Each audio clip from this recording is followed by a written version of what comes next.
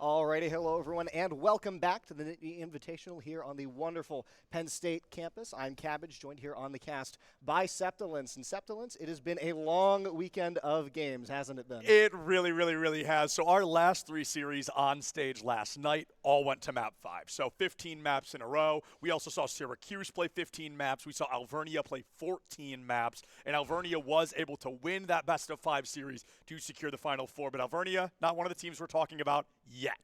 Not yet. However, I'm hoping that they can use this time, maybe get a little bit of rest, recuperate. They might after still going be that sleeping. long. I don't know if you heard, they were awake for like 27 hours. Like something like they came in, they drove in, they weren't able to sleep, they weren't able to get. So at least a couple of their players were like, oh yeah, we've been up for like almost 30 hours. And then they're like, oh yeah, we just played 14 maps. So they're probably still sleeping, but who's not sleeping? Who's on the battlefield right now? Well, we have Penn State versus Texas Tech. Penn State coming in as the number 2 seed, also my university that I tend to favor just because I, go here, of course. But Texas Tech, on the other hand, the number 8 seed coming into this entire event, expected to just go OW2, drop out immediately. Instead, Septilence, they're here in the Final Four. They came in the Final Four. You know, map number 1 was a rough one for them, and then I do not think they have dropped a map since. It has been the Texas Tech show just coming out through and through. A beautiful performance so far from this squadron, from this team, and it has been nothing but incredible. Texas Tech, I knew them not at all when we walked in, but they have grown on me in its entirety. If I love one thing, it's a clip farmer, and this is a team of 5 clip farmers. They are so fun to watch. It has been nothing but entertaining. And Penn State, they're almost the exact opposite. They are calm, cool, and collected. They come in with a surgical precision, with a lethality we have not seen in a lot of other teams this weekend. Oh, yes. And Septilence, if you didn't know these teams before, you'll know them now. And not to break with tradition, we are once again going to be here starting on Lijiang for our control map. The bans coming into this are Ball and Wu Yang. Ball banned by PSU, Texas Tech banning the Wu Yang away. So without the Wu Yang, probably going to see a little less. Yeah, it'll just be Kiri Lucy is the real answer. It's kind of the weird thing about banning a support, and I think typically, I was talking to Syracuse about this yesterday, that we are seeing people ban supports to protect the ones they want. Yes. So they'll ban a nobody support, they'll ban Wu Yang because they need to play Kiri Lucy. Yes. If you ban Kiri or Lucy, you play Wu Yang. So you've got this very strong Venn diagram of if you can't play one, you're just going to play the other 2. Well, in Septilence, I'm expecting as well 2 teams here at LAN probably prepared specifically for this matchup. For right? each other, yes, absolutely. Yeah. So you have comps, you have strategies that you want to run, and you want to protect those picks to make sure that they work. As we get here in a game number 1, Septilence, we look at the 2 teams, and I'm not surprised to see Penn State picking up this Zarya. Yeah, not in the slightest. Penn State going to be bringing Zarya to the table. Wanston doing a beautiful job. I mean, a notoriously ranked Zarya player, so this is exactly where Wanston wants to be. We've got clamps on the Hazard as well. We haven't been seeing a lot of Hazard on control. It's not uncommon, and we just haven't been seeing it a lot this weekend. So I want to see what Clamps is going to be able to do here on the engagement. LRF coming up from the midfield as well. Has to approach out early, but this fight's about to break open. It's going to really depend on who goes down first. Certainly so, and I want us to keep our eyes here on QLM and LRF, the 2 hit scan players here for Texas Tech and Penn State. Both of them, like you said earlier, been absolute clip farmers here. The question is who's going to hit the harder clips. Wanston is going to take out LRF. QLM now has free reign to start pounding through damage onto the members of Texas Tech. However, Texas Tech, they're doing a good job of just backing up, giving space, not losing any lines. However, they're backed into a bit of a corner here. The members of Texas Tech back up. Hazard's low, hanging out in the corner, but not quite going to get taken out here. I'm amazed that Clamps is still standing. This fight, definitely a slow burn. It's going to be unfortunate for Texas Tech. They're staying alive. They're able to find that damage, but unfortunately, this has been racking up for Penn State the entire time. 3 eliminations in favor of Penn State, 2 in favor of Texas Tech, who are finally going to have to give that fight up. I don't know if Epic makes it out of this. The boot back, the heel amp, it looks like, oh, you got to keep going. You don't stick around for the fight, and unfortunately, it is going to cost Ray that spawn. Yeah, very unfortunate here now. A staggered death for Texas Tech as Penn State continues to progress this point. And it was an incredibly scrappy fight that it was Penn a long State. one. Oh, yeah. But like you said, that entire time here, Septilence, Penn State racking up that point, and Texas Tech are on the back end. Yep, we're looking to see this Kitsune rush from Penn State likely. That's a defensive play because Mobilize is going to go in with one of their own. If everybody's got a Kitsune rush, nobody does. So we see this Kitsune come out on both sides. I believe we're going to be seeing a Death Blossom just around the corner as well. It's only 1 elimination, but unfortunately a valuable one. Turns into 2. Let's make it a 3-piece. Do I see a 4? He's Deep going into the corner with the help of Quinn. Penn State able to find it in Texas Tech. Will lose that team fight. 20% left on the clock. They're going to have to use every ult they have, because if they lose this fight, they lose this point. Yeah, it's a complete and total team wipe. However, important to note here, Septilins, Penn State does use all of their ultimates in that attempt. Texas Tech sitting on 3, so in a rather good position, actually, to try and push Penn State off, but you have to use it just to stay in the match, and after that, it's going to be a little tough. We've got the high noon, but we don't even have the beat online. Nemers has fallen. Jalen is missing, but honestly, it's not that Texas did anything wrong. They just couldn't have made it. It was a timing issue. It was a speed issue. QLM going for a clip farm at the end there. One acronym name taking out another, but it's a rough start. It's early. Texas Tech not able to find it. Good news is they haven't even lost the map yet. Certainly. And I think the biggest thing that stood out to me there was the plays that were being made by the Reaper here. I was thoroughly impressed with how often the kills were coming through and how successful a lot of the flanks were. The flanks coming out from the Reaper, I mean, because Reaper is, when you look at the way that, when you look at his play style, his kit, you think, oh, I want to be in the front line, I want to be hyper aggressive, but it really is that slower kind of backline creep play style that lends itself really well to at least the composition we're seeing from the side of Texas Tech. Malik can get in the backline, he can isolate a support, and then it's that much harder for Texas Tech to do anything. Certainly, and I remember yesterday as well, we saw Drexel playing a lot of these dive-heavy comps. You had the Wu Yang to help facilitate the Reaper, to help facilitate something like a Venture. But without the Wu Yang being here, it's just going to be a little bit slower. LRF, though, taking out QLM. That's a good start, but loses his life in trade as Quinn is going to take out that Cassidy. Big fight here inside the house as Clamps knocks Quinn out of the game, and Penn State now are the ones on the back foot. Texas Tech are going to run them down and run their HP bars into the dirt. I haven't seen a fight in that little house in years. I'm not even kidding. It has been so long since I've seen teams go for that engagement, go for that opportunity to strike, and now Texas Tech, they find a really strong opener. That first point, Night Market simply not theirs, not feeling super strong, but they come in on a slower rotation. The communication clearly so much better. They're going to be able to find that damage. They need to be able to hold on to it, though. We need this fight to be the win as well, and the damage onto Quinn could be the linchpin to find here, but unfortunately nobody down yet. Yeah, nobody down quite yet. Penn State grouped up maybe a little bit too much. However, they're trying to find some kills here. Crucially, a kill comes through onto Clamps. The tank is down, but with only 2 members left,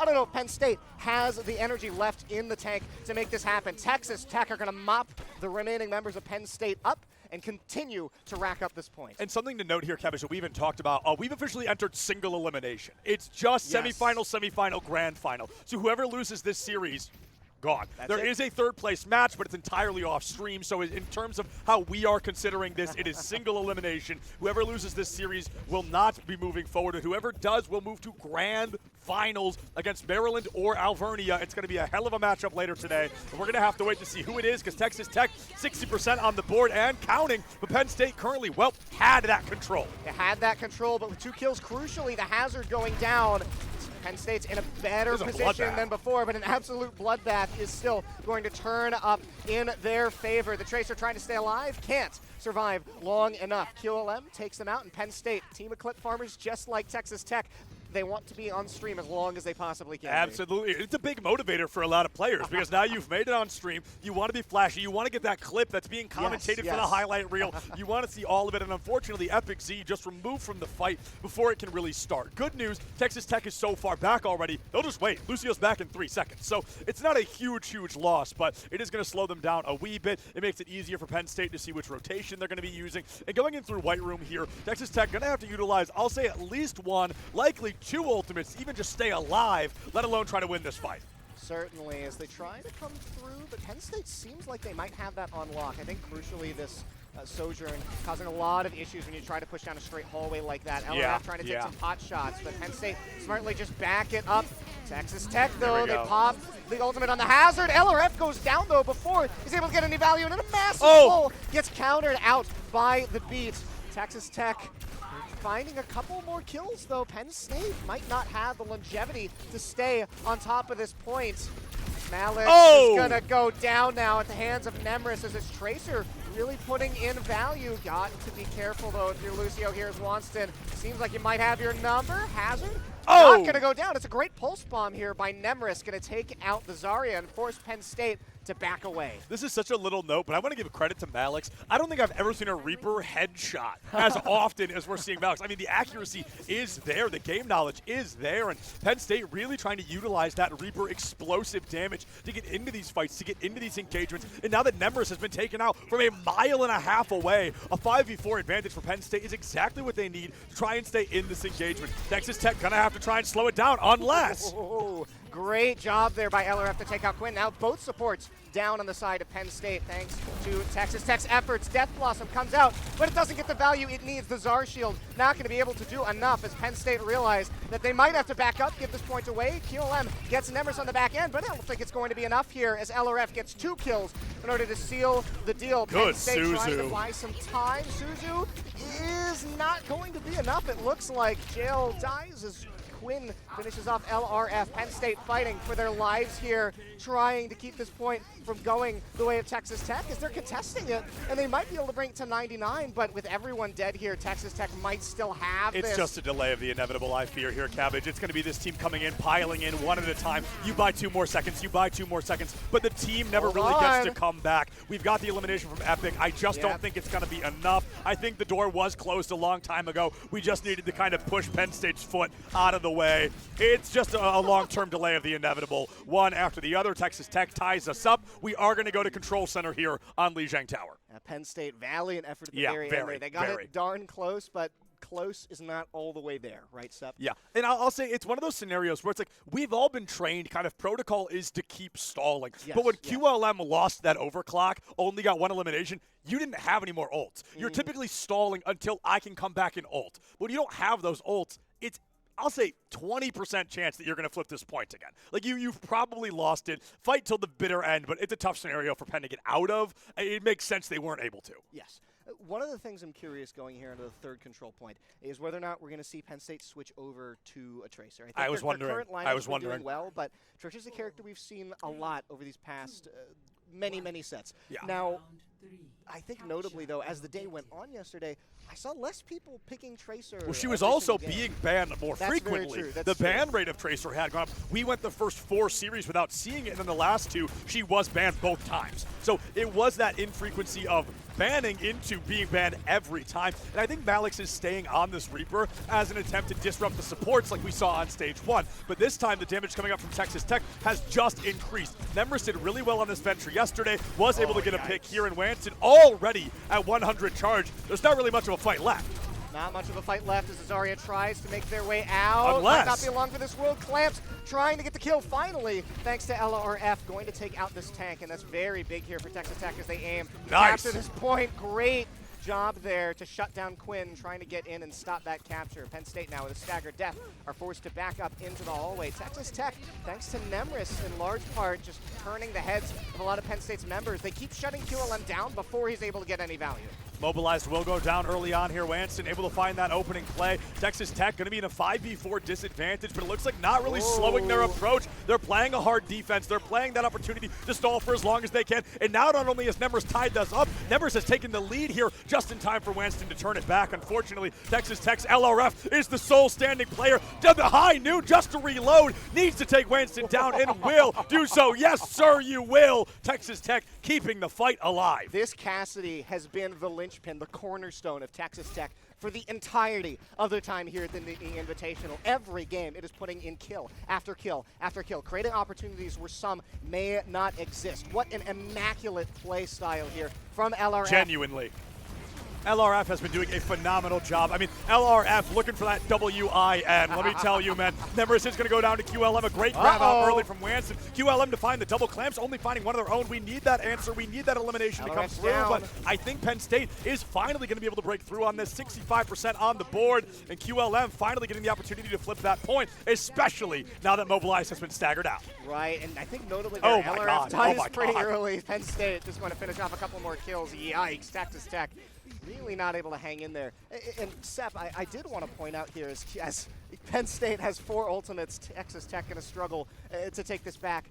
I want to note, LRF targeted at the very beginning of that you have to. dies very you early. Just have to. Yeah, and QLM there once he wasn't dying at the beginning of the fight, able to get a lot of value. Do you think we're going to see more of this war over the DPS start to show its face? Because I think both teams are realizing what they have to do. I mean, LRF might want to change his name to Sisyphus, because this is going to become an uphill battle. It is going to be kill the cast, kill the cast, kill the cast every single fight. Now, Nemer's ults in the backline finds QLM early. The beat from Malik off the map, though, I believe. The teleport does come out. Malik's lived. Z-Ray and Mobilize both go down. Those supports missing for the side of Texas Tech. The fight's not unwinnable, but with that Kitsune Rush online for Penn State, we're going to be seeing Texas Tech lose that fight once again. 74%. They're one fight away from being able to win this, but they need to win one more fight to do it. And it's going to be quite tough here, as Texas Tech are going to have that Lucio ultimate as well as the High Noon coming up very soon. Penn State, they've got to hang on. They've shown great ability to do so, but seeing how well Texas Tech has performed so far, I'm honestly not sure if they're going to be able to do it here. It's going to be difficult. Penn State giving Texas Tech a run for their money, but with the beat drop on the side of Texas Tech, they can get really hyper-aggressive, especially if Malik's went down, but unfortunately the Suzu is going to be there to keep that Reaper alive. I think we need a beat drop just on the engagement here. I'm going to be seeing it. It's exactly what we need to do, and now Winston is gone. Penn State might have a loss.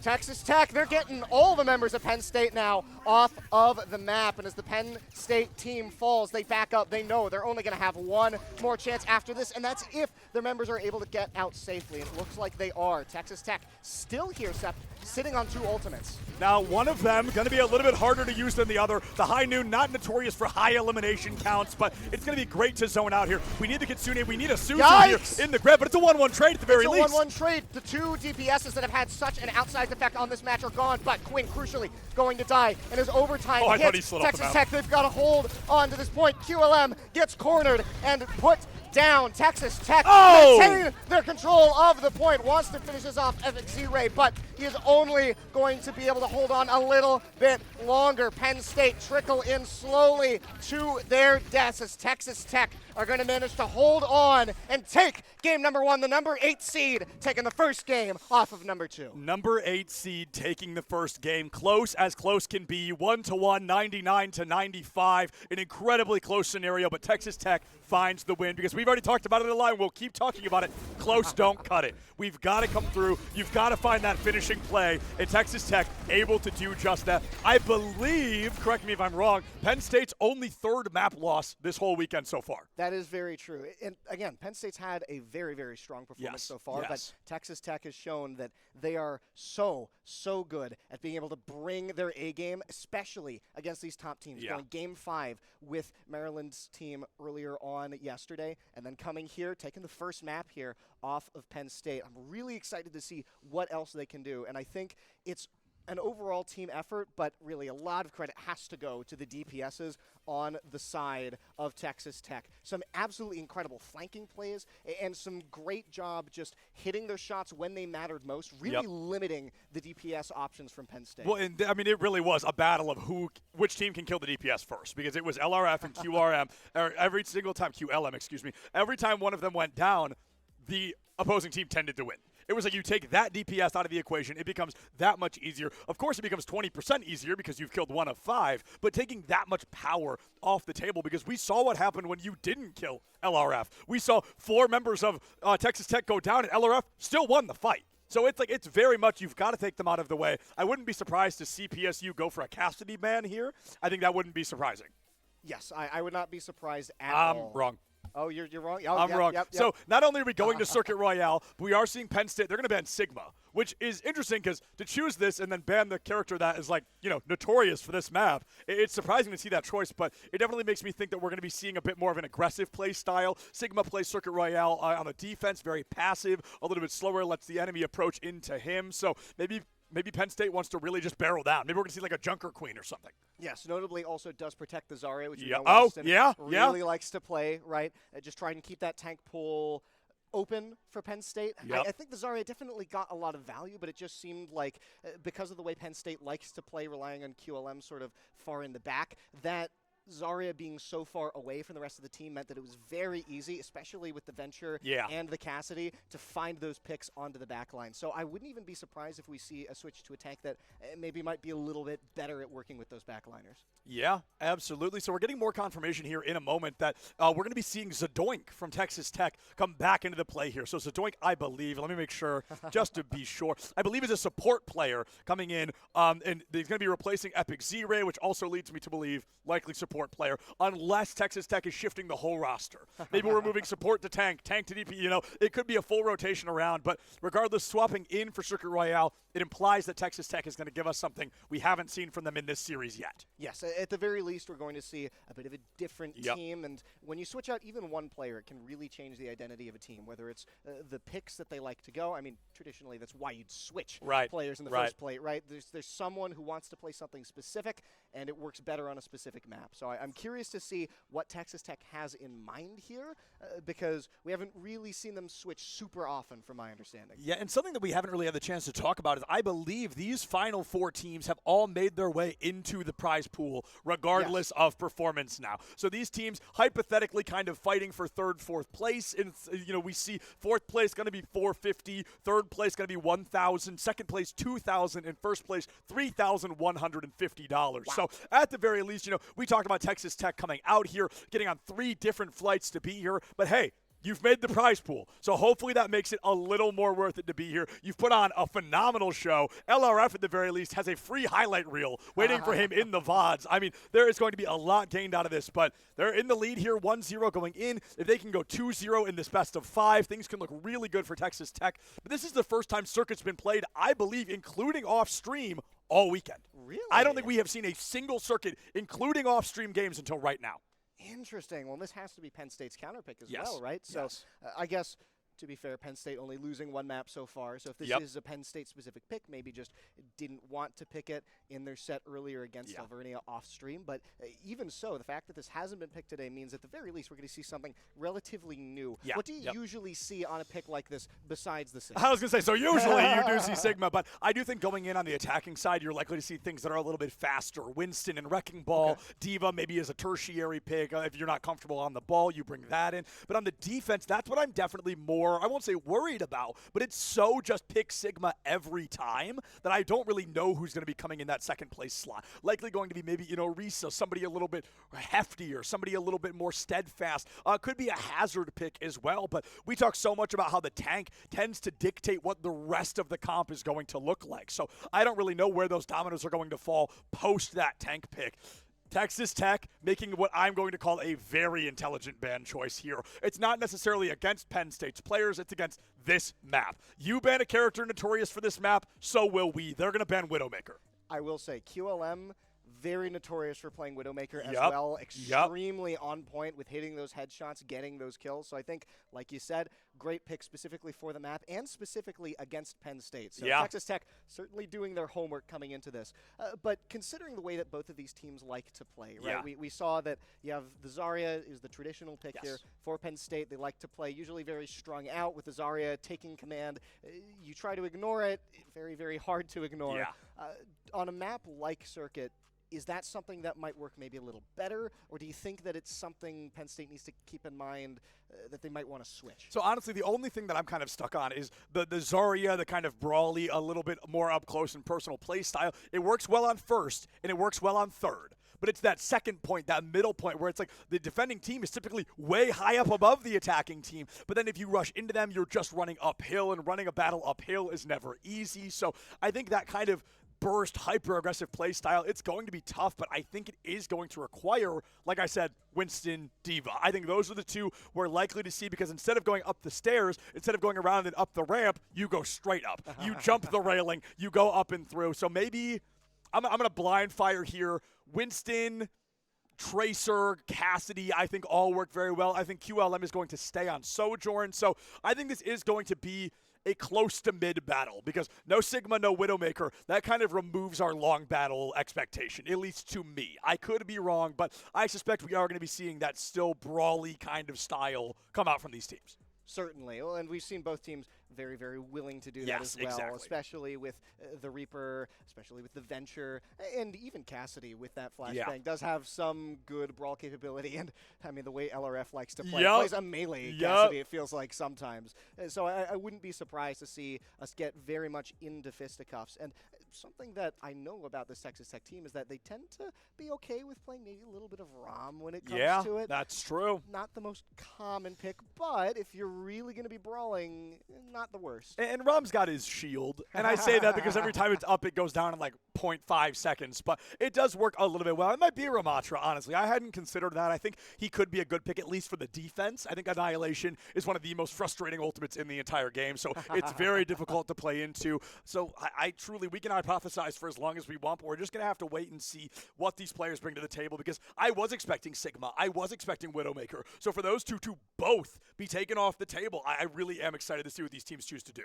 Certainly so. As we get here on to Circuit, the players will be revealed to us shortly, and when we look at what the teams prefer going into this map, I think I'm really, yet again, looking at the DPSs, right? I'm looking at what is QLM playing. I'm looking at what is LRF playing, right? We said the Cassidy, certainly going to be an option. We saw Penn State maybe a little bit hesitant to pick up that Tracer, but if we're expecting maybe some longer range DPSs and some closer range tanks, something that can just be your thrust, I wouldn't be surprised. Something nobody wants to talk about except for me, Cabbage, is this map is really good for Junkrat. It really is. Second and third point both lend themselves so nicely to that Junkrat play style, and I think it really would just be an unconventional out-of-pocket pick. I think you could get a lot of value with it. Texas Tech going to be coming out here on the attack. A beautiful arrow from Malix, going from up close and personal to full Hanzo sniper. So it's a big dynamic shift from Penn State. We see Texas Tech bringing out, you nailed it, my man, bringing out that Ramatra. I don't want to say I'm a prophet, however, I'm somewhat close. So going to perform maybe a little bit similar of a role over to that Sigma, right? As Malix, though, going to go down immediately. That's a great start here for Texas Tech to be able to take a member of Penn State off, stop that defense. Yeah, at QLM, you got to give him credit. He is so good at going, oh, you got a pick? Okay, great, me too. Me too. We're going to even things out really quick. I'm going to find that. Now it's a 5v5, going to be a 4v4 as Malix is going to take a lot longer to get back just due to that spawn disadvantage. Texas Tech should be able to swing this corner in a full 5, but getting held here this aggressively, it is somewhat common. Penn State wants to play up close and personal. They want to burn every second. In Texas Tech, they're going to have to break through slow field onto teleporter. A beautiful play to really force Texas Tech into an uncomfortable position on the high ground. Yeah, put them in an uncomfortable position, but Sep, I mean, they still get the high ground. They still continue to push this payload forward as Penn State can't really get a good angle here on the corner, right? Your long-range DPSs don't want to peek this when you're that close, especially with a Ramatra going to be staring down the barrel. Penn State, though, they have this Czar threatening. Great Symmetra portal there. However, Clamp's already at half HP. QLM going to go down to the hands of Neverstone with the BAP ultimate. It's going to mean that Penn State just has to back up. Both of their DPSs go down. They got to kill him. Targeting from Texas Tech. Mobilize going to go down in trade, but I think you take that trade any day of the week. Yep, and you get spawn advantage now, too. You're going to come right back in. You force the defending team backwards. If Jalen falls, that's really going to help Texas Tech get an aggressive just momentum push up this hill. This is that second point hill I was referencing a moment ago. I hadn't even considered here, Cabbage. They go, oh, it's long range, but it's not if we make it close quarters. It's not if we don't let them play long range. And these teleporters from Nemers have been so diabolical. They have been such a nuisance in the back line, forcing Penn State to never be comfortable. It's allowing Texas Tech to find so much free space. And Sep, I mean, this has to be something that they planned ahead of time as the ultimate comes through from Nemris. As Jalen is going to go down at the hands of this Symmetra. Wanston going to fall in turn. Texas Tech eliminate two members of Penn State, and Penn State are just completely lost as to what to do. And I'm a little bit worried here because Texas Tech, Symmetra, second point is supposed to be her worst.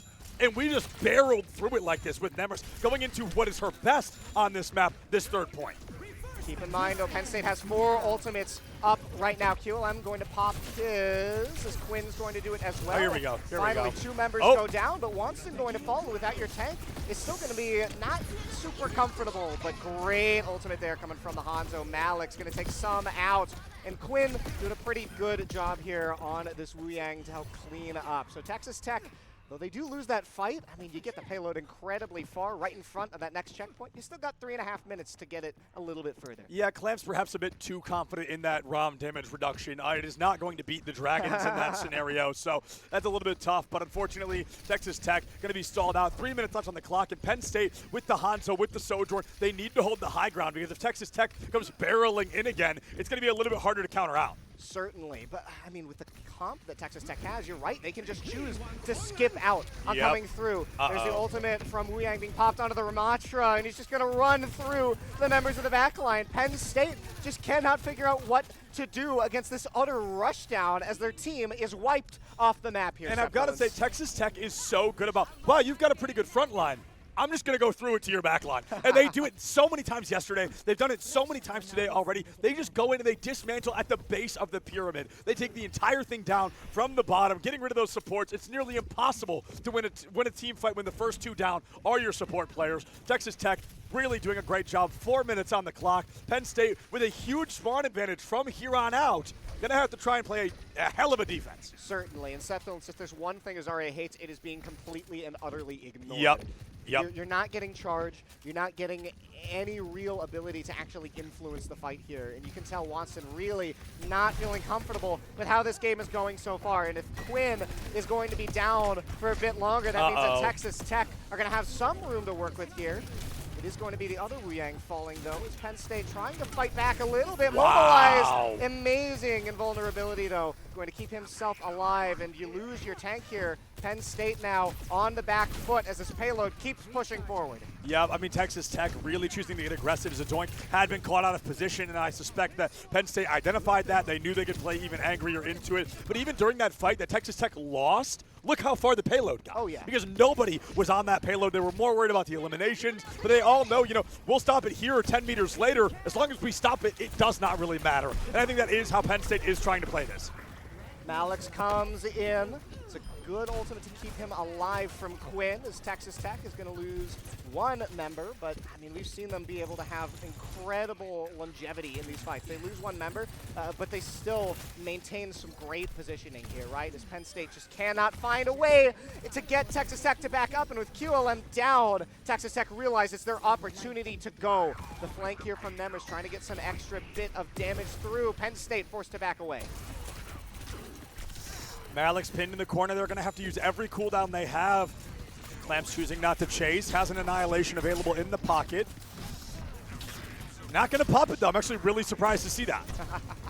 Clamps right now just walking in the middle here, pushing the Zarya away. There's the ultimate coming through. And look how low Run! Zarya is. Run for the hills. You have to. I mean, Texas Tech has just proven that they can walk up with complete and total abandon, and Penn State just doesn't know what to do. The Death Blossom isn't going to even cause any death. Instead, Clamps is going to get 2 eliminations, and now Penn State is looking at the members of Texas Tech and realizing they can do nothing to stop this payload from getting to its destination. And it's so funny, Kevich, because you had no idea they were going to play ROM when you said this, but you had referred to Texas Tech as a fisticuffs team. Yes. Now, Exactly. Clamps is playing like the fisticuffs guy, like the up close and punchable guy. Just a beautiful performance of that Ramatra. I think found 4 of 5 in that final fight. So really that tank damage does come through. The Annihilation holding on to it made all the difference. I thought he was going to use it a lot earlier. He held on to it. He played patient. He knew his supports would keep him alive. They did. He pops it late, gets 4. They cap with, what was it, almost 100? Just over 100 seconds left on the clock. So Penn State, there's not even a win condition yet. They have to now cap all 3 points, take us into extra rounds, and then win in extra rounds. This map is very hard to triple cap on. Yes, sir. And Penn State, with that long of a road ahead of them, I'm really not sure if they currently have the energy to keep it going. Because they looked pretty utterly defeated after that first game. Yep. And you can tell that loss is getting to them, right? Yes. And it can happen, right? You're the 2nd seed coming into the event. You're playing what is currently, in terms of the bracket itself, technically 4th seed. F1 right? cars mentioned. Woo! Sorry, excuse me. There's an F1 race going on. Yes. Well, for perspective, we were watching F1 before this cast started, so we could just cast that instead. Who knows? We could. Can we just throw? No, sorry. Yeah. I'm joking. Anyway, but you bring up a good point here, though. If Penn State, they're a little bit tired, they're a little bit nervous, and they also come in with a different level of nerves because this is their home field. They're playing for their home audience, and that does add a little bit of stress. It is adding a little bit of, we're supposed to win this, it's our event, but it hasn't been hurting them too much yet, and clearly they're not letting it get to them. QLM on that Freya, able to find Nemers super early on. That should give Penn State first corner and likely second corner for free. I'm a little surprised to see this Freya, but we'll see if QLM's able to get some worth out of it. Malik's now on the Reaper, but pretty much everyone is, I think, as we expect. And with the payload being pushed up this far without really an actual big fight, I think Penn State might be in a pretty decent spot. With Malik's getting a kill here, this opening's actually looking pretty darn strong for Penn State. I might even call it flawless so far. Penn State, they've been cautious, they've been careful, they've been slow. They get the one pick. Texas Tech has to keep backing up, and then Penn State just keeps moving the cart. It quite literally is that simple at the end of the day. I do believe they're going to get caught out in the back line. Nemers' teleporter did go down. A bit of Saving Private Ryan going on here as the Symmetra is caught in the back line. And now Texas Tech has to engage in a 5v4. Doink just getting back into the fight. Matrix goes up, Malix goes down, and Texas Tech finally getting the chance to breathe a breath of fresh air. Yeah, and a much better spot as Wanston, not long for this Earth. The Zarya is going to fall despite that bubble keeping him alive just a little bit longer. Quinn going to jump off the map, realizing that he just has to get to the rest of the team here. One of the things I am curious about, though, is QLM here on this Freya. Had been playing Sojourn for pretty much the entire last bit of this map and for the entirety of the previous game. Seeing him switch characters, I'm expecting possibly some better results because you're playing something a little bit safer, and if you seem to be what your team needs to keep alive, playing something that helps you stay alive might be worth it. Also, I mean, QLM just such a talented player. And if QLM, if you're telling me the Sojourn's not working, I believe you. You know what I mean? Like, going onto the swap here, I think makes a great call. It's a little bit more AoE damage. It's a little bit more explosive. And the side of Texas Tech, this composition is a little less squishy. So I do think it makes sense to not go for that kind of railgun style play that we see with Sojourn so often. Nemers back into that back line, was able to take QLM out of the equation. With only 103 seconds left here, Clamps may fall, but Penn State, they bring out the grab, they find LRF, who's on the Sojourn of their own, and I think Texas Tech may end up losing this if this Annihilation doesn't find at least one with the help of Mobilized. It is, it's going to be two. Mobilized trying to make sure Penn State is immobilized in that engagement. And honestly here, Sep, this Baptiste coming out from Texas Tech has been absolutely chef's kiss perfect. It's done exactly what it's needed to do. It's opened up these alleyways, turning what should be a winning DPS fight from Penn State into a winning DPS fight from Texas Tech. And on the other hand, it's stopping Penn State from getting what they really want, which is these picks from QLM, right? You stop that burst damage from being able to take someone out and make Penn State have to work a little bit harder for these kills. And we talk so much about about Texas Tech being aggressive and being in the front line, but they're so good about just waiting. We know you have to come to us. We can play defense. We know that we can take that engagement. But as Wanston goes onto the Ramatra, it opens the door. And Matrix out from Immobilized, just stalling every single second. 42 seconds left. And Penn State, speaking of patience, they're going, just move. Just get out of the way. We can just wait this out. We have time. But now QLM has fallen. That ultimate is gone. Certainly, and with Penn State switching over to this ROM, they're trying to play it against Texas Tech on their own turf. And keep in mind, this payload has been sitting here this entire time, so something did need to change. I'm just honestly not sure if this is going to be enough, especially with how good Clamps has been on this pick. The ultimate coming through from Jalen. We'll see if it's enough to push Penn State forward. The rest of the distance, teleport behind here from the Reaper. Nice, Photon up. Reaper, amazing work to keep their members alive as Wanston goes down. Quinn and Jalen fall too. And with Malik falling, the payload is unattended. Texas Tech are going to go up 2-0. Texas Tech up 2-0 on Penn State's map pick there. Yes. And I mean, I'm going to say a somewhat dominant win there on Circuit Royale. They go through, they find three, they stall out Penn State from getting even one there. They almost get to that first point. And Clamps, we know what this is, the end of the first round. We can actually count it out here. So there's 1, 2, and 3. Oh, okay, he doesn't get the Reaper, so it was 3. I didn't know if he got the Reaper or not, but 3 of 5. Oh, yes. 60%. Pretty darn tootin' good, if I do say so myself. So going in now, Penn State down 0-2 for the first time. Down 0-1 for the first time, and now that's just gotten worse. Oh, yes, gotten much, much worse. Yep. Texas Tech does not show any sign of slowing down. That was an incredibly If anything, they're heating up. Oh, yes, yeah, heating up. Yeah. And they're playing their own game, right? They're Yes. forcing Penn State to play on their terms. And that's really what you need to do, especially at a land like this, right? You can tell Texas Tech has done their homework. They came up with a comp. They knew this is what we want to run. This is why we want to run it. Penn State, they've been running something pretty similar to what they've been running pretty much all tournament. And look, when you're coming in to the Final Four at a land, when you've had all night to prepare, that's just not going to cut it. Yeah, without a doubt. And going into this, it's one of those scenarios of, like, if I'm Penn State, I'm thinking, can we ban Mobilized? Like, can we just get him out of the way somehow? But if you go off the BAP, he's just going to play something else. That's the scary part. He's just going to play Lucio. You ban Lucio, oh, he's back on BAP. You know, it's just inevitable playstyle level. Immobilized is just on fire right now. Almost flawless Baptiste gameplay. Baptiste has this damage heal cycle that you do to have absolutely zero cooldown time, and I don't think I saw Mobilized miss it once. Maximum damage output, maximum healing output the entire time. The entire time. And I think crucially, we talked about the sort of trifecta of supports you have right now. There's basically three options: Lucio, Kiriko, and the Wu Yang. Yes. Lucio not really picked up that much by either team today, which is weird. Yeah. Yeah.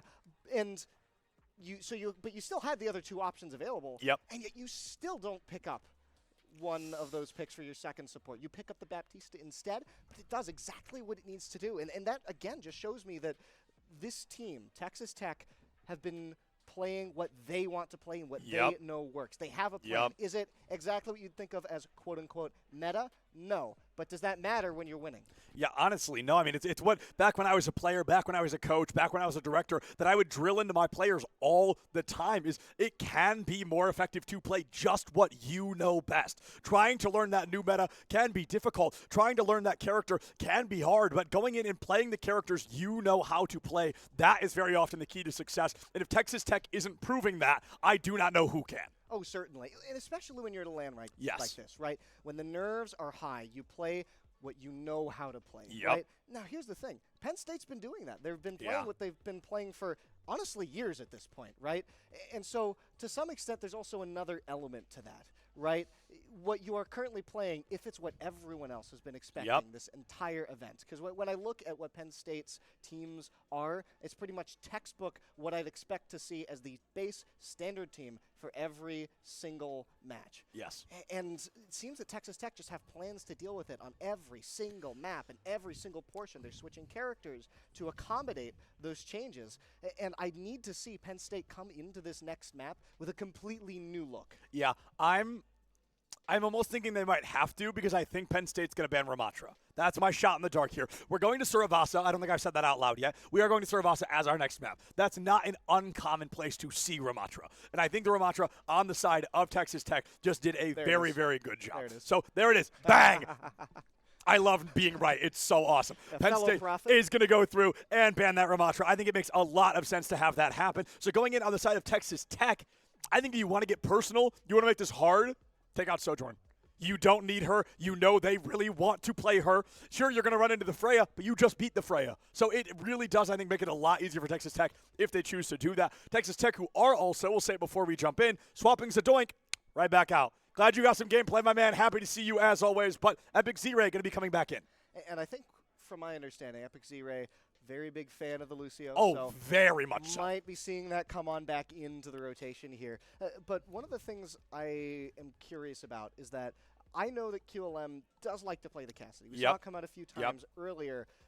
Against LRF, just hasn't seemed to want to go to it. Even maybe afraid of it. I don't know if you just don't want to play the mirror. In the same way I would not tell LRF to play Soj into QLM. I will not tell QLM to play Cassidy into LRF. There is kind of a dynamic swap there, and I think I understand that LRF, I mean, has been the cleanest Cassidy we've seen all weekend. I don't think there's any argument about that. I don't think there's any debate about that. So going in, trying to outplay someone who's clearly very good at something can be really, really difficult. Yes, really difficult. And especially when you're doing it on a big stage like Yep. this. If you lose the 1v1 on the mirror, Yep. really does not feel good, and it does not help the mental state whatsoever. Well, Both teams really need to keep that mental If we intact. go all the way back to like the GOATS era, that's why every matchup in GOATS was so dominant, because it was 6 mirror matchups. And if one team was playing all 6 better, you're getting swept. You're getting demolished. So going into that mirror matchup, you have to no longer think, oh, are my 5 better than these 5? You have to think, am I personally better than that person on the other team?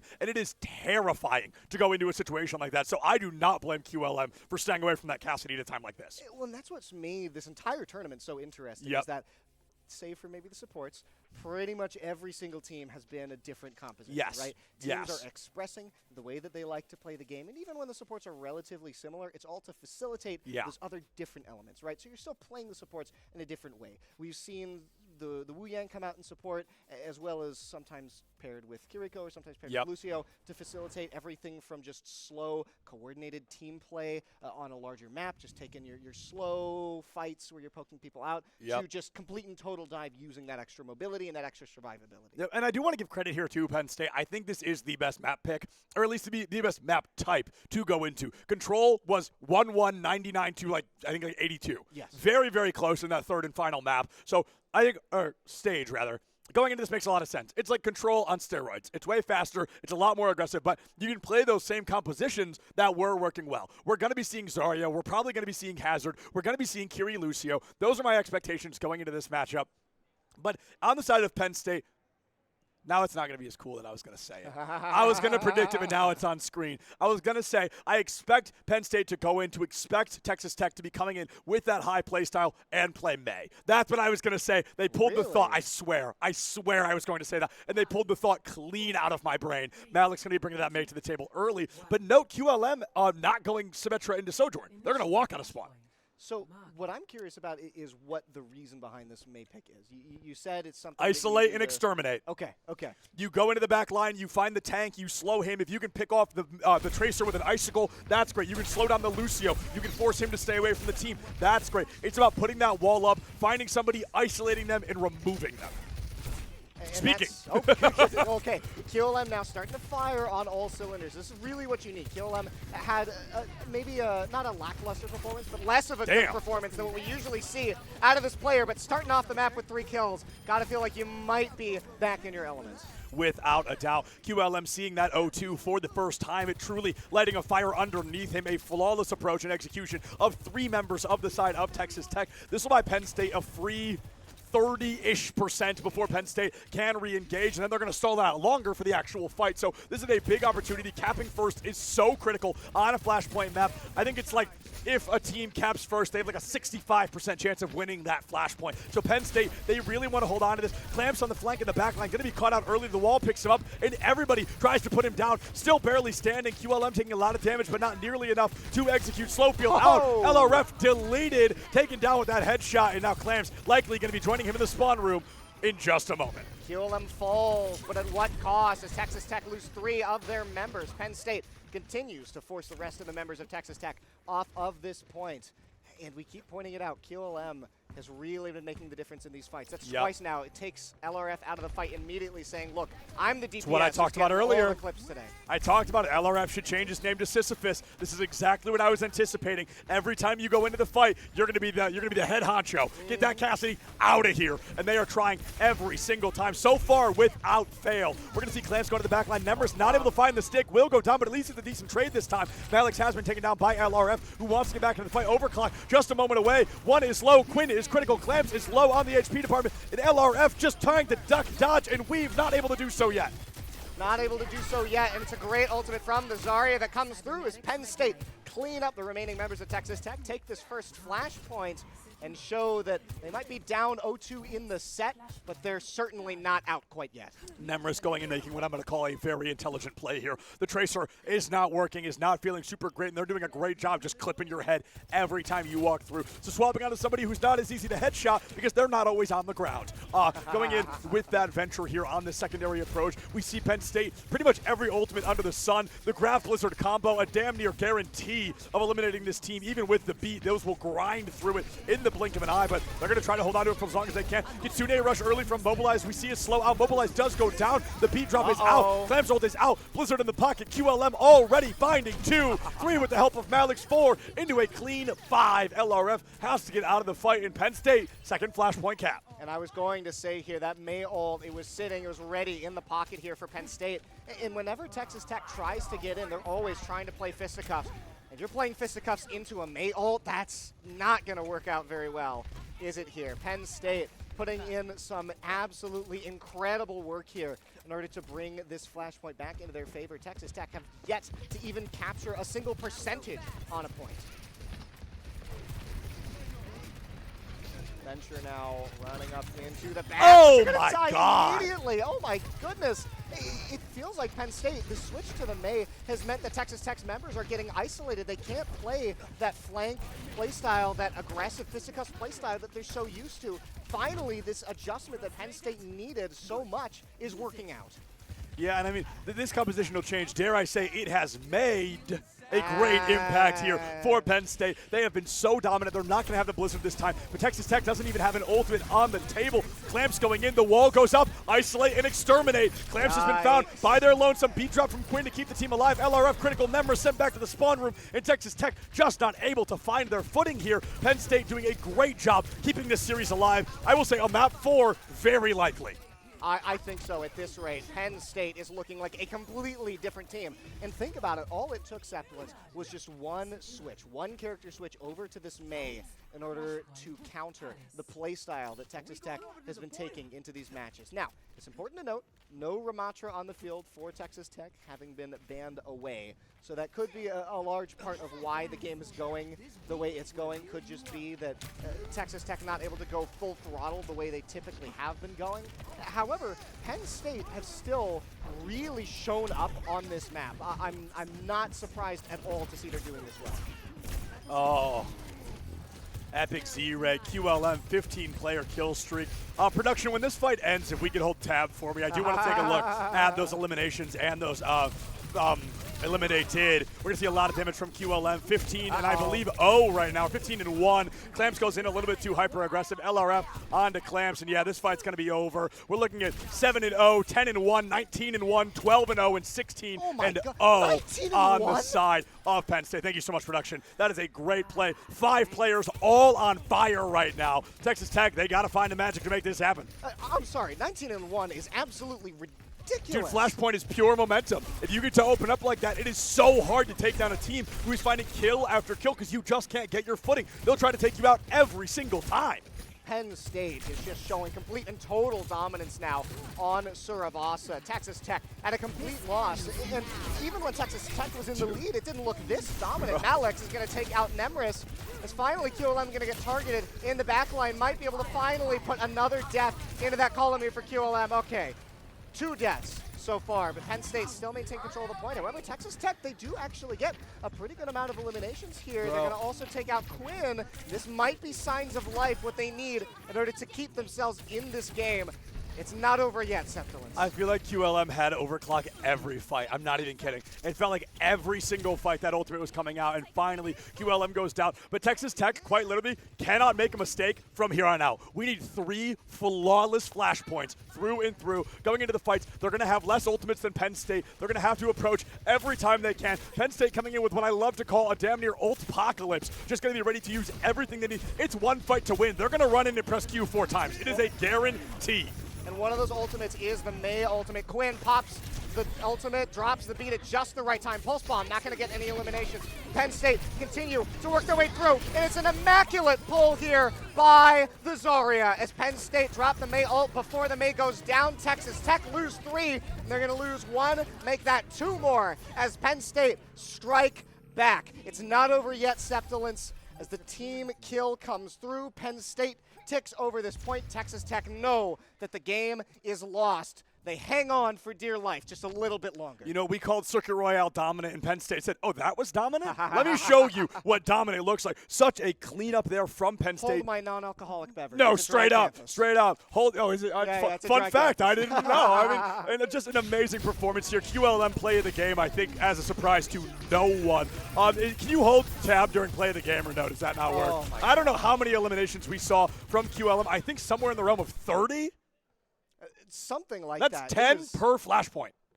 That's crazy to think about. Executed the whole team twice per flashpoint. That is absurd. It is absolutely insane. This is the QLM I was expecting to see coming into the set. He's finally coming back now. Better late than never. Yes, better late than never. However, the question is, was this just a flash in the pan at flashpoint, or is this something that's going to continue throughout the rest of the set? Penn State, they need to capture that lightning in a bottle. They need to be able to take that energy and move it forward as we go on. So as we think about the counterpick now for Texas Tech, what are we looking at in terms of bans, and how do we want to limit QLM's play if we're Texas Tech? Well, ban is Sojourn.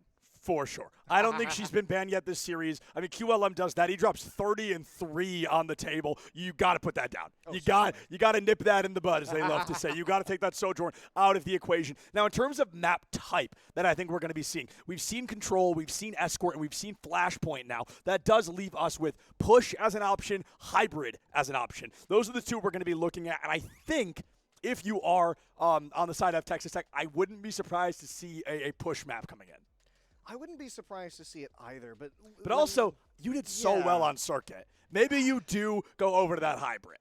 Yeah, I was going to say, and especially considering how Payload went for Penn State, I'd assume Push would be maybe just a little bit too much focus on having to stay near that objective. Penn State really likes to just have a point that they can hold and stay there, right? You know they like playing that point defense. I just got a premonition. Okay. I think it's Kings Row. Ooh, okay. That's my shot. That's my shot. I think it's going to be Kings Row. Now, I will say I'm pretty darn sure if Penn State would want, if somebody not a player would want to confirm this, I would love to hear it. I'm pretty sure that Penn State has played Kings Row every series, and I do not think they have lost it once. So that is also a consideration of going into Kings Row. They've been very dominant. They've had a great compositional play on there. They've been really in charge. And, hey, we got the map type wrong, but I got the map. Or we got the map type right. I got the map wrong. We are going to be going to Midtown, so it is going to be that hybrid play style, but it is not going to be the Kings Row that I expected. Yeah, and considering it's Texas Tech picking, if Penn State has done so well on Kings Row, I probably wouldn't want to take them there either. Instead, just take them to somewhere that we know that they might be a little less sure of their footing, or that we know that we're very solid. Because, again, Texas Tech has come in with some pretty darn solid game plans, except on that last. We don't talk about that last map. However, coming into this, I wouldn't be surprised if Texas Tech has something in mind for what they want to do here. And I think they definitely do. We're going to wait a little bit. The same rosters are going to stay in. Texas Tech put their ban in. It's going to be May, but we're not going to find out Penn State's ban until the other side of this very short break. So we are going to go ahead. We're going into map 4. We like to give the players a minute to talk about what they want to do, but also do living things like eat a snack, go to the bathroom, do whatever may have to happen. So go ahead, folks. Get some water, get a snack, walk your dog if you have one. But come right back here. We've got plenty of the Nittany Invitational left for you. We'll see you right back here in just a couple of minutes. Still standing. This fight definitely a slow burn. It's going to be unfortunate for Texas Tech. They're staying alive. They're able to find that damage, but an entire time, 3 eliminations in favor of Penn State, 2 in favor of Texas Tech, who are finally going to have to give that fight up. I don't know if Epic makes it out. Looking to see this Kitsune rush from Penn State, likely. That's a defensive play because Mobilize is going to go in with one of their own. If everybody's got a Kitsune rush, nobody does. So we see this Kitsune come out on both sides. I believe we're going to be seeing a Death Blossom just around the corner as well. It's only 1 elimination, but unfortunately a valuable one. Checking out QLM. That's a good start, but loses his life in trade as Quinn is going to take out that Cassidy. Big fight here inside the house as Clamps knocks Quinn out of the game, and Penn State now are the ones on the back foot. Texas Tech are going to run them down and run their HP bars into the dirt. I haven't seen a fight in that little house in years. I'm not even kidding. It has been so long since I've seen hot shots, but Penn State smartly just back it up. Texas Tech, though, they pop the ultimate on the hazard. LRF goes down, though, before he's able to get any value, and then a massive pull gets countered out by the beat. Texas Tech finding a couple more kills, though. Penn, thanks to Texas Tech's efforts. Death Blossom comes out, but it doesn't get the value it needs. The Tsar Shield not going to be able to do enough as Penn State realized. From Epic, I just don't think it's going to be enough. I think the door was closed a long time ago. We just needed to kind of push Penn State's foot out of the way. It's just a long-term delay of the inevitable. One after the other, Texas Tech ties us up. We are going to go to Control Center here on Lijiang Town. To being banned every time. And I think Malix is staying on this Reaper as an attempt to disrupt the supports like we saw on stage 1. But this time, the damage coming up from Texas Tech has just increased. Nemris did really well on this venture yesterday, was able to get a pick here in Wanston, already at 100 charge. F going to take out this tank, and that's very big here for Texas Tech as they aim. Nice. After this point, great job there to shut down Quinn. They're playing a hard defense. They're playing that opportunity to stall for as long as they can. And now not only has Nemris tied us up, Nemris has taken the lead here just in time for Wanston to turn it back. Unfortunately, Texas Tech's LRF is the sole standing player. Did the high noon just to reload. Needs to take Wanston down. I think Penn State is finally going to be able to break through on this. 65% on the board. And QLM finally getting the opportunity to flip that point. Especially kill the cast. Every single fight. Now Nemris ults in the backline. Finds QLM early. The beat from Malix off the map, though, I believe. Texas Tech. The fight's not unwinnable, but with that Kitsune rush online for Penn State, we're going to be seeing Texas Tech lose that fight once again. 74% if Malix went down, but unfortunately the Suzu is going to be there to keep that Reaper alive. I think we need a beat drop just on the engagement here. I'm going to be seeing it. It's exactly what we need to do, and now Wanston is gone. Penn State might have the loss. Texas Tech, they're getting all the members of Penn State. Finishes off Epic Z-Ray, but he is only going to be able to hold on a little bit longer. Penn State trickle in slowly to their deaths as Texas Tech are going to manage to hold on and take game number 1, the number 8 seed, taking the first game. It's already at half HP. QLM going to go down in the hands of Everstone with the BAP ultimate. It's going to mean that Penn State just has to back up. Allowing Texas Tech to find so much free space. And Seth, I mean, this has to be something that they plan ahead of time as the ultimate comes through from Nemris. As Jalen is going to go down at the hands of this Symmetra. Wanston going to fall in turn. Texas, I mean, with the comp that Texas Tech has, you're right, they can just choose to skip out on coming through. There's the ultimate from Wu Yang being popped onto the Ramatra, and he's just going to run through the members of the backline. Penn State just cannot figure out what to do against this utter rushdown. Some room to work with here. It is going to be the other Wu Yang falling, though. Is Penn State trying to fight back a little bit. Mobilized. Amazing. It's their opportunity to go. The flank here from them is trying to get some extra bit of damage through. Penn State forced to back away. Clamps right now just walking in the middle here, pushing the Zarya away. There's the ultimate coming through. And look how low Zarya is. Run for the hills. You have to. I mean, Texas Tech has just proven that they can walk up with complete and total abandon, and Penn State just doesn't know what to do. The Death Blossom isn't going to even cause any death. Them too much yet, and clearly they're not letting it get to them. QLM on that Freya, able to find Nemris super early on. That should give Penn State first corner and has to engage in a 5v4. Satoink just getting back into the fight. Matrix goes up, Malix goes down, and Texas Tech finally getting the chance to breathe a breath of fresh air. Yeah, in a much better spot as Wanston. Not long for this Earth. The Zarya is going to fall despite that bubble keeping him alive. Makes a great call. It's a little bit more AoE damage. It's a little bit more explosive. And the side of Texas Tech, this composition is a little less squishy. And I think Texas Tech may end up losing this if this Annihilation doesn't find at least one with the help of Mobilized. It is. Oh, it's going to be 2. Has been absolutely chef's kiss. Perfect. It's done exactly.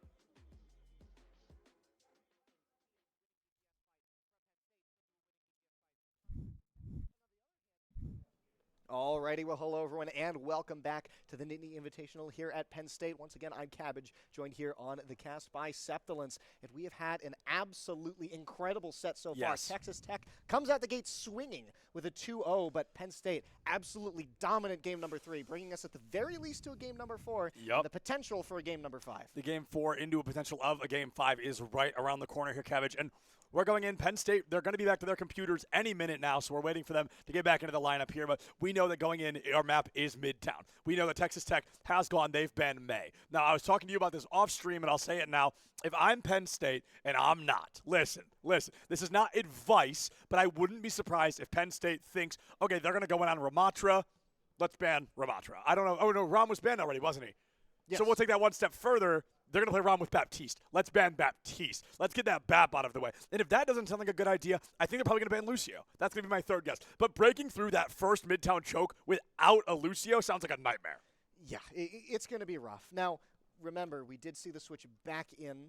Yeah. Right? So yeah. Lucio is firmly on the table here for Texas Tech. So I wouldn't be surprised unless we see a little bit of a change of a comp, which Texas Tech are showing that they're not afraid of doing. And I think with the May taken off the field, Texas Tech might just try and run it back with the same kind of play style that they've been going with. However, PSU, the fact that they switched to the May in the first place shows to me that they're maybe being a little bit more malleable. So I wouldn't count the May specifically as the pick that did it, but the change in mindset from PSU. Well, I mean, let's also be honest about Penn State a little bit. They are a versatile team. We haven't been seeing it because they haven't had to show us. The comp they were running was working over and over and over and over and over. And it was finally Texas Tech that gave them a break in the pattern, a break in the flow. And they said, okay, let's finally show them what we can change up. They had to hold that secret up into the semifinals. You got to let it loose. But winning is more important than holding on to that secret. So they bring out the May. They bring out the change team comp. And I think going into this, it wouldn't be crazy for Penn State. I don't know how well Penn can play Junker Queen, but they play with the play style as if they want to.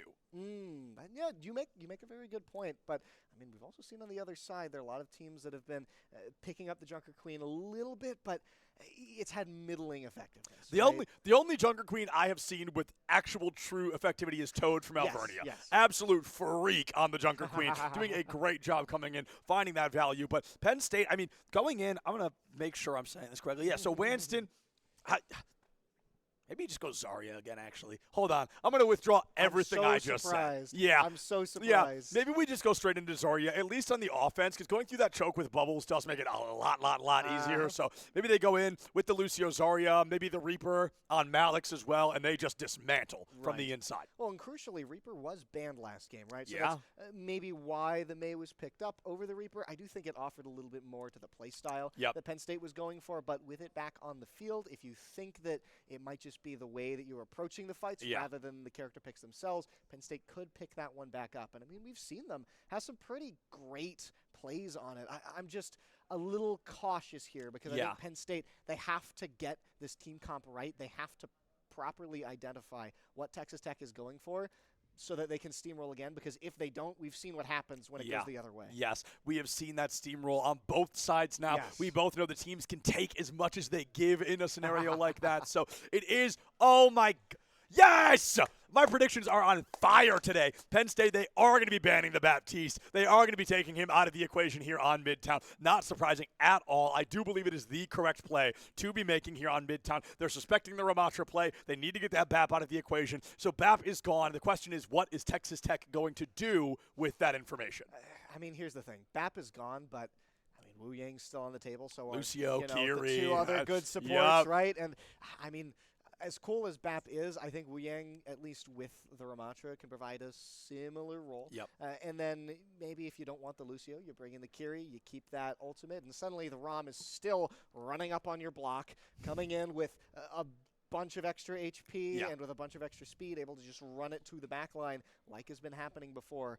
So while I understand this ban, and I think that it's very solid considering we saw that be the one that they chose when they had other options available, I'm still a little bit cautious. Yeah, and I also think there is this scenario where we're looking at Penn State going in on the attack, something that typically I'm quite critical of. I think when you get to pick, you should be on the defense. I think it's the better slice. But seeing how much of like a snowball they have rolling right now in terms of being on the attack, I think it makes so much sense. I think you want to keep that momentum up. I think you want to get in. You obviously want to set your own win condition. That's always the goal at the end of the day. But they are going to be going into Midtown in just a moment here. So I cannot wait to see what these team compositions end up looking like. The May is gone. The Bap is gone. What happens next? Yes, what happens next is the question. And I think Penn State just trying to keep Texas Tech off balance. Because we've seen that once Texas Tech gets in the zone, it is incredibly hard for anyone to push them off. But it's likewise for Penn State. And they know that QLM is locked in right now. Yeah. QLM is playing immaculately, and they have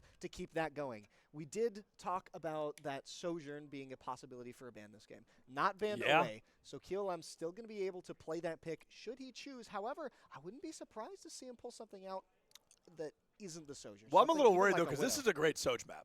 This is a very good start. First point is a little rough, but when the card starts moving, I think that's really when it kind of gets into. So maybe that's their mindset. Don't let that card start moving, because then Soj isn't really that great. She's okay. She's always okay. There's not a scenario I'm going to say Sojourn is bad, but I do think it's a little bit harder to get value on that first point. It's a little more claustrophobic, a little more congested. So I don't know. This truly, like, I feel like we could just pull names from a hat, and that's the team comp we're seeing here. It really could be anybody's game.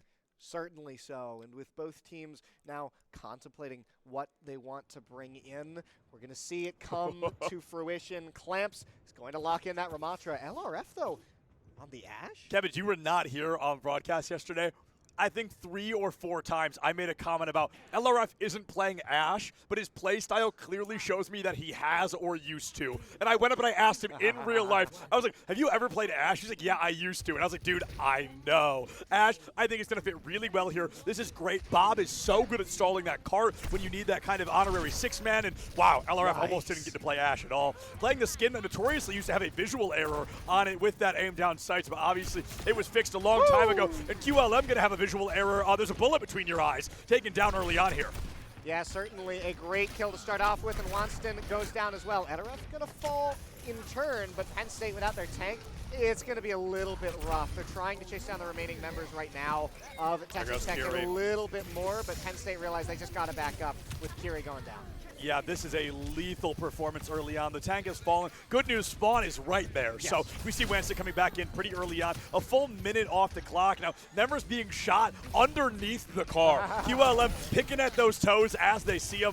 Right now, this is a really strong opening for Texas Tech, but honestly, it's not a great opening until you keep this point from being capped entirely. If it's capped, it does not matter how good this defense was. Dynamite goes up. Lots of folks on fire. Will force Wraith Form to get rid of that damage over time status, but Quinn will be falling all the same. And Texas Tech really doing a great job, what I said earlier, isolating and exterminating. Oh my goodness, and every single time Texas Tech starts out with a kill on the QLM, and then Penn State tries to go in without him, and I mean, everyone just falls. It's a struggle here for Penn State. And here comes the switch. This time a little bit earlier into the match. As it should be, because when you swap too late, it gets really hard to turn things around like that. Quinn swapping off the Lucio. They are going to play a little bit slower, which means they're going to play bunched together a little more, which can be good unless LRF is hitting those dynamites. And then it can be really, really bad. So you've got to play it correctly. We've got the nano boost around the corner. Should be able to find at the very least QLM. Just pop it. No, okay, no, not even. Going to be holding on QLM, the first one down again. This time Mobilized has finally fallen. That could be a huge pick for Penn State if they recontest fast enough. Win not going to be able to get out of the way, though. We are down to sub 2 minutes here on Midtown. It is not enough for Penn State, and you're right, sub 2 minutes. Penn State just cannot find their way in every single time. They are separated, isolated, and I mean, right there we see it's just because it's just because Clamps walks down Quinn and Jalen and QLM, kills QLM, and then the fight stops from there. Every fight has started with QLM going down immediately, and I just don't see a way that Penn State gets in unless they can keep him safe. That's a great sleep onto Wanston. They isolate, they try to eliminate, and they will exterminate. Yikes. This does end now, QLM. I don't even know if we needed the ultimate, man. Unless you get 5, this fight is already over. Overclock. I hate to say it, down the drain here. Certainly, it's not an ultimate that you want to use lightly, especially off of such a key player as QLM. And Septilence, with about a minute left, how does Penn State even get back onto this point now that they switch back to Czar? Kevin, I'm low-key sweating. I don't know. Like, it's going to be Malix has to get this Death Blossom, and it has to get like 3. It has to. We see the ultimate coming out. The Quinn going to be popping the ultimate, but Bob on the other side. Malix looking for that opportunity to strike. Has to Wraith Form out, which means he cannot Wraith Form back in. Wanston is down. I think Jalen may not be long for the world. Just pop the Death Blossom. Doesn't even get the chance to do that. 35 seconds now on the clock. Penn State may get one more re-engage, but they're going to walk into a nano annihilation. Oh, my word. I mean, this is going to be brutal. If Quinn goes down, it's over. But Quinn does make it out of the fight. Texas Tech gets to reconceive, gets to come through, gets to find this composition, and now this is an uphill battle. QLM comes back, switches to the Widowmaker, realizes that he's got to hit Paydirt with a couple of shots, because that is the only way. It's the only way. Are going to make it through on this push.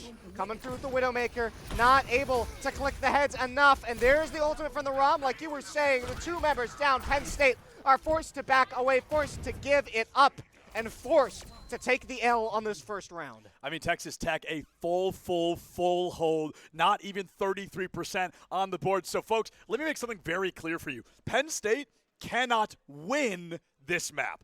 Best case scenario, they are looking at a draw. They are looking at forcing a map 6 by taking a draw here, winning another one, and then taking us all the way to that 6th in what would have to be final map. But right now, Texas Tech need 33%, and they make it to grand finals. 8th seed in grand finals is 33% away. What an underdog story here for Texas Tech. You're up 2-1 over the members of Penn State. You can feel it. You're this close. All you need to do is just capture a single point, because that is all that stands between you and that shot at winning the whole darn thing. Nerves are going to be high for the members of Texas Tech, but we've seen them rise to the occasion. Penn State, it's going to take a Herculean effort. They can do it.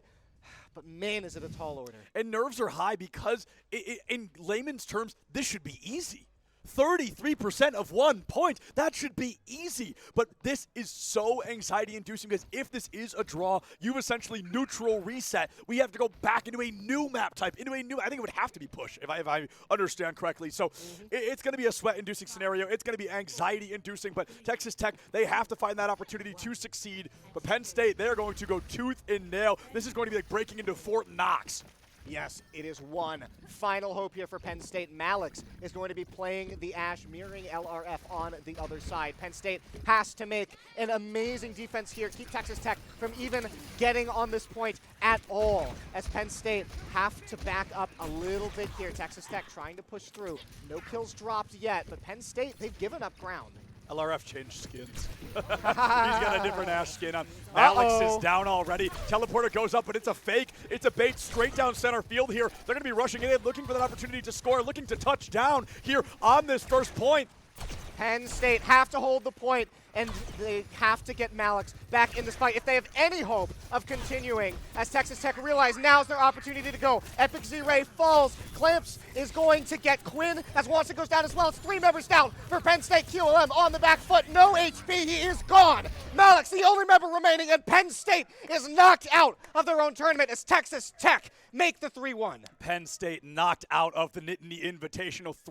3-1 victory here from Texas Tech. A beautiful play. They chose Midtown for a reason. The Ramatra looked great. The Ana actually got to play the game, which is amazing to see. And we see Texas Tech with a very good showing. Penn State going to be cashing out in 3rd or 4th place. That will be decided off stream later today. But Texas Tech, our first team to guarantee a spot in grand finals later today. Certainly, and it is not through lack of effort. Texas Tech put in so much thought into these team comps. Right? They came in with something completely different from what we'd seen during pretty much any portion of yesterday. I don't think any of the teams were ready for it, and it shows. Penn State just looked completely lost, except on that 3rd map. But, I mean, on that 3rd map, Rom was banned, so not surprised.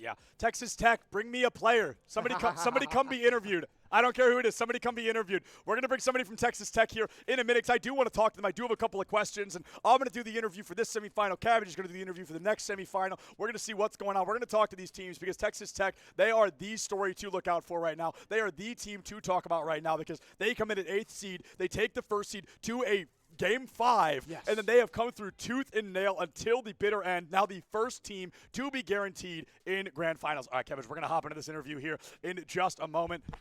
Come on in. Come join me here. Who we got? Howdy, I'm Epic Z-Ray. Epic Z-Ray. So, Epic Z, let's talk first and foremost about it. You guys come in 8th seed, Game 5 grand final, Game 5, your first game, knocked into the lower bracket. How did that feel? Honestly, it felt pretty good. I know that sounds strange to say, but we're coming in the 8th seed. We're the underdogs here. But that's the mentality we've always had, is that there's no expectations. We're playing with house money. We came from the farthest distance. We had to travel 12 hours to get here. Luckily, we have a nice hotel. We can get here at a walking distance, getting some good rest. We've been prepping for this event. I've been doing lots of scouting, getting what I can on teams. And honestly, after we brought Maryland to Map 5, they have some of the best players. Their average rank is Champ 5, and it's like, we can do this. Yeah, absolutely. So correct me if I'm wrong. You are team captain and or IGL for kind of what we're seeing, and you can just tell a lot by your play style in particular. When the cameras are on, you're clearly the loudest. You're clearly kind of the most locked in. So going into that, I feel like we're seeing a lot of bans that seem to target you specifically. We've seen a lot of Lucio bans against you guys. How does that feel going in? Is it as easy to IGL when you're on a hero that just feels less comfortable? We prep it all. So, like going into this game, first map Lijiang, they banned ball, just immediately banned ball, and it's like we keep teams guessing. We're one of the most unique teams here at the tournament. We're one of the few teams that aren't playing Zarya. I think every other tournament, I think the game that we're about to watch and the other semifinals will all be Zarya teams, and we come in with a new style. It's harder to ban us out. We're more unique. We can play Haz. We can play Queen. We can play ball. We can still play the Ramacha. We showed it today. Ram Sim. If you watch OWCS, that was featured yesterday. So we're a very diverse team, and I think that plays to our strength. So just one ban isn't enough. Right, exactly. That diversity just goes deeper than that one ban, especially kind of in the support department. We've talked so much about it. Oh, if you ban Lucio, okay, Wu Yang and Kiri. If you ban the other one, we're just going to play the other two. And that works so well. But you guys, even stretching beyond that, we saw the Ana. We saw some incredible Baptiste gameplay today. As a Baptiste lover myself, I was elated. So going into the rest of this, you guys, as you mentioned, coming the furthest, what does this mean for you guys as a program? To come, to play, to be the first team to cement that spot in Grand Finals. This is only our second year being a program at Texas Tech, representing the double T. You love to see it. And we came out here and we just said, hey, we're playing with house money. We're here to represent the school, and we're here to make a splash. We've always had the mentality that we're here to have fun, but we are going into this day, I said, we're the David still. There's 3 Goliaths, the 1, 2, and 3 seed, all Goliaths, all are expected to win, and we took them all down. I think you've said it a lot in the commentary where it feels like we're on a team on a rampage after that first game loss, but I can attest that that's the truth. Every single game, always say, let's get to work. Absolutely. Let's get to work. Next map, next and your work doesn't even stop, because I know for a fact we're going to end this interview and you're going to go sit in the audience, watch this, and take notes the entire time. I've seen you do it a couple times. We have a notebook that I keep track of everything. I hope that we're the most prep team here. I have spreadsheets. I have everything. I do my homework on teams, and that's why when going to a series, we know our bans. We know what we need to be doing. We know our strategies, and I think having a well-prepared strategy is the key to this tournament win. Yep, absolutely. I mean, clearly, proof in the pudding quite a bit here. So, hey, big congratulations to you and Texas Tech. We'll see you guys in Grand Finals. So, folks, speaking of Grand Finals, we got to have one more semifinal first. So, we're going to go ahead and throw it to a break here. It's going to be Alvernia versus Maryland. I believe number 1 versus number 3 seed in this semifinal. Don't go anywhere. You're not going to want to miss it, because I guarantee it's going to be a banger. Standing. This fight definitely a slow burn. It's going to be unfortunate for Texas Tech. They're staying alive. They're able to find that damage, but entire time, 3 eliminations in favor of Penn State, 2 in favor of Texas Tech, who are finally going to have to give that fight up. I don't know if Epic makes it out. Looking to see this Kitsune rush from Penn State, likely. That's a defensive play, because Mobilize is going to go in with one of their own. If everybody's got a Kitsune rush, nobody does. So we see this Kitsune come out on both sides. I believe we're going to be seeing a Death Blossom just around the corner as well. It's only 1 elimination, but unfortunately a valuable one. Checking out QLM. That's a good start, but loses his life in trade as Quinn is going to take out that Cassidy. Big fight here inside the house as Clamps knocks Quinn out of the game, and Penn State now are the ones on the back foot. Texas Tech are going to run them down and run their HP bars into the dirt. I haven't seen a fight in that little house in years. I'm not even kidding. It has been so long since I've seen hot shots, but Penn State smartly just back it up. Texas Tech, though, they pop the ultimate on the hazard. LRF goes down, though, before he's able to get any value, and then a massive pull gets countered out by the beats.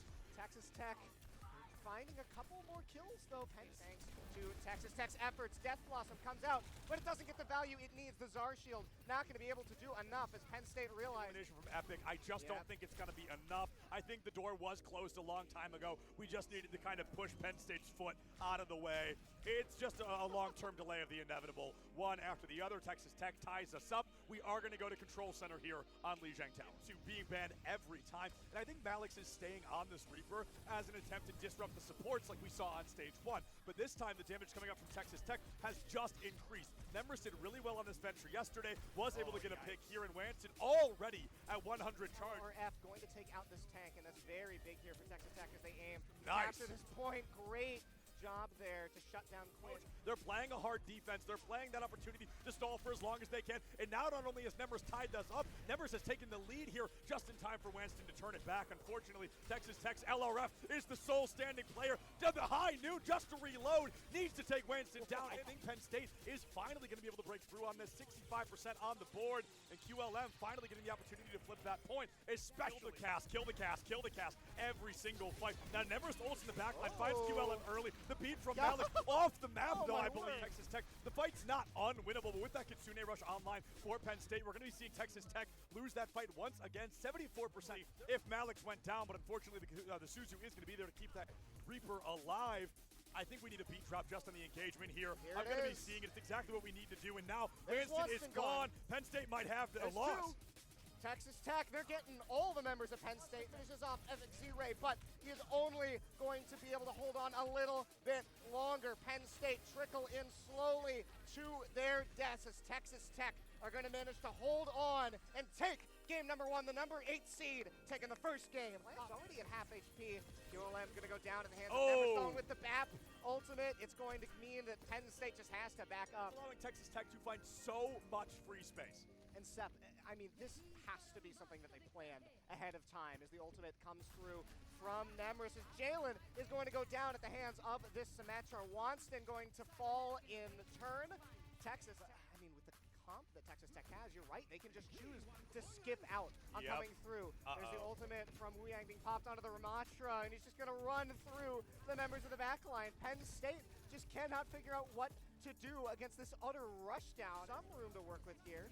It is going to be the other Wu Yang falling, though. It's Penn State trying to fight back a little bit. Mobilized. Amazing. It's their opportunity to go. The flank here from them is trying to get some extra bit of damage through. Penn State forced to back away. Clamps right now just walking in the middle here, pushing the Zarya away. There's the ultimate coming through. And look how low Zarya is. Run for the hills. You have to. I mean, Texas Tech has just proven that they can walk up with complete and total abandon. And Penn State just doesn't know what to do. The Death Blossom isn't going to even cause any death. Them too much yet, and clearly they're not letting it get to them. QLM on that Freya, able to find Nemers super early on. That should give Penn State first corner and has to engage in a 5v4. Doink just getting back into the fight. And Matrix goes up, Alex goes down, and Texas Tech finally getting the chance to breathe a breath of fresh air. Yeah, in a much better spot as Wanston. Not long for this Earth. The Zarya is going to fall despite that bubble keeping him alive. Makes a great call. It's a little bit more AoE damage. It's a little bit more explosive. And the side of Texas Tech, this composition is a little less squishy. And I think Texas Tech may end up losing this if this Annihilation doesn't find at least one. With the help of Mobilized, it is. Oh, it's going to be 2. Has been absolutely chef's kiss. Perfect. It's done exactly what it's needed to do. It's opened up these alleyways, turning what should be a winning DPS fight from Penn State into a winning DPS fight from Texas Tech. And on the other hand, it's stopping Penn State from getting what they really want, which is these picks from Q2. It's opened up these alleyways, turning what should be a winning DPS fight from Penn State into a winning DPS fight from Texas Tech. And on the other hand, right, you stop that burst damage from being able to take someone out and make Penn State have to work a little bit harder for these kills. And we talk so much about Penn State, or excuse me, Tech being aggressive and being in the front line, but they're so good about just waiting. We know you have to come to us. We can play defense. We know that we can take that engagement. But as Wanston goes onto the Ramatra, it opens the door. And Matrix out from Immobilized, just stalling every single second. It opens the door. And Matrix out from Immobilized, just stalling every single second. 42 seconds left. And Penn State, speaking of patience, they're going, oh, just move. Just get out of the way. We can just wait this out. We have time. But now QLM has fallen. That ultimate is gone. Certainly, and with Penn State switching over to this run, they're trying to play it against Texas Tech on their own turf. And Payload has been sitting here this entire time, so something did need to change. I'm just honestly not sure if this is going to be enough, especially with how good Clamps has been on this pick. The ultimate coming through from Jalen. We'll see if it's enough to push Penn State forward. The rest of the distance, teleport behind here from the... This is going to be enough, especially with how good Clamps has been on this pick. The ultimate coming through from Jalen. We'll see if it's enough to push Penn State forward. The rest of the distance, teleport behind here from the Reaper. Nice, Photon up. Reaper, amazing work to keep their members alive. Nice, Photon up. Reaper, amazing work to keep their members alive as Wanston goes down. Quinn and Jalen fall too. Amazing work to keep their members alive as Wanston goes down. Quinn and Jalen fall too. And as Malik's falling, the payload is unattended, Texas Tech are going to go up 2-0. Texas Tech up 2-0 on Penn State's map pick. Then you need that kind of honorary six-man, and wow, LRF almost didn't get to play Ash at all. Playing the skin that notoriously used to have a visual error on it with that aim down sights, but obviously it was fixed a long time ago. And QLM going to have a visual error. There's a bullet between your eyes, taken down early on here. Yeah, certainly. Should be able to find at the very least QLM. Just pop it. No, okay, no, not even. Going to be holding on QLM, the first one down again. This time Mobilized has finally fallen. That could be a huge pick for Penn State if they recontest fast enough. Win, not going to be able to get out of the way, though. And then the fight stops from there. Oh, every fight has started with QLM going down immediately, and I just don't see a way that Penn State gets in unless they can keep him safe. That's a great sleep on Wanston. They isolate, they try to eliminate, and they will exterminate. Yikes. This does end now, QLM. I don't even know if we went back in. Wanston is down. I think Jalen may not be long for the world. Just pop the Death Blossom. Doesn't even get the chance to do that. They've given up ground. LRF changed skins. He's got a different Ash skin on.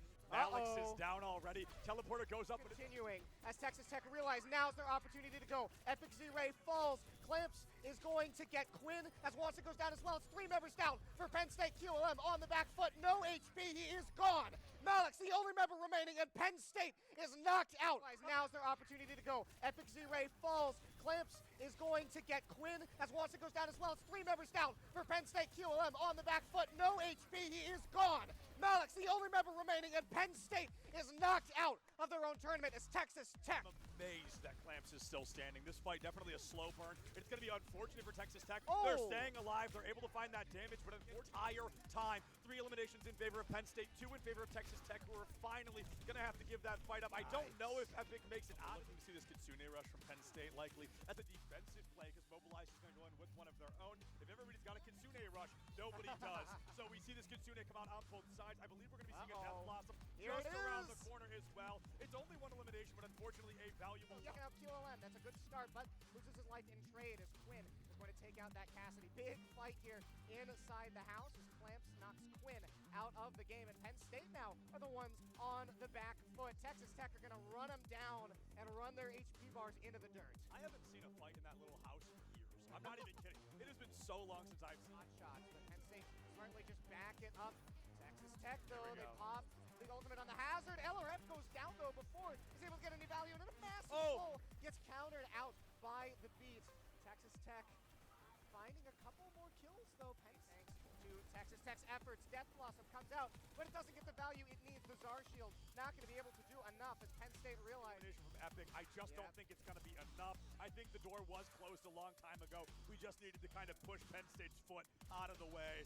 It's just a long-term delay of the inevitable. One after the other, Texas Tech ties us up. We are going to go to Control Center here on Lijiangtown to being banned every time. And I think Malix is staying on this Reaper as an attempt to disrupt the supports like we saw on stage 1. But this time, the damage coming up from Texas Tech has just increased. Nemers did really well on this venture yesterday, was able to get a pick here in Wanston, already at 100 charge. F going to take out this tank, and that's very big here for Texas Tech as they aim. Nice. After this point, great job there to shut down Quinn. They're playing a hard defense. They're playing that opportunity to stall for as long as they can. And now not only has Nemers tied us up, Nemers has taken the lead here just in time for Wanston to turn it back. Unfortunately, Texas Tech's LRF is the sole standing player. Did the high noon just to reload. Needs to take Wanston down. I think Penn State is finally going to be able to break through on this. 65% on the board. And QLM finally getting the opportunity to flip that point. Especially kill the cast, kill the cast. Every single fight. Now Nemers ults in the backline. Finds QLM early. The beat from Malik off the map, though, I believe. Texas Tech, the fight's not unwinnable, but with that Kitsune rush online for Penn State, we're going to be seeing Texas Tech lose that fight once again, 74% if Malix went down, but unfortunately the Suzu is going to be there to keep that Reaper alive. I think we need a beat drop just on the engagement here. I'm going to be seeing it. It's exactly what we need to do, and now Wanston is gone. Penn State might have the loss. Texas Tech, they're getting all the members of Penn State. Finishes off Evan Z-Ray, but he is only going to be able to hold on a little bit longer. Penn State trickle in slowly to their deaths as Texas Tech are going to manage to hold on and take game number 1, the number 8 seed, taking the first game. It's already at half HP. QLM going to go down to the hands of Neverstone with the BAP ultimate. It's going to mean that Penn State just has to back up. Allowing Texas Tech to find so much free space. And Seth, I mean, this has to be something that they planned ahead of time as the ultimate comes through from Never. Emrys as Jalen is going to go down at the hands of this Symmetra. Wanston going to fall in turn. Texas, that Texas Tech has, you're right, they can just choose to skip out on coming through. There's the ultimate from Wu Yang being popped onto the Ramatra, and he's just going to run through the members of the back line. Penn State just cannot figure out what to do against this utter rushdown. Some room to work with here. It is going to be the other Wu Yang falling, though. Penn State trying to fight back a little bit. Mobilized. Amazing. Is their opportunity to go. The flank here from them is trying to get some extra bit of damage through. Penn State forced to back away. Clamps right now just walking in the middle here, pushing the Zarya away. There's the ultimate coming through, and look how low Zarya is. Run for the hills, you have to.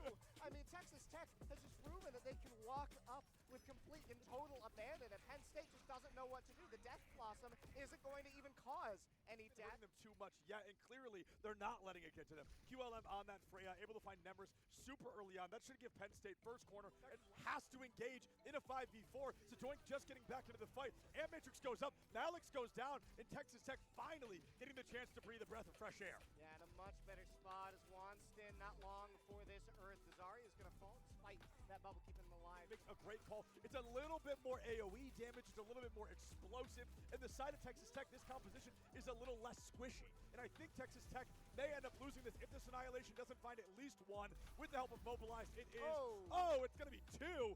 Has been absolutely chef's kiss. Perfect. It's done exactly what it's needed to do. It's opened up these alleyways, turning what should be a winning DPS fight from Penn State into a winning DPS fight from Texas Tech. And on the other hand, it's stopping Penn State from getting what they really want, which is these picks from Q2. It's opened up these alleyways, turning what should be a winning DPS fight from Penn State into a winning DPS fight from Texas Tech. And on the other hand, right, you stop that burst damage from being able to take someone out and make Penn State have to work a little bit harder for these kills. And we talk so much about Penn State, Tech being aggressive and being in the front line, but they're so good about just waiting.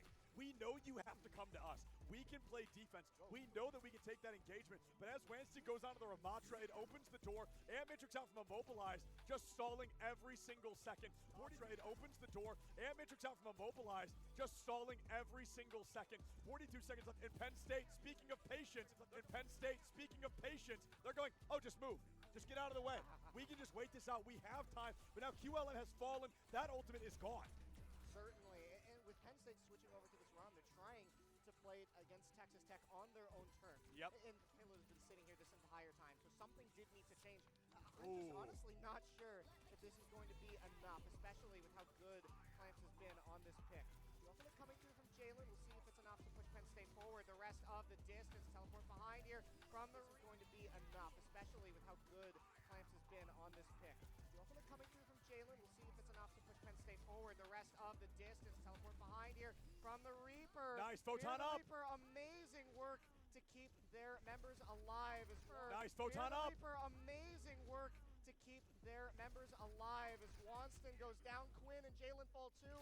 Amazing work to keep their members alive as Wanston goes down. Quinn and Jalen fall too.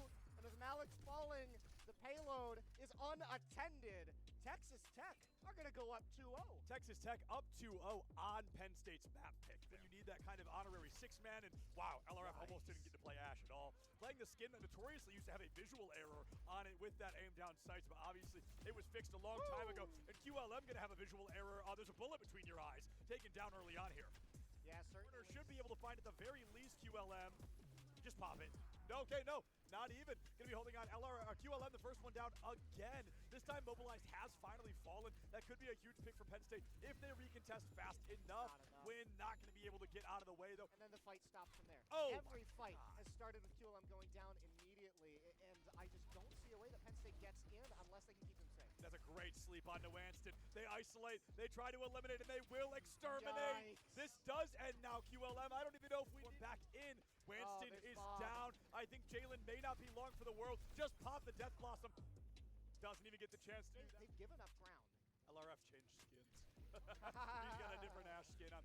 Alex is down already. Teleporter goes up. Continuing as Texas Tech realize now's their opportunity to go. Epic Z-Ray falls. Clamps is going to get Quinn as Watson goes down as well. It's 3 members down for Penn State. QLM on the back foot. No HP. He is gone. Malix, the only member remaining, and Penn State is knocked out. Now's their opportunity to go. Epic Z-Ray falls. Clamps is going to get Quinn as Watson goes down as well. It's 3 members down for Penn State. QLM on the back foot, no HP, he is gone. Malik's the only member remaining, and Penn State is knocked out of their own tournament as Texas Tech. I'm amazed that Clamps is still standing. This fight definitely a slow burn. It's going to be unfortunate for Texas Tech. Oh. They're staying alive. They're able to find that damage, but the entire time, 3 eliminations in favor of Penn State, 2 in favor of Texas Tech, who are finally going to have to give that fight up. I don't know if Epic makes it out. Looking to see this Kitsune rush from Penn State, likely. That's a defensive play because Mobilize is going to go in with one of their own. If everybody's got a Kitsune rush, nobody does. So we see this Kitsune come out on both sides. I believe we're going to be seeing a Death Blossom just around the corner as well. It's only 1 elimination, but unfortunately a valuable one. Checking out QLM, that's a good start, but loses his life in trade as Quinn is going to take out that Cassidy. Big fight here inside the house as Clamps knocks Quinn out of the game, and Penn State now are the ones on the back foot. Texas Tech are going to run them down and run their HP bars into the dirt. I haven't seen a fight in that little house in years. I'm not even kidding. It has been so long since I've seen hot shots, but Penn State smartly just back it up. Texas Tech, though, they pop the ultimate on the hazard. LRF goes down, though, before he's able to get any value, and then a massive pull gets countered out by the beat. Texas Tech finding a couple more kills, though. Penn, thanks to Texas Tech's efforts, Death Blossom comes out, but it doesn't get the value it needs. The Czar Shield not going to be able to do enough as Penn State realized. From Epic, I just don't think it's going to be enough. I think the door was closed a long time ago. We just needed to kind of push Penn State's foot out of the way. It's just a long-term delay of the inevitable. One after the other, Texas Tech ties us up. We are going to go to Control Center here on Lijiangtown to being banned every time. And I think Malix is staying on this Reaper as an attempt to disrupt the supports like we saw on stage 1. But this time, the damage coming up from Texas Tech has just increased. Nemris did really well on this venture yesterday, was able to get a pick here in Wanton, already at 100 charge. LRF going to take out this tank, and that's very big here for Texas Tech as they aim. Nice. After this point, great job there to shut down Quinn. They're playing a hard defense. They're playing that opportunity to stall for as long as they can. And now not only has Nemris tied us up, Nemris has taken the lead here just in time for Wanston to turn it back. Unfortunately, Texas Tech's LRF is the sole standing player. Down the high noon just to reload. Needs to take Wanston down. I think Penn State is finally going to be able to break through on this. 65% on the board. And QLM finally getting the opportunity to flip that point. Especially kill the cast, kill the cast, kill the cast. Every single fight. Now Nemris ults in the backline, finds QLM early. The beat from Malik off the map, though, I believe. Texas Tech, the fight's not unwinnable, but with that Kitsune rush online for Penn State, we're going to be seeing Texas Tech lose that fight once again, 74% if Malik's went down, but unfortunately the Suzu is going to be there to keep that Reaper alive. I think we need a beat drop just on the engagement here. I'm going to be seeing it. It's exactly what we need to do, and now Winston is gone. Penn State might have a loss. Texas Tech, they're getting all the members of Penn State. Finishes off Evan Z-Ray, but he is only going to be able to hold on a little bit longer. Penn State trickle in slowly to their deaths as Texas Tech are going to manage to hold on and take game number 1, the number 8 seed, taking the first game. It's already at half HP. QLM going to go down in the hands of Neverstone with the BAP ultimate. It's going to mean that Penn State just has to back up. Allowing Texas Tech to find so much free space. And Seth, I mean, this has to be something that they planned ahead of time as the ultimate comes through from Nemris. As Jalen is going to go down at the hands of this Symmetra. Wanston going to fall in turn. Texas, I mean, with the comp that Texas Tech has, you're right, they can just choose to skip out on coming through. There's the ultimate from Wu Yang being popped onto the Ramatra, and he's just going to run through the members of the backline. Penn State just cannot figure out what to do against this utter rush down. Some room to work with here. It is going to be the other Wu Yang falling, though. It's Penn State trying to fight back a little bit. Mobilize, amazing. It's their opportunity to go. The flank here from them is trying to get some extra bit of damage through. Penn State forced to back away. Clamps right now just walking in the middle here, pushing the Zarya away. There's the ultimate coming through. And look how low Zarya is. Run for the hills. You have to. I mean, Texas Tech has just proven that they can walk up with complete and total abandon, and Penn State just doesn't know what to do. The Death Blossom isn't going to even cause any death. Them too much, yeah, and clearly they're not letting it get to them. QLM on that Freya, able to find Nemris super early on. That should give Penn State first corner and has to engage in a 5v4. Zedoink just getting back into the fight. And Matrix goes up, Malix goes down, and Texas Tech finally getting the chance to breathe a breath of fresh air. Yeah, in a much better spot as Wanston, not long for this Earth. The Zarya is going to fall despite that bubble keeping him alive. Makes a great call. It's a little bit more AoE damage, it's a little bit more explosive, and the side of Texas Tech, this composition is a little less squishy, and I think Texas Tech may end up losing this. If this Annihilation doesn't find at least one, with the help of Mobilized, it is. Oh. Oh, it's going to be two. Has been absolutely chef's kiss perfect. It's done exactly what it's needed to do. It's opened up these alleyways, turning what should be a winning DPS fight from Penn State into a winning DPS fight from Texas Tech. And on the other hand, it's stopping Penn State from getting what they really want, which is these picks from Q2. It's opened up these alleyways, turning what should be a winning DPS fight from Penn State into a winning DPS fight from Texas Tech. And on the other hand, right, you stop that burst damage from being able to take someone out and make Penn State have to work a little bit harder for these kills. And we talk so much about Penn State, Tech being aggressive and being in the front line, but they're so good about just waiting. We know you have to come to us. We can play defense. We know that we can take that engagement. But as Wanston goes onto the Ramatra, it opens the door. And Matrix out from Immobilized, just stalling every single second. It opens the door. And Matrix out from Immobilized, just stalling every single second. 42 seconds left. In Penn State, speaking of patience, they're going, oh, just move. Just get out of the way. We can just wait this out. We have time. But now QLM has fallen. That ultimate is gone. Certainly, and with Penn State switching over to this run, they're trying to play it against Texas Tech on their own terms. Yep. And Taylor's been sitting here this entire time, so something did need to change. I'm honestly not sure if this is going to be enough, especially with how good Clamps has been on this pick. The ultimate coming through from Jalen. We'll see if it's enough to push Penn State forward. The rest of the distance, teleport behind here from the going to be enough, especially with how good Clamps has been on this pick. The ultimate coming through from Jalen. We'll see if it's enough to push Penn State forward. The rest of the distance, teleport behind here from the Reaper. Nice, Photon up. Reaper, amazing work to keep their members alive. Nice, Photon up. Reaper, amazing work to keep their members alive as Wanston goes down. Quinn and Jalen fall too. Amazing work to keep their members alive as Wanston goes down. Quinn and Jalen fall too. And as Malik's falling, the payload is unattended. Texas Tech are going to go up 2-0. Texas Tech up 2-0 on Penn State's map pick. Then you need that kind of honorary six-man, and wow, LRF almost didn't get to play Ash at all. Playing the skin that notoriously used to have a visual error on it with that aim down sight, but obviously it was fixed a long time ago. And QLM going to have a visual error. There's a bullet between your eyes. Take it down early on here. Yeah, certainly. Should be able to find at the very least QLM. Just pop it. Okay, no, not even. Gonna be holding on.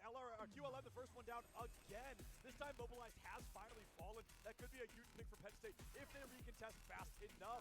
Quinn not gonna be able to get out of the way though. And then the fight stops from there. Oh, every fight has started with QLM going down immediately, and I just don't see a way that Penn State gets in unless they can keep him safe. That's a great sleep onto Wanston. They isolate, they try to eliminate, and they will exterminate. Yikes. This does end now, QLM. I don't even know if we went back in.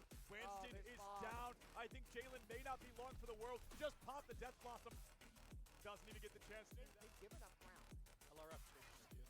He's got a different Ash skin on. Alex is down already. Teleporter goes up. Continuing as Texas Tech realize now's their opportunity to go. Epic Z-Ray falls. Clamps is going to get Quinn as Watson goes down as well. It's 3 members down for Penn State. QLM on the back foot. No HP. He is gone. Malik's the only member remaining, and Penn State is knocked out. Now's their opportunity to go. Epic Z-Ray falls. Clamps is going to get Quinn as Watson goes down as well. It's 3 members down for Penn State. QLM on the back foot. No HP. He is gone. Malik's the only member remaining, and Penn State is knocked out of their own tournament as Texas Tech. I'm amazed that Clamps is still standing. This fight definitely a slow burn. It's going to be unfortunate for Texas Tech. They're staying alive. They're able to find that damage, but unfortunately, higher time. 3 eliminations in favor of Penn State, 2 in favor of Texas Tech, who are finally going to have to give that fight up. I don't know if Epic makes it out. You can see this Kitsune rush from Penn State likely at the defensive play because Mobilized is going to go in with one of their own. If everybody's got a Kitsune rush, nobody does.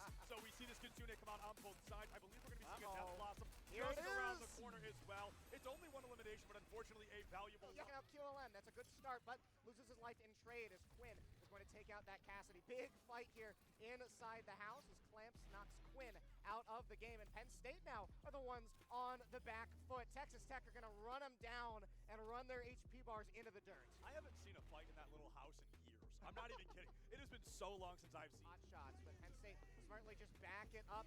Texas Tech, though, they pop the ultimate on the hazard. LRF goes down, though, before he's able to get any value, and then a massive pull gets countered out by the beat. Texas Tech finding a couple more kills, though. Penn State, to Texas Tech's efforts. Death Blossom comes out, but it doesn't get the value it needs. The Czar Shield not going to be able to do enough as Penn State realizes. From Epic, I just don't think it's going to be enough. I think the door was closed a long time ago. We just needed to kind of push Penn State's foot out of the way.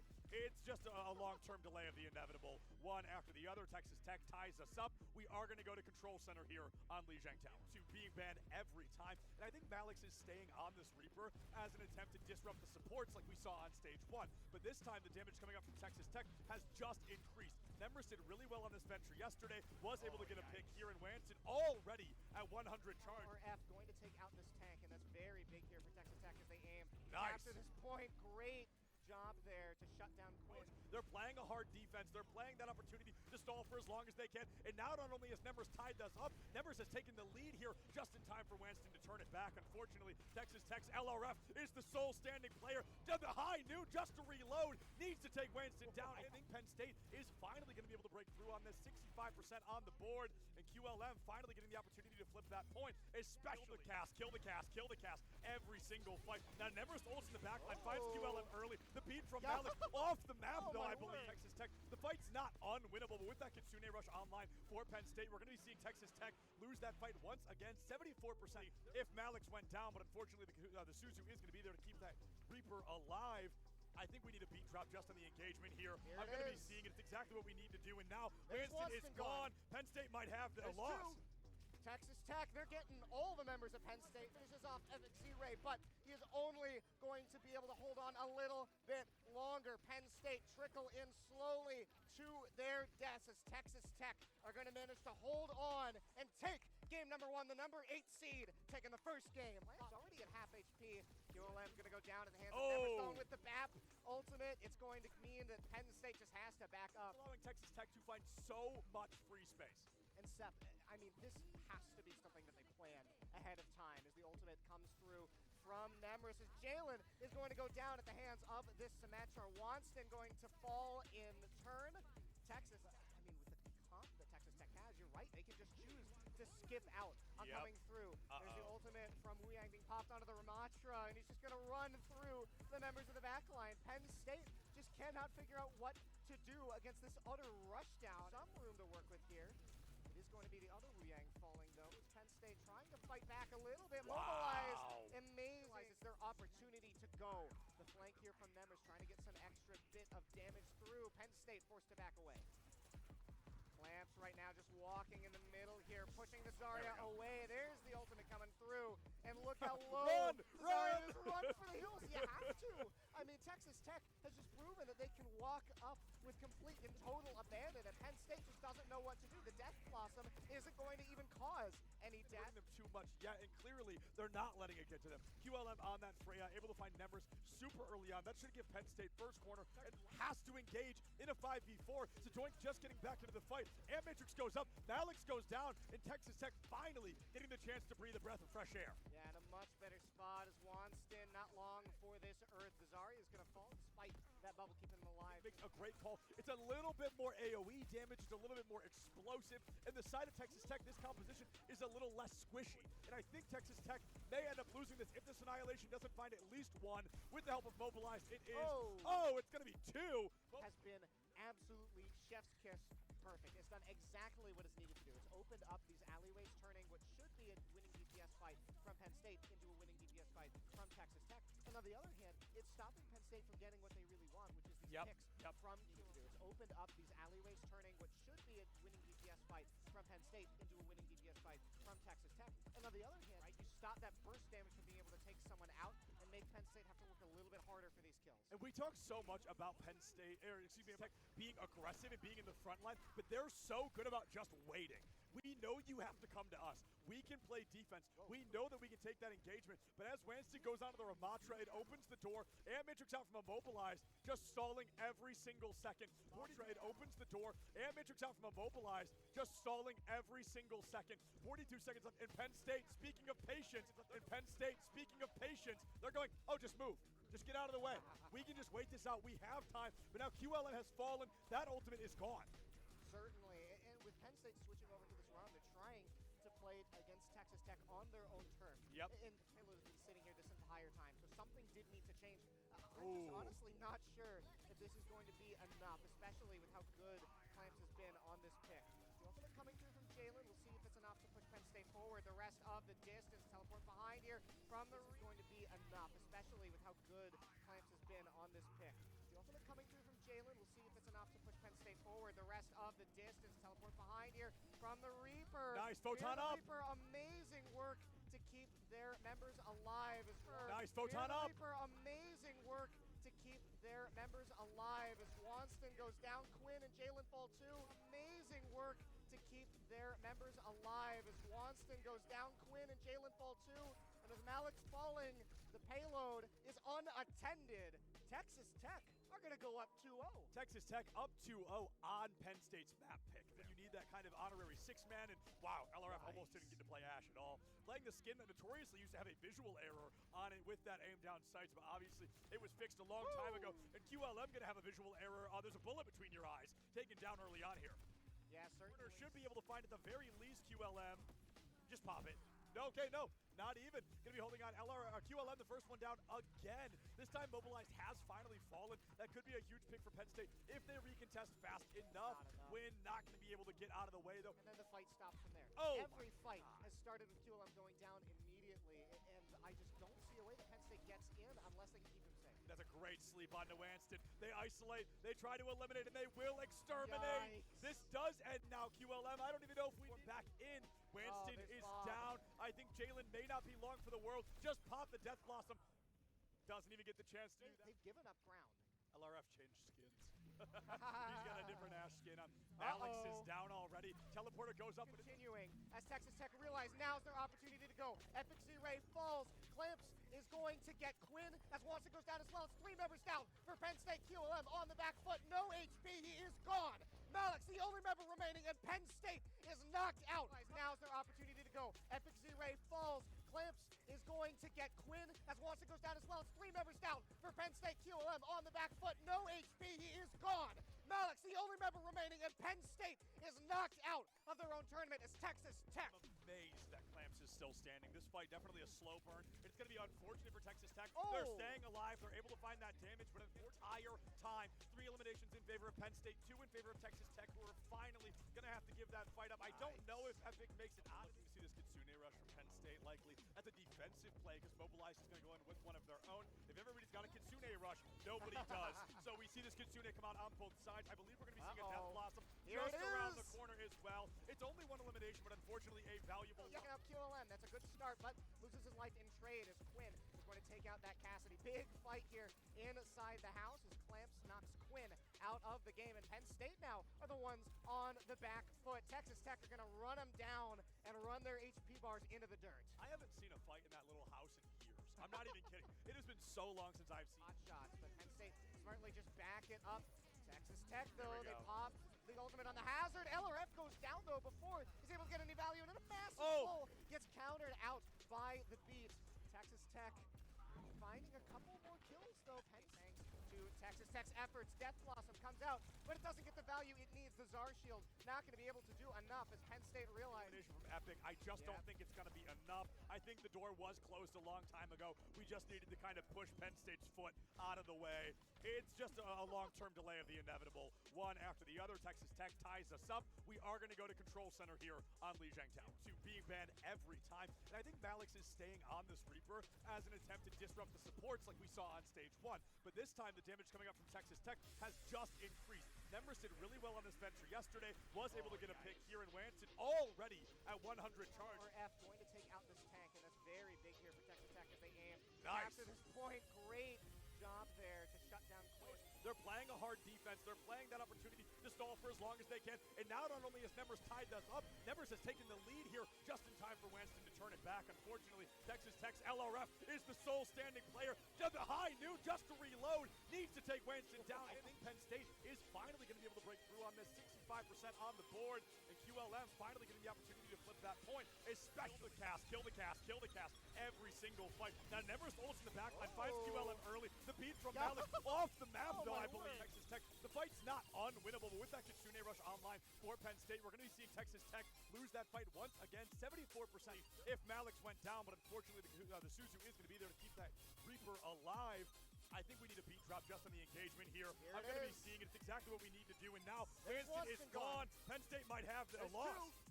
Texas Tech, they're getting all the members of Penn State. This is off Evan T-Ray, but he is only going to be able to hold on a little bit longer. Penn State trickle in slowly to their deaths as Texas Tech are going to manage to hold on and take game number 1, the number 8 seed, taking the first game. It's already at half HP. QLM's going to go down at the hands of Everstone with the BAP ultimate. It's going to mean that Penn State just has to back up. Allowing Texas Tech to find so much free space. And Septon, I mean, this has to be something that they plan ahead of time as the ultimate comes through from Nemris. As Jalen is going to go down at the hands of this Symmetra. Wanston going to fall in turn. Texas, I mean, with the comp that Texas Tech has, you're right, they can just choose to skip out on coming through. There's the ultimate from Wu Yang being popped onto the Ramatra, and he's just going to run through the members of the backline. Penn State just cannot figure out what to do against this utter rushdown. Some room to work with here. It is going to be the other Wu Yang falling, though, as Penn State trying to fight back a little bit. Mobilized. Amazing. It's their opportunity to go. The flank here from them is trying to get some extra bit of damage through. Penn State forced to back away. Lance right now just walking in the middle here, pushing the Zarya away. There's the ultimate coming through. And look how low Zarya is. Run for the hills. You have to. I mean, Texas Tech has just proven that they can walk up with complete and total abandon, and Penn State just doesn't know what to do. The Death Blossom isn't going to even cause any death. Them too much, yeah, and clearly they're not letting it get to them. QLM on that Freya, able to find Nemris super early on. That should give Penn State first corner and has to engage in a 5v4. So Doink just getting back into the fight. Matrix goes up, Alex goes down, and Texas Tech finally getting the chance to breathe a breath of fresh air. Yeah, in a much better spot as Wanston, not long for this Earth. Zarya is going to fall despite that bubble keeping him alive. A great call. It's a little bit more AoE damage. It's a little bit more explosive. And the side of Texas Tech, this composition is a little less squishy. And I think Texas Tech may end up losing this if this Annihilation doesn't find at least 1 with the help of Mobilized. It is. Oh, it's going to be 2. Has been absolutely chef's kiss perfect. It's done exactly what it's needed to do. It's opened up these alleyways, turning what should be a winning BGS fight from Penn State into a winning BGS fight from Texas Tech. And on the other hand, it stopped Penn State from getting what they really want, which is these picks from Q2. It's opened up these alleyways, turning what should be a winning BGS fight from Penn State into a winning BGS fight from Texas Tech. And on the other hand, right, you stop that burst damage from being able to take someone out and make Penn State have to work a little bit harder for these kills. And we talk so much about Penn State, Tech being aggressive and being in the front line, but they're so good about just waiting. We know you have to come to us. We can play defense. We know that we can take that engagement. But as Wanston goes onto the Ramatra, it opens the door. And Matrix out from Immobilized, just stalling every single second. It opens the door. And Matrix out from Immobilized, just stalling every single second. 42 seconds left. In Penn State, speaking of patience, they're going, oh, just move. Just get out of the way. We can just wait this out. We have time. But now QLM has fallen. That ultimate is gone. Certainly, and with Penn State switching over to this run, they're trying to play it against Texas Tech on their own turf. Yep. And Taylor has been sitting here this entire time, so something did need to change. I'm just honestly not sure if this is going to be enough, especially with how good Clamps has been on this pick. The ultimate coming through from Jalen. We'll see if it's enough to push Penn State forward. The rest of the distance, teleport behind here from the is going to be enough.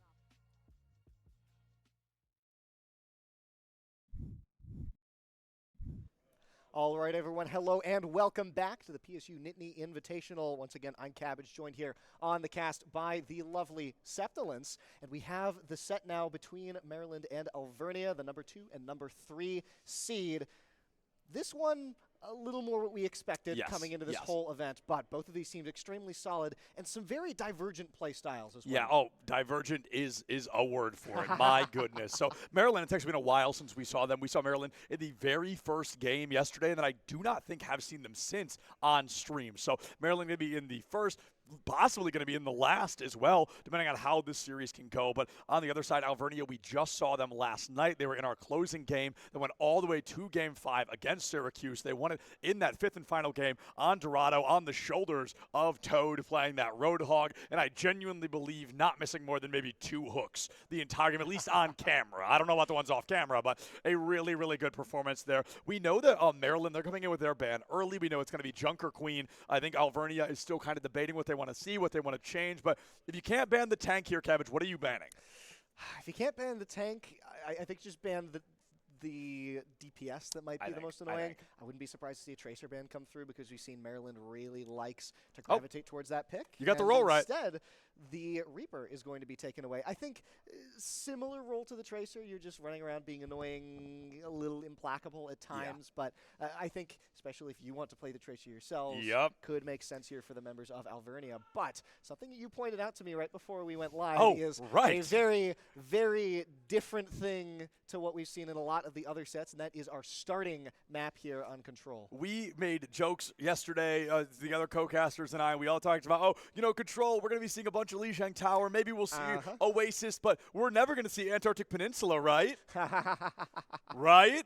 Yeah, it is Antarctic Peninsula coming out here for map number 1, the Control map coming through and through. Honestly, one of my favorite maps in the game in terms of aesthetic. I think it is beautiful. I love the Arctic feeling to it, kind of that isolated feeling. Isolated, pun intended there. And I do think this is going to be really exciting because I would confidently guess no one has played this map this weekend. I think this is the first time.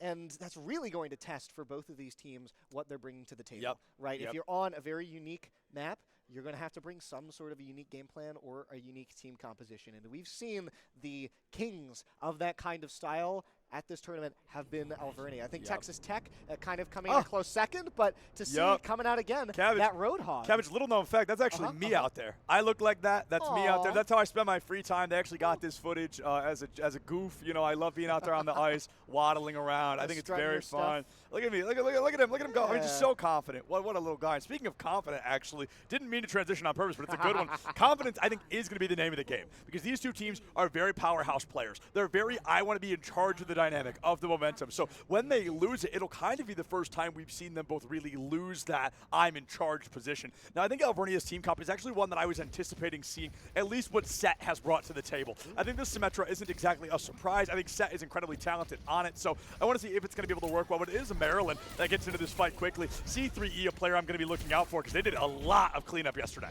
Very sure. Maryland coming in trying to find some games to start off the fight. It's a little bit scattered, though. JK is going to get set right off the bat, and the members of Maryland are now going to move right onto the point as Toad is going to fall. Alvernia, one by one, go down.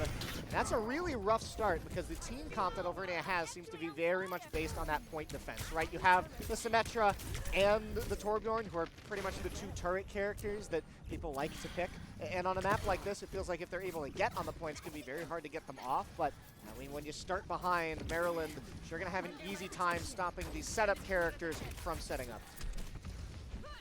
Careful around the back. Diva trying to make a move here. This is a long fight.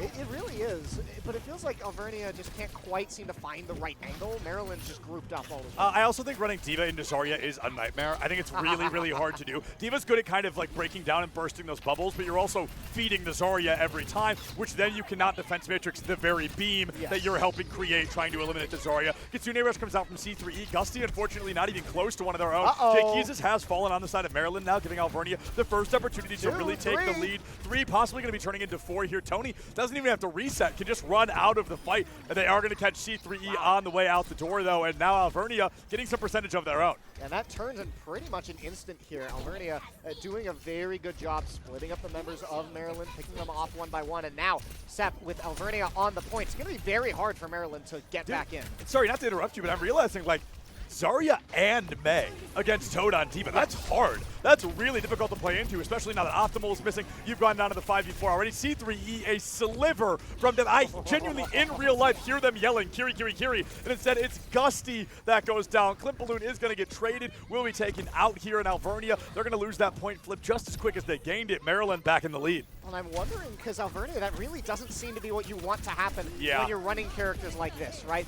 There's the ultimate now from Set, forcing the ice out from Jay Keys. This is Maryland now forced off the point. No kills happen quite yet, but this Mei is not looking very healthy. Toad, though, has the ultimate, going to drop it instead of opting for death. Set is going to get Jay Keys as Funny falls to Scream, and Alvernia take back control of the point. And you talked, Seth, about how Maryland has been playing this with the Mei and the Zarya doing well against the Diva, but I'm not sure they do so well against the Symmetra and against this Torb. Seems like it's really hard to keep track of all those. Torb will headshot you from 300 yards away and still take you down. We've seen it a million times. And I do want to talk about Scram, please, as well here on the Wu Yang. Was an absolute demon on that Kiriko yesterday. Yes. So it's surprising to see Gusty taking over that Kiriko mantle, but Scram clearly doing a good job on the Wu Yang. I'm not trying to imply they are not. We've got the grab out from Maryland, but the Molten Core from Optimal creates a lot of positive space. Funny has fallen, but with one of the supports missing from Alvernia, they're going to have to get that counter pick early, and they do just that. Scram able to find one. Set goes down to Jake Keezus, and I don't know if Alvernia has the healing they need to try and win out this fight. They've taken the lead, but not for long. Maryland going to be able to stabilize aggressively. Yeah, it was a hard-won victory for Maryland there. They do manage to get the point back, but crucially, during the entire duration of that fight here, Alvernia were the ones capturing the point. So Septilence, as we near the end of this, it seems like it might only be 1 or 2 more fights before we know who wins this first part of the map.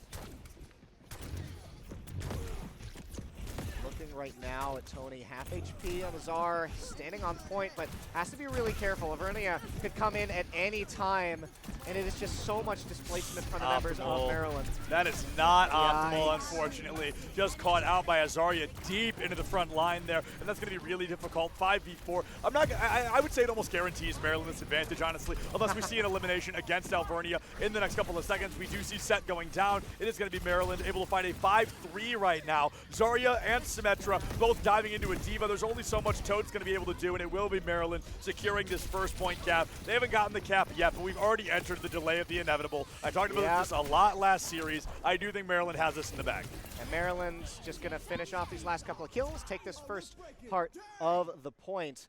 And Septilence, what I'm really wondering here is if we're going to see Toad switch off of this Diva. We know Toad has a very, very wide pool, and I mean, we were right about the rest of the team being able to fight fairly well into what Maryland had, but that Diva was just not able to get pretty much anything going, so a more effective tank might be the way to go. Well, Toad also definitely wanted to play Junker Queen, and I think that's a very tough ban coming in from Maryland. They've clearly done their research. They know exactly what Toad wanted to bring to the table, but the good news is Toad can play a lot of other tanks. I think Diva being that, dare I say, primary, secondary. Like, if we're not seeing Junker Queen, we are going to be seeing that Diva. Yes. But I think maybe switching, I'm not going to call for a Roadhog again. I do think Roadhog into Zarya Sim is really hard to play. But I just think it's difficult to get value with that Diva with such an anti-Diva comp on the table. Surely. Look at the stat screen. Tony, 11-0, not even dying there on that Zarya, and I think that's as good a sign, if any, that you might need to rethink the way that you're playing this. So Alvernia are going to think about it, and they're going to decide, you know what, that's the way we were playing this comp, not the comp itself. Toad gonna get rid of C3, and that's already a great start here for Alvernia, but you have to carry the momentum through. You have to carry it. The members of Alvernia running down the back line here of Maryland. They're going to take out pretty much everyone. You lose Gusty in trade, but I'd call that worth it, Seb. 100%. 100%. I mean, it's quite literally a 4-for-1 trade. Gusty can teleport. She can quick step back into the fight. I think Toad going back to get Gusty here. Going to be able to get that Kiri early on. Alvernia able to find this point cap. We saw first semifinal go to stage 3 on control. Could the very same be happening here? Who is to say? We've got plenty of time left. Maryland, a bit of a rough approach, but plenty of game to turn that around, especially as Jake Keezus gets a lot of free charge. Certainly, and what we've been seeing from a lot of these teams here with the eclectic comps is that you'd think that once people figure it out, that it's going to go against them, but instead it seems like they're just able to take these slightly off-color compositions and turn them into wins once they figure out exactly how to play into the more traditional counterparts that they're playing against. And look at this push now from Maryland. They're just getting picked apart. It all started with Set getting 1 kill, but Funny gonna get tracked down. Alvernia is just playing so well as a group. You can see them moving, catching these roamers from Maryland out on the rotations, and C3 is going to fall as well. Maryland just do not look like they're playing as a team at all. Jake Keezus is gonna get followed. Scream is on point on this Wu Yang, chasing everyone down. And a support pick that's playing like a DPS is going to be a lot of trouble. Yeah, Jake Keezus, I mean, just got eliminated, got right back to the fight, got eliminated. A terrible turnaround there in the intro, and there goes Funny again. Wow, very interactive crowd right now. I love that. Oh, certainly. Alvernia coming through large and in charge, already 75% on the board and counting. 75%, and Alvernia really making a statement on this second half that we have got this finally figured out, as Maryland, Funny is going to switch over to the Hanzo, realizing that they can't be that far away from the rest of their team if they want to win, but Tony gets so low, and you can see Diva sitting on the ultimate knows that they just got to send this in if they want to get some value. Maryland going to drop a lot of ultimates, but Alvernia They are falling back. They realize that they can just stall, wait for time. They have this point capped to overtime. Maryland's going to capture it back, and the set gone as well as Scream. Maryland have finally wrestled back control. Optimal, though, sitting in the point, has the Molten Core available should he want to, so despite a good start to the fight by Maryland, looks like it might finally be finished off. Alvernia with some ultimates on deck, though. Going to be pretty easy for them to push Maryland back off. The moral of the story today, we've talked about it a million times. We'll talk about it a million more. That's close. Nobody cares about close. We want to see that victory come through for Alvernia to take us to that third and final stage of Antarctic Peninsula, the probably only time we're going to see Antarctic Peninsula this weekend. I'd love to see it in grand finals, though, as well. Alvernia, they've got a couple of ultimates to work with. Maryland, some in their own pocket, but Scram, I mean, the power player of Scram, please, is going to fall to Maryland. 5v4 disadvantage state. I think Alvernia's safest bet, tuck tail and just get out of the way for a little bit. Let that Wu Yang come back and go in as a full 5. Yeah, with Scram going down, Alvernia just got to back up. But you have 3 ultimates now, so Maryland have to be wary. They do have the Lucio ult, which can help counteract some of that pressure. But all Alvernia need to do is bait it out, and there comes the Torbjorn ultimate. The Molten Core going to make this a very difficult terrain now for Maryland. They have to give up some ground. They're sitting on the high ground. Photon comes through, and you can see eyeing up this ultimate is Toad. That's a great beat. Lucio drops the beat now as Maryland forced back. Funny falls. Toad sees his opportunity, running it down on the members of Maryland. And with that ultimate in the tank, doesn't even need to use it, just walking up at the members of Maryland who are falling one by one. Overtime going to tick down, and we're going to go to our final portion of this first game. Our third and final point of this map going in here. Antarctic Peninsula, the 1-1. We saw it in our first semifinal. We've seen it in our second here. In Cabbage, something I said to you off camera, I said, this is either going to be the fastest 3-0 we've ever seen or a very close 5-map series. And right now, this control map is leaning toward that latter. We really might see a full 5 if these teams can continue to compete in such a neck-and-neck setting. And looking at the number 1 seed and the number 3 seed, I honestly would not be surprised. Both of these teams incredibly close. However, we have seen that there are other teams at this event that are able to punch a bit above their weight. Alvernia doing pretty well so far. And keep in mind, Texas Tech had a start just like this earlier in the day, just yesterday. So Alvernia maybe hoping to have a bit of a reprisal of what Texas Tech was able to accomplish and even take it the extra mile. And according to some of the lore we were given, some members of Alvernia had been awake for more than 24 hours yesterday, so they're coming in fully rested. It's like a little bit of a secret bonus, I hope. You know what, I hope. I don't know that as a fact, but coming in, you've got to give credit to this team. They're playing low and slow. They're rotating when they have to. They're changing the composition to try and stay alive, and unfortunately, Scram is going to be taken down by Funny in the backline. Toad losing the mech all the same.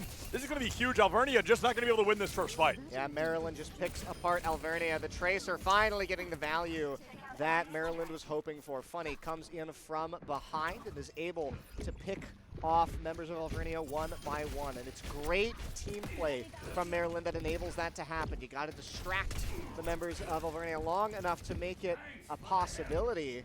Now that Maryland has control of the point, I'm still surprised Alvernia wants to stick with this Torb. It seems to have been working okay so far, but I feel like there might be slightly better picks that they could be going for. Hasn't really hit the pay dirt that you want to see from it.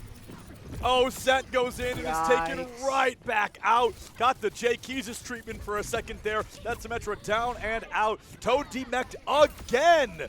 This is a great start for Maryland. Already almost halfway done. Wow, with this third point. And Maryland come waltzing in to this third point of the game, and Alvernia are just none the wiser as to what to do. And it's a tough scenario here because you, okay, just barely living there. Literally 1 HP. Barely living there. Alvernia, they finally make that switch that we were talking about earlier, right? You realize that the Diva just isn't working out, and here's Toad on the ROM. We've seen ROM get a lot of value early on. Yeah. This could be the switch up that they need. They're really only going to have one full fight to find out. I hate to say it, but they've got to turn this around in this engagement, or they will likely be losing this stage and the map at that. Photon barrier from Jay Keys does go up and forces the entirety of Alvernia to get tucked into this corner. Kitsune rushes in the pocket. Both Wu Yang ultimates find their appearance as well. 75%. If Toad goes down, this could be over for Alvernia. A late Kitsune to save the fight, though. Late Kitsune comes in, but Alvernia are going to lose Gusty, so the Pulse Bomb hitting pay dirt as the members of Maryland continue to wipe Alvernia off the map. And with just a little bit longer, Alvernia are going to have to desperation jump onto this point, but I don't think they're going to be able to do it, Sep. It's going to be if they can even touch, let alone stay there. Here comes Just Gusty. just grab, Smile. Yeah, Toad runs in with the ball, but I mean, you're so low, it's going to be very hard. Gusty falls, so does Toad, and Maryland realize that they've got this game number 1 in the bag, as Alvernia are only going to forestall the inevitable point ticking down, as Alvernia just want me to keep talking. Yeah, the only 100-0, by the way, an important thing to bring up. The other two maps were pretty darn close, all things considered. Maryland able to tie up the series 1-1 here. A great opportunity to keep the series, guarantee a 4-4. They win that in the 2. It's going to be a tough scenario. They put themselves up. Alvernia, it's going to be their job to try and answer back ASAP. They have to answer back. Now, this answer back will include Junker Queen as part of the tank pool, right? You raise a great point. Right? And it seemed to be something they really like going to, especially in situations exactly like this. Yep. I think the Junker Queen could have had a lot of value, but with it back on the table, then what are we looking at for the counter pick now for the members of Alvernia? They're going to go Junker Queen. I'm going to guess, I'm going to shoot in the dark, we're likely seeing a flashpoint or a push map. Those are the two I'm anticipating to see. Flashpoint being map number 2 has been pretty commonplace up to this point. I think that does lean into Junker Queen. I think that leans into Lucio Kiri, which I think leans into May, which means maybe Maryland bans May, because I have not seen them play May a single time, and I think they know that that Alvernia is going to want to. Yes, and they started off with May on Antarctic, switched off it pretty quick. Yeah. And so maybe that even says that they're not super comfortable. I forgot they even started on it, to be honest. Yeah, well, I did genuinely forget about that. They switched off so fast. So with the May possibly being taken off the table, then we're looking at still some pretty standard compositions here for Maryland. Do you think that they're ready for the Junker Queen to come out? Because I know they banned it away. They seem to be very, very worried about it. But, I mean, that means you have to have done your homework. Yeah, it's one of those scenarios where Alvernia is kind of in the boat of like, well, they banned Junker Queen, but now they never get to again. Yes. Which makes me think, I think we are going to be seeing a lot of the Toad JQ. It's incredible. It's very consistent, and that's exactly what Alvernia needs right now, consistency. I think they want to take us to their best map, to play their best hand with their best comp. I think we could be seeing Reaper as well. It's almost, did they ban Reaper to get that out of the way, to keep that down and out for the rest of the series. But Junker Queen Reaper, I mean, we saw it a couple times yesterday from this team. It worked well. I wouldn't be shocked to see it happen again.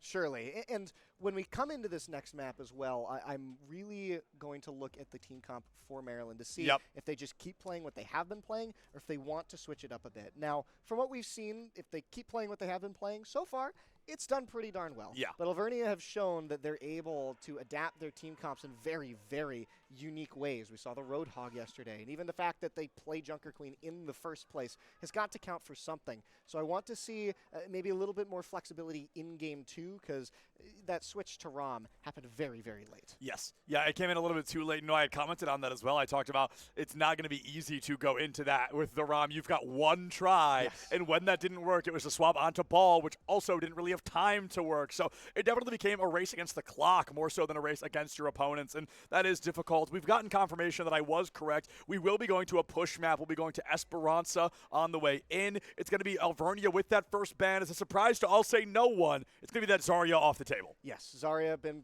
I think at this point, undeniably the most popular tank here at the Nittany Invitational. Unfortunately. Now, we did see some rather unique team comps able to circumvent that Zarya in just the previous set coming out of Texas Tech. So, could be that Alvernia is able to do something similar in other games, but considering how that first map went, I'm not surprised to see it taken off the field, especially because it's something that we know Maryland heavily, heavily favors. Now, the ban from Maryland is something that surprises me a little bit. It's actually the Symmetra. Yep. It's surprising a little, but I won't call it entirely surprising. I think there is a pretty solid player on the side of Set with that Symmetra. They know that it's very good. They know Set is very talented. We've seen some really high-caliber Symmetra gameplay today. It's just about preventing that from happening here on Esperanza. But I do also think, I don't think Set was going to play Symmetra on push. This isn't a map where we're seeing Symmetra super, super often, maybe sometimes, but I think there are some DPS we're a little more likely to see. I don't think that's as big a hit to Alvernia as Zarya is to Maryland. Yes, it seems like a little bit of a strange choice. Now, who knows, maybe they just ran out of time or didn't really know of anything in particular, wanted to keep the field rather open, and just thought that, well, he played well in it last game, let's just get it out of the way. But as we come into the map here, I really, really want to see what the picks for the tanks on both sides are, considering the Zarya's off the field and the Junker Queen is back in play.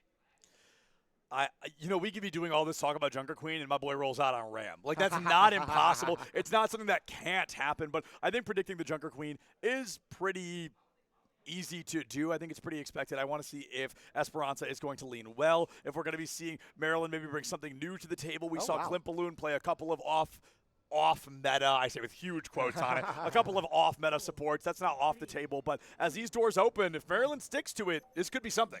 Yeah, this is a pretty similar comp to the previous game. I mean, the big change being the 2 DPSs being switched out, as well as a support change-up. Scram notably back on to this Kiri, so onto that DPS role. We saw in the Wu Yang was able to frag pretty heavily, so not surprised to see the Kiri come back out. This seems to be a little bit more in tune with how Alvernia want to approach this.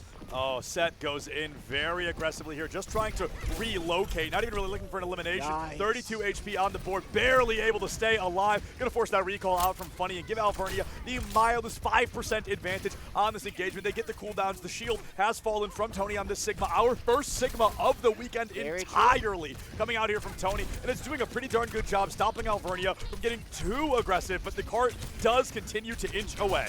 Does continue to inch away as this... Oh my goodness. This Sigma is just forced to back away, and in backing away, I mean, you leave the rest of your team vulnerable here. The Sigma, not really known for its maneuverability, so going to be very hard to keep these extra maneuverable pieces that Maryland has in check, right? Because you're not going to be able to protect them. You're not going to be able to adapt whenever Alvernia is finding these angles, especially with the Venture. That feels much better. Flint Balloon down before the fight can even really begin. Flank beginning here. But, I mean, hey, if you just take out Tony, take out the support as well, why not? Alvernia running through Maryland right now, and I'm a little surprised that it was that quick. I guess Sigma not picked up super often, but it just feels like Maryland are really struggling to figure out a way in. We see the switch to the Diva, and we see Funny also switching over to the Genji, so maybe hoping to just play a little bit more of a tit-for-tat dual comp instead of just this slow rolling defense. Yeah, something that we're seeing a lot from Maryland. You know what, actually, pause. I'm not going to say the thought I had. We'll wait on it. Tony able to find the elimination on Desetha with a Diva of his own, getting hyper-aggressive into the back line. Now they know the Diva's not back here. Wow, the ultimate from C3E just to stay alive. Likely a bomb from Toad, unless they choose to hold on to it. They wanted to just go for the recontest. The rest of the team has fallen regardless, but with 90 meters on the board, that is a really strong showing from Alvernia early. Yikes, Scram. Jesus. Very, very good from Jay Keezus, though. Going to take out 2 players there, possibly looking for more, and they're going to get it. Scram goes away, and suddenly Scram gets deflected away. It's true, it's true. It's self-inflicted. Yeah, a bit of an unfortunate, but Funny, the great read there, and Maryland going for, I mean, a huge compositional change here. Yes, very big compositional change. Seems to be working out pretty well for them, as is being pointed out. 5 ultimates on the side of Alvernia, so this push from Maryland likely not to last too long because you only got 1 on your side, being Clipaloon's Kitsune is likely going to be coming out fairly soon. Yep. 2 Kitsunes dueling here under the bridge, but Alvernia likely going to end up on the better end, but no Set's going to fall. Funny finally goes down, the remaining HP goes away. Optimal getting low here. The beat drops, and so too do the members of Maryland, as Alvernia are still able to hold on to 2 of their ultimates in order to win this fight and take this payload back, start pushing it all the way back down the rest of the map. Venture going real aggressive here. A little surprise. This is going to be a very staggered death. Yeah, a very staggered death from Jay Keezus, and now that it's happened twice, I'm going to bring up the point that I had, that Maryland, when 4 of them go down, we've seen the 5th player have the opportunity to get out and reset, and they do not. They go in to be the hero. They go in. We saw it happen first with Funny on the Tracer. The bot had already hit the cap point, but he went in anyway,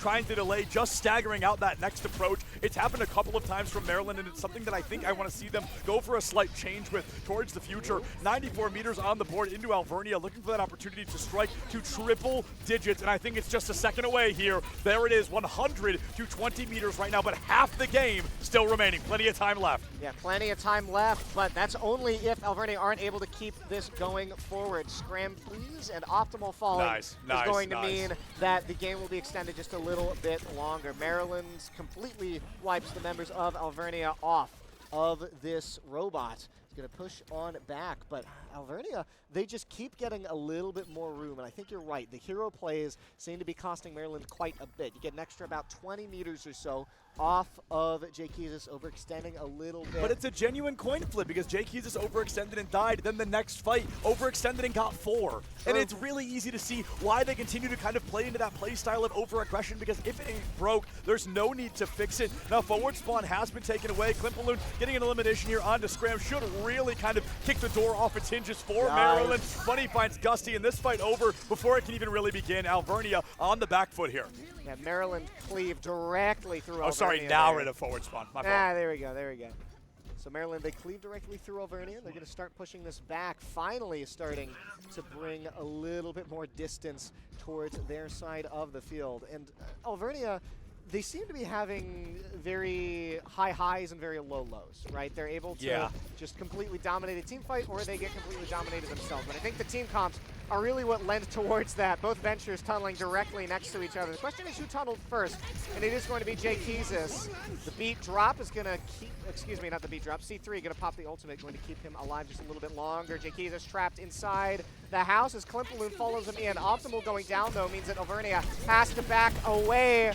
Set kills Funny. No way. Gets 2 there with the ultimate. No! Gets 3. Set on a roll right now. Alvernia now going to be chasing down C3, and it is the Ventures that are the difference makers in the end fights here for both teams. Toad finishes off C3, and Alvernia turn a losing fight into a solid win. I mean, Jake Keezus in set just giving us an advertisement on why Venture is such a must-pick in this current meta. Dare I call it an adventure from these players coming through. It has been nothing but powerhouse plays time and time again. He knows.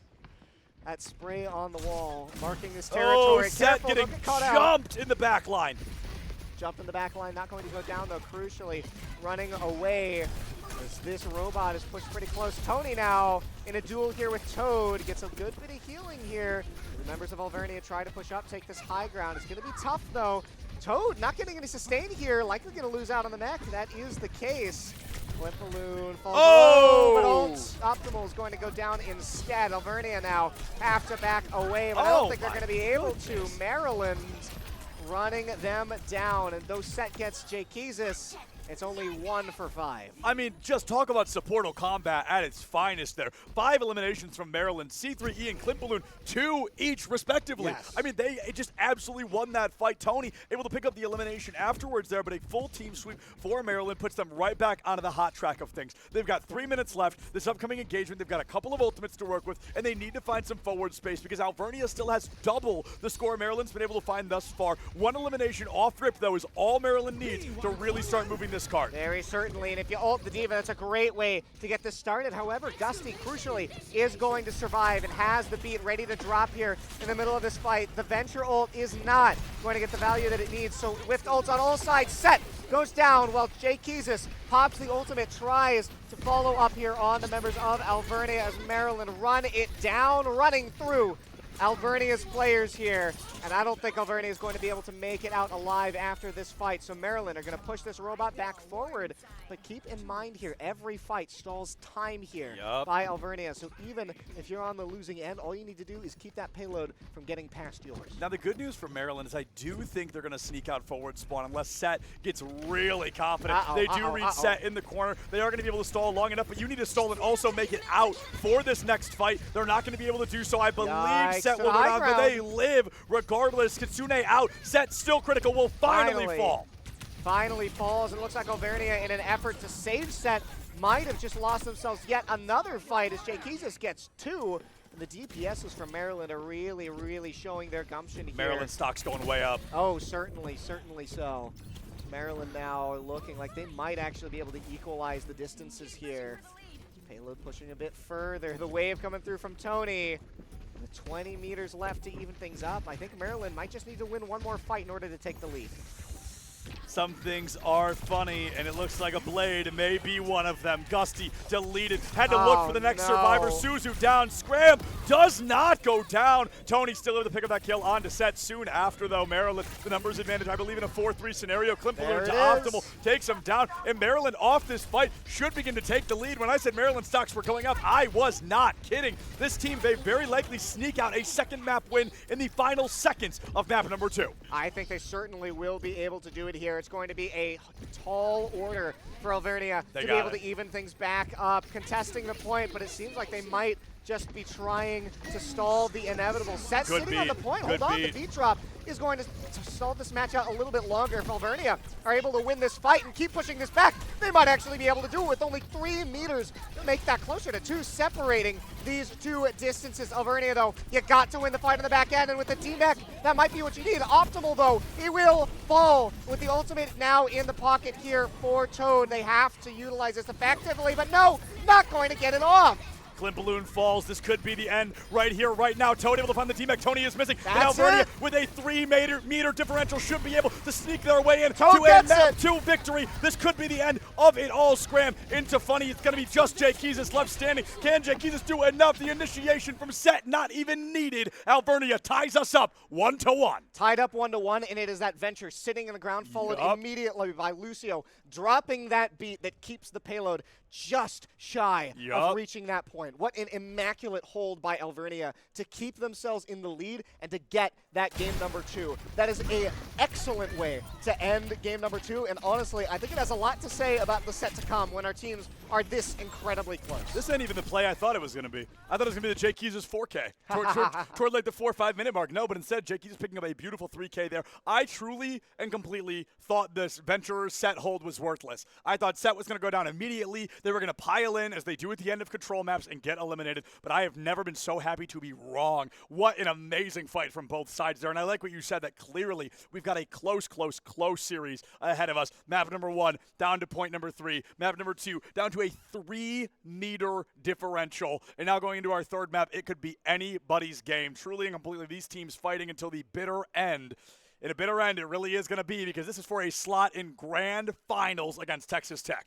Very, very true. Now, crucially, the Zarya going to be back on the table for the members of That's the only time Maryland. we're going to not see her, I think. Yes, exactly. Yeah. But with that being said, I'm not sure the Zarya would have helped all that much in that map, because it really seemed like the whole point was that the D.Va was able to help separate the team, and it enabled a lot of Venture plays that separated the members of Alvernia and enabled Maryland to get some good kills. Yeah.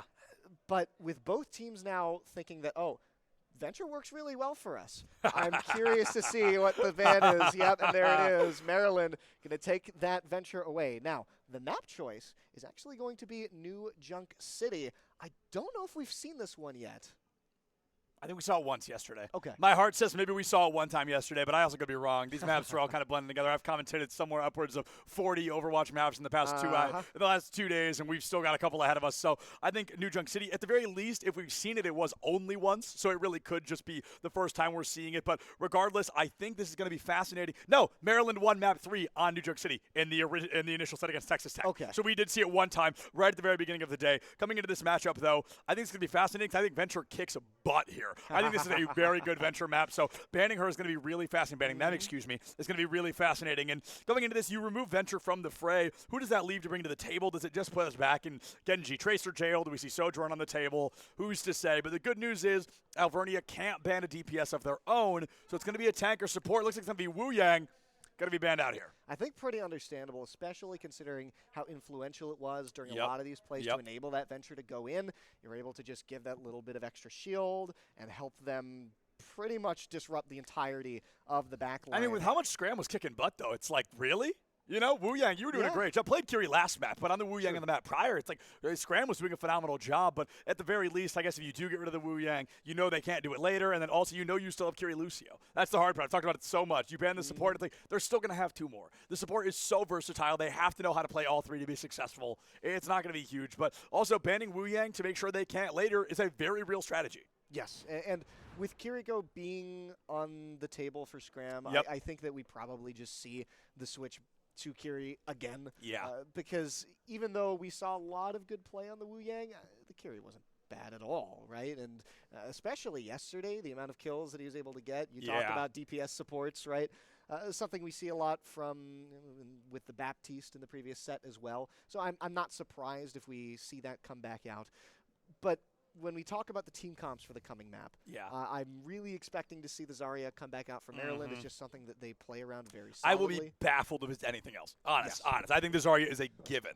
Yes. Now, the question is then, is Alvernia prepared for it? And with Toad on the Junker Queen, we're going to see something we might not have seen yet. However, Tony, hovered the Roadhog back to Zarya. That's no surprise. I mean, these players coming in exactly with where we expected them to be. I don't think we're going to be getting any crazy surprises. Maybe a Symmetra stick, but probably just a teleport out of spawn. I will say that I do lean ever so slightly in favor of Alvernia's team composition in terms of playing New Junk City. I think it's really built well for this DPS line that we're seeing, where Maryland, they're going to get a little up close and personal, but this relies a lot on how well Funny themselves can do. Yes, and Set, I think, crucially staying on the Symmetra. Jake barely makes it out, but is still incredibly low. That's going to force Maryland to try and back up, to try and save their Reaper. They can't do it. Alvernia start off with a great kill. That's going to get them some very solid positioning here. With a comp like this, I think they're ready to take pretty much any kind of brawl that comes their way. Yeah, I think Brawl is going to be the name of the game. They want to go for that rotational route, taking this team down. Getting one stagger here can almost guarantee them more percentage points just like that. C3E is going to fall. Nobody's got the point cap yet because Alvernia realized if they did get the point cap, if they focused on that, they'd get maybe 8% before Jake was back and Maryland was in full swing. They realized getting rid of that Kiri is going to buy them so much more time. Goes for the Carnage, a little bit too over-aggressive for my liking, but you aren't going to get punished for it, so at the end of the day, not anything crazy. Yeah, it doesn't get any kills directly, but gets a lot of space here. Now decides to push on in. Jay Keezus yet again forced to back away. So close here to getting kills, but either way, it repels Maryland, and they cannot find a way to get in. Tony, every time he walks in, immediately dropped to 0. Tony is going to be isolated, if you will. Going down Maryland, they do flip the point, but I mean, it is going to be ripped right back from their cold, dead hands. Alvernia taking this lead once again here on Flashpoint. Taking the lead, but take a look at this here. The point actually gets back capped that whole time. So instead of an extra 20% going to Alvernia, Maryland are going to make that loss not quite as bad as it could have been. Set crucially staying on the Symmetra. We saw Maryland start off with it, just get a little bit closer to the point, but I mean, considering it was banned last game, I think it's enough to say that both teams see the Set is good on this pick, and with Tony getting isolated from the rest of the team. Well, thank you for setting that one up for me. Tony getting isolated from the rest of the team means that Maryland are going to have to back up yet again without your Zarya to walk through. You can't do much as Toad throws a knife at C3. That's going to stall the push even more. Alvernia now are getting desperate. They have to step on this point to stop it from getting captured. They're not going to be able to. It's going to be one of those control moments. Maybe Clint Balloon touches, but I think the smarter play from Maryland, they hear my criticism. They hear do not always dive in because you think you have to. Give up the point, recontest as a full 5, and go into this engagement capping. The issue, though, they're walking into a near ult apocalypse here from Alvernia if they choose to use them. Alvernia won several fights in a row dry. They chose not to use those ultimates because they felt they didn't need to. But with the Photon Barrier out, the wall goes down. I would suspect a Rampage could be just around the corner, but they got to get those Zarya bubbles out of the way first. And again, we've seen Alvernia been very sparing with the ultimates, realize that they haven't need them. They're incredibly frugal this time around, and this truly does Seftones feel like a comp that they've tried and tested to its limit.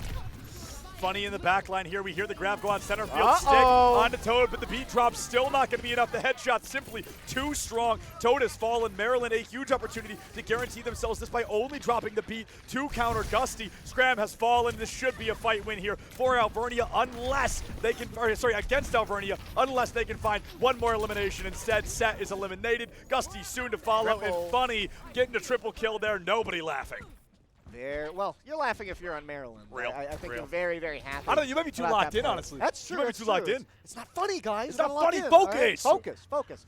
Alvernia now focused on the 2 ultimates that they have. I think crucially their Toad did not get to ult, and Optimal I don't think went for their ult either by having it on deck. So maybe just saving it, realizing they want to save it for later. Jake is going to drop their ultimates, getting a lot of value, but the members of Alvernia is still alive for a little bit. 2 kills on either side. Alvernia have collapsed onto the point, but Toad is going to collapse as a corpse.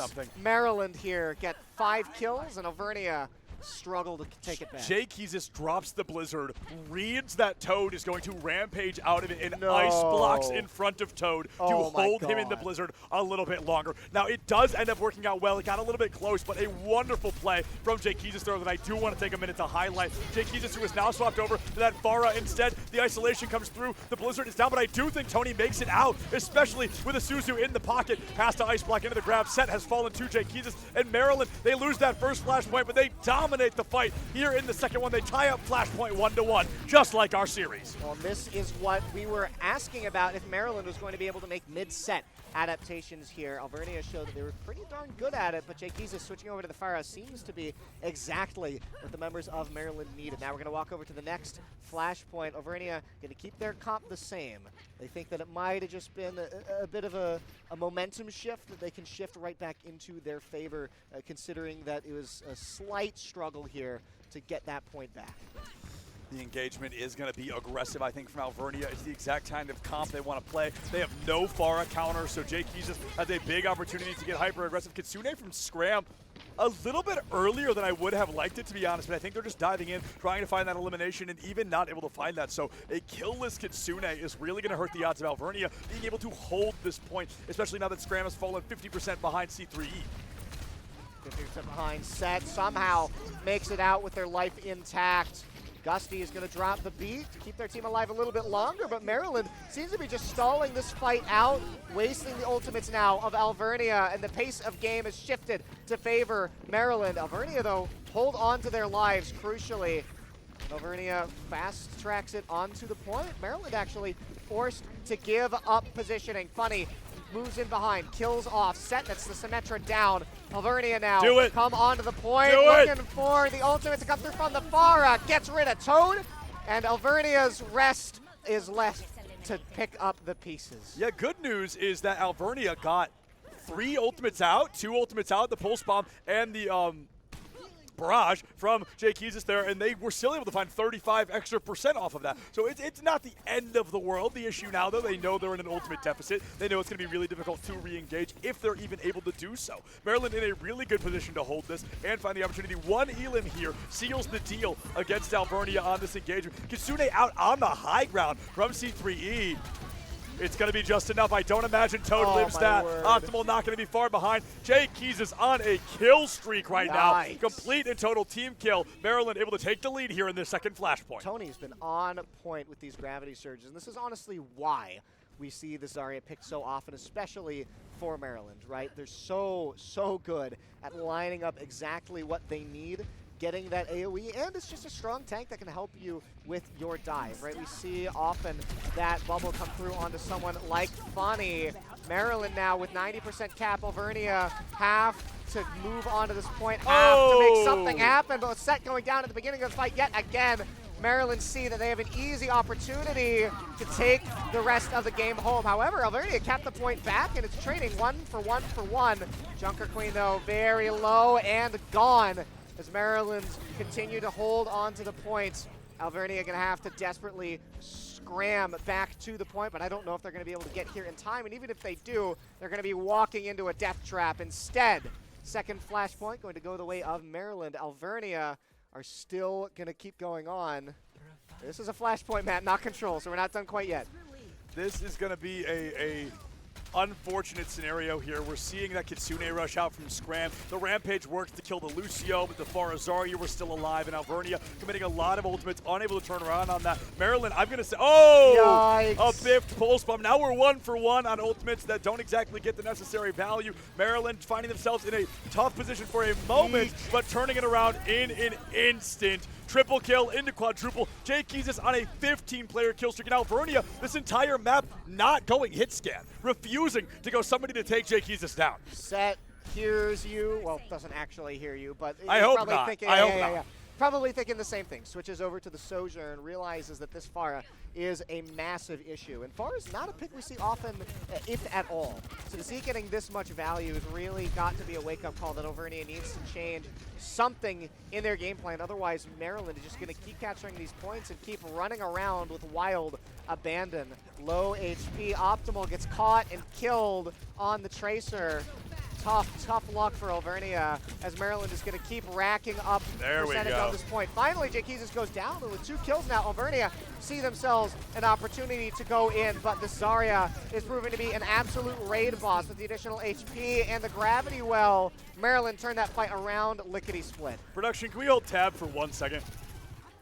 Yeah, Tony 27-2. Thank you so much. Tony on a 27-2, just absolute tear. We see 22-2 from Jakeezus as well. Swaps onto the Genji as soon as the Pharah is countered. Look at how much earlier that could have happened, and it did not. Alvernia, they held their tongue a little bit too long. They didn't answer the Pharah fast enough, and I do fear it is a major player in costing them this series, or excuse me, this map. I'm not saying series, a little bit too far. Costing them this map, but it's not over yet. They have the Kitsune rush. Clint Balloon has fallen. Tony not far behind. And Alvernia, by the skin of their teeth, may be able to sneak out, at least capping the point, if not being able to take us to flashpoint number 5. They get the team kill, they get the restabilization, and now they just have to go without making a single mistake from here on out. Yes, Set turns that fight around, starts off with 2 kills, and Alvernia is able to capture the point back, but like you said, all it takes is 1 lost fight, and Maryland are going to walk away here with game number 3. It's going to be a close one as Alvernia are fighting for their life in this game. Funny getting chased down here. Toad, I think, crucially switched over to this Diva, something that's a little bit faster, a little bit better at diving through to the members of Maryland. Jakeezus, though, is switching over to the Genji, so some switches on both sides are going to change the way that this game is being played. Tony. Careful. Oh, Tony down. Set is going to be traded out, but at least you take the tank out of the equation. If Maryland can find another opportunity, they can make it a 4v3. They can really put themselves back into the driver's seat of the equation. Optimal 96 HP tries to read on where Funny's going to go, but it's Scram, please. That lives up to the namesake. They say, get the heck out of here. Alvernia now 80% on the board here for this 4th flashpoint. Will they take us to number 5? Will this be our 3rd insanely close map in a row? Scram has to get out of the way. It's now or never for Maryland if they want to try and win this flashpoint right here, right now. It's now or never. Toad holds on to the ultimate, and both Tracers have that pulse bomb. Is the pulse bomb going to get the kill? Stock. No, it's not, but C3 starts the fight off with a kill on the Gussie. Now Toad is the target of choice. Jakeezus is low, manages to get out just barely. Alvernia somehow holding on by the skin of their teeth, but with the Genji ultimate, that might be all that Maryland needs to clean up the fight. And Maryland are going to take game number 3. Close, close, close. It's the name of the game. We eat it, we sleep it, we breathe it at this moment. Maryland, they're able to win that, put themselves 2-1 on the series in a 3-1 win there in Flashpoint. Very close, but still a win is a win regardless. Alvernia keeping this team on their toes, and Alvernia coming in with the next map pick.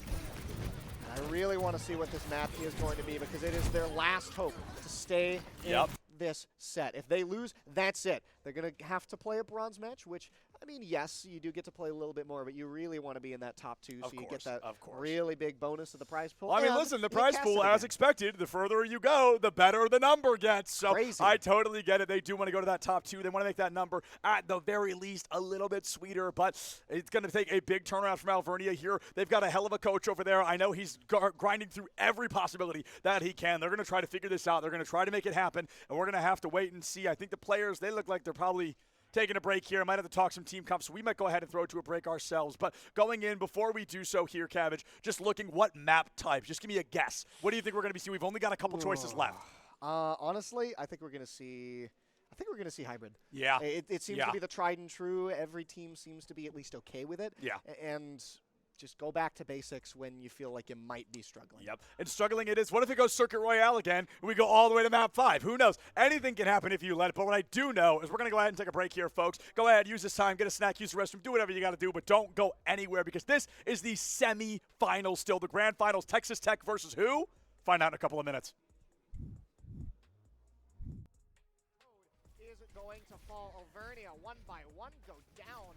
That's a really rough start because the team comp that Alvernia has seems to be very much based on that point defense, right? You have the Symmetra and the Torbjorn, who are pretty much the 2 turret characters. That Defense Matrix, the very beam that you're helping create, trying to eliminate the Zarya. Kitsune Rush comes out from C3E. Gusty, unfortunately, not even close to one of their own. Jakeezus has fallen on the side of Maryland now, giving Alvernia the first opportunity to really take the lead 3 possibly going to be turning into 4 here. Tony doesn't even have to reset, can just real life hear them yelling, Kiri, Kiri, Kiri. And instead, it's Gusty that goes down. Clint Balloon is going to get traded, will be taken out here in Alvernia. It's not looking very healthy. Toad, though, has the ultimate, going to drop it instead of opting for death. Set is going to get Jay Keezus. Is funny. Alvernia, they're going to have to get that counter pick early, and they Wow, do just really? that. Scram able to find one. Set goes down to Jay Keezus, and I don't know if Alvernia has the healing they need to try and win out this fight. They've taken the lead, but not for long. Maryland going to be able to stabilize aggressively. Yeah, it was a hard-won victory. I would say it almost guarantees Maryland this advantage, honestly, unless we see an elimination against Alvernia in the next couple of seconds. We do see Set going down. It is going to be Maryland able to find a 5-3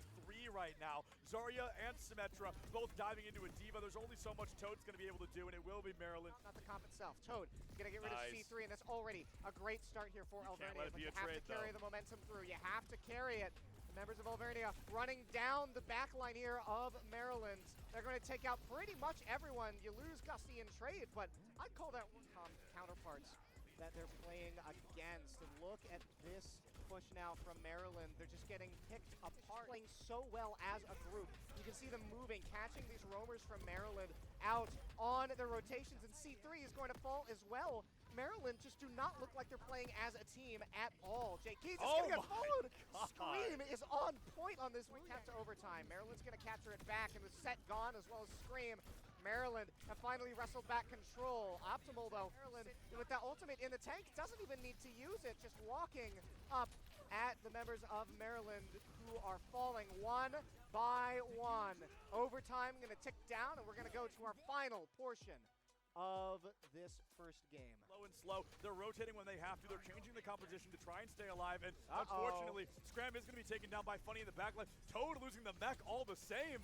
This is going to be huge. Alvernia just not going to be able to win this first fight. Yeah, Maryland just picks apart Alvernia. The Tracer finally getting the value it could be going for. Hasn't really hit the pay dirt that you want to see from it.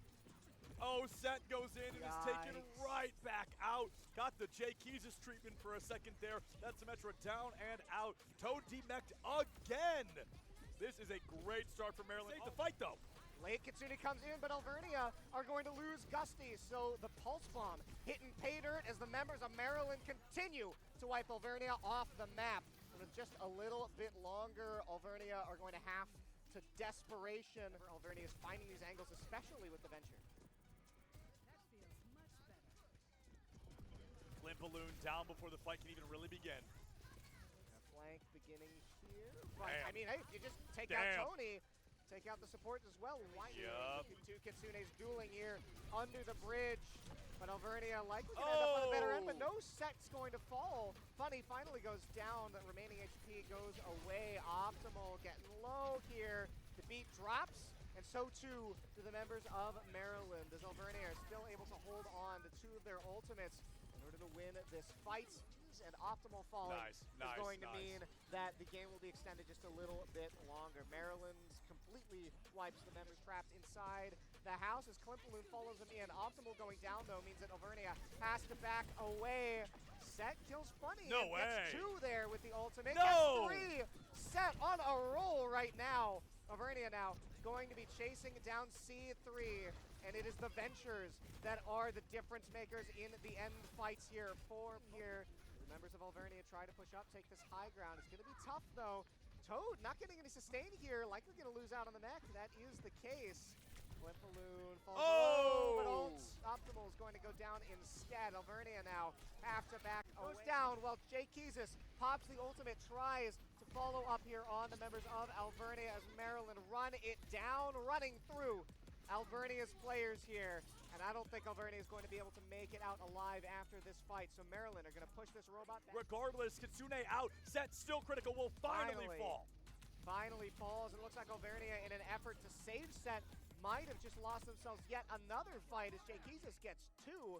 The DPSs from Maryland are really, really showing their gumption here. Blade may be one of them. Gusty deleted. Had to look for the next survivor. Suzu down. Scram does not go down. Meter differential should be able to sneak their way in to a map 2 victory. This could be the end of it all. Scram into Funny. It's going to be just Jay Keezus left standing. Can Jay Keezus do enough? The initiation from Set not even needed. Alvernia ties us up 1-1. Tied up 1-1. Down, getting one stagger here. Can almost guarantee them more percentage points hits just like that. C3E is going to fall. Nobody's got the point cap yet because Alvernia realized if they did get the point cap, if they focused on that, they'd get maybe 8% before Jay Keezus was back and Maryland was in full swing. They realized getting rid of that Kiri is Tony, every time he walks in, immediately dropped to 0. Tony is going to be isolated, if you will. Going down Maryland, they do point, but I mean, it is going to be ripped right back from their cold, dead hands. Alvernia taking this lead once again here on Flashpoint. Taking the lead, but take a look at this here. The point actually gets back capped that whole time. So instead of an extra 20% going to Alvernia, Maryland's banned last game. I think it's enough to say that both teams see the set is good on this pick, and with Tony getting isolated from the rest. Tony getting isolated from the rest of the team means that Maryland are going to have to back up yet again without your Zarya. Walk through! You can't do much as Toad this time around, and this truly does Semifinals feel like a comp that they've tried and tested to its limit. Funny in the back line here. We hear the grab go on center field. Stick onto Toad, but the beat drop still not going to be enough. The headshot simply too strong. Toad has fallen. Maryland a huge opportunity against Alvernia, unless they can find one more elimination. Instead, Set is eliminated. Gusty soon to follow, and Funny for later. Jay Kezus going to drop their ultimates, getting a lot of value, but the members of Alvernia is still alive for a little bit. Have collapsed onto the point, but Toad is going to collapse as a corpse. Maryland here get 5 kills, and Alvernia over that Farah instead. The isolation comes through. The blizzard is down, but I do think Tony makes it out, especially with a Suzu in the pocket. Pass to Ice Block into the grab. Set has fallen to Jay Kezus, and Maryland, they lose that first flashpoint, but they dominate the fight here in the second one. They tie up flashpoint 1-1, just like our series. Well, this is what we were asking about, if Maryland was going to be able to make mid-set adaptations here. Alvernia showed up positioning. Funny moves in behind, kills off. Set, that's the Symmetra down. Alvernia now come onto the point, looking for the ultimate to come through from the Farah. Gets rid of Toad, and Alvernia's rest is left to pick up.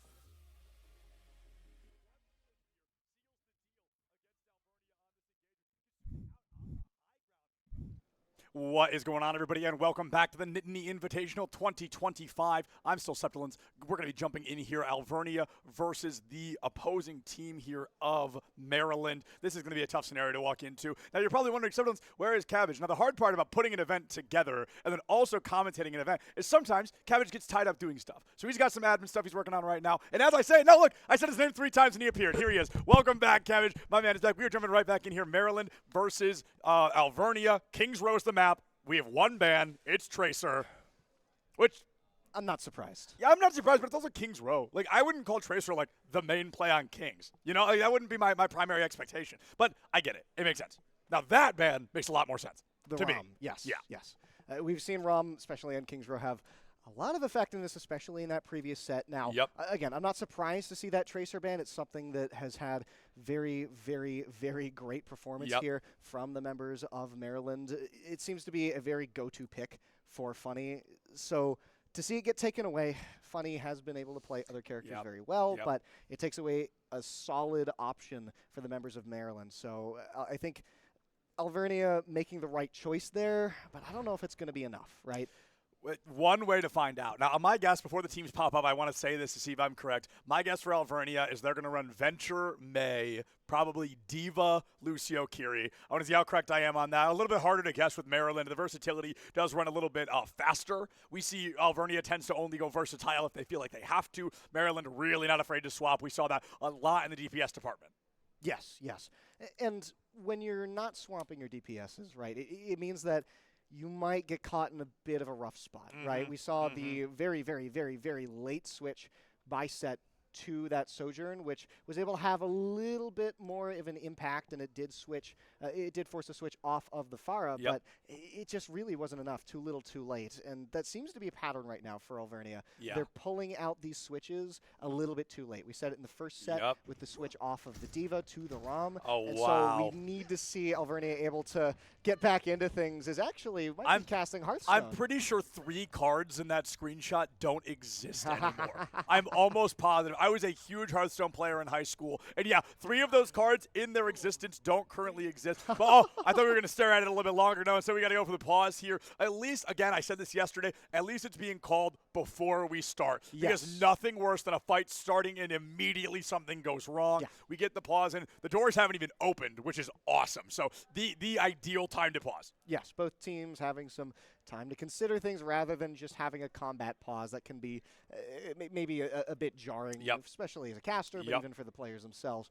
So when we go into this match, assuming it's not actually just a Hearthstone match. It's a headset issue. It's a headset issue? Okay, yeah, I'm guessing, but from the body language I'm reading from across the room, I do think it's a headset issue on the side of Maryland. We're going to see what's going on with that, but at least they gave us enough to hypothesize, a little bit to talk about. So we can kind of identify what we're seeing from Maryland coming in. They're on the offense. Now, there's a thing that I always call the King's Row offense, because the very first, 15 seconds, you can play whoever you want because the spawn is right there. We often will see a Widow or a Hanzo go high, go for a snipe. It doesn't work. You're like, all right, fine, I'll play Reaper. You play Reaper, you jump in, you've lost no time. Yes, well, and we also mentioned last time that we expected to see maybe a Sigma on the defensive side here, but I think crucially, no Sigma coming out. Instead, we're just having Toad on this Roadhog. Had a great time on it Wait, I didn't even notice. Syracuse.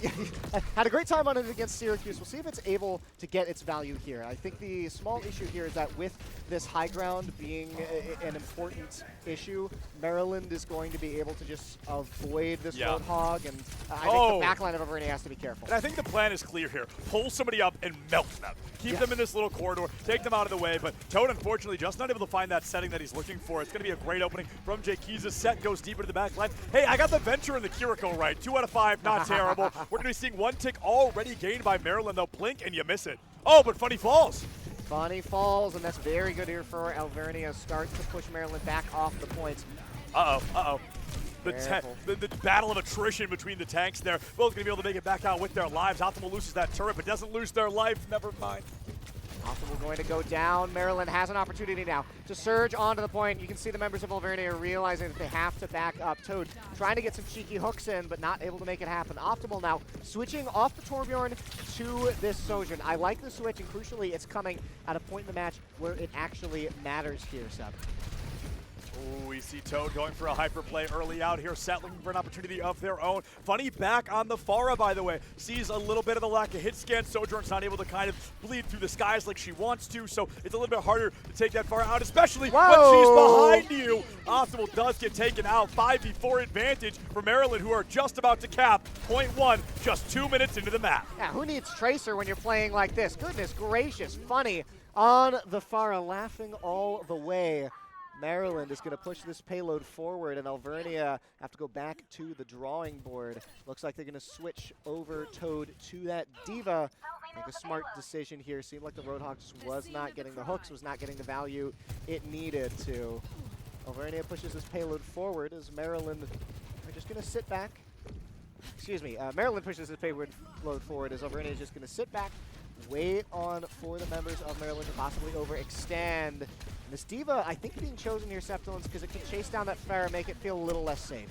Yeah, absolutely. Just putting a little bit more pressure on Funny, not allowing him to play that long-range Pharah that we expect to see so very often. Set goes deep into the backline with the help of that Wu Yang ultimate.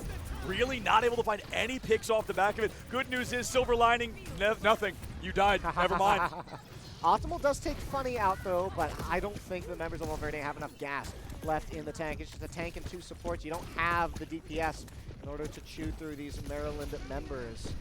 Alvernia looking for their next option at defense here. You can see them just chilling in the hallways. There's the ultimate here from from Gusty. Scramble is now coming in to try and support the grab, healing, but Gusty just doesn't live through. Scram not doing enough to keep that Kiriko alive. So Maryland are just going to keep walking forward, and it is this constant aggression against the backline of Alvernia that Maryland is constantly exercising. Set gets a kill with the ultimate. This is another good flank. It seems that both teams really taking advantage of the mobility they have on their DPSs to get behind the enemy and kill them, tear them apart from the inside out. This is really good here. Alvernia finally getting to stop the bleeding a little bit. King's Row, point 1.5. We see it stalled so often right here, and there could be an opportunity to strike a little bit slower if they so choose to take it. Toad goes for the flank and then gives himself away really early. I'm a little surprised about what the plan may have been there. May have thought his cover was blown, and it wasn't. very hard to tell. Not very hard to tell at all. Set has to get out of dodge here. Maryland now trying to get back onto the payload, but Alvernia doing a good job of keeping them away. And look at the low HP bars now on Maryland. Tony is going to fall. Toad is going to get demeched, but has the ultimate, doesn't even get demeched when you throw it at someone else instead. Great fight there from Alvernia, stalling out the timer, and with 2 minutes left here, Septilence, Maryland are struggling to bring this one to a close. It's a good fight, but it was 3 ultimates, and that's a lot. Yes. Using 3 ultimates, you want to try to use no more than 2 if you can get away with it. I do think, you know, the overclock came out at a really weird time, but it worked. It's not a bad idea if it works. A very notorious saying that we hear a lot in a game like this. Set gets caught early, almost takes out Jake Hughes, but the bubble damn near perfect. Set is going to be taken out in the back line there. A little bit of over-aggression goes a long way. Toad loses that mech. Funny has fallen to Scram, but I just don't think it's going to be enough to stop this team. Scram goes down. Jake Hughes is back on top. Yikes, a 3, make that 4 members down. Alvernia have to give the payload back to Maryland. However, they have managed to stall the timer out a little bit.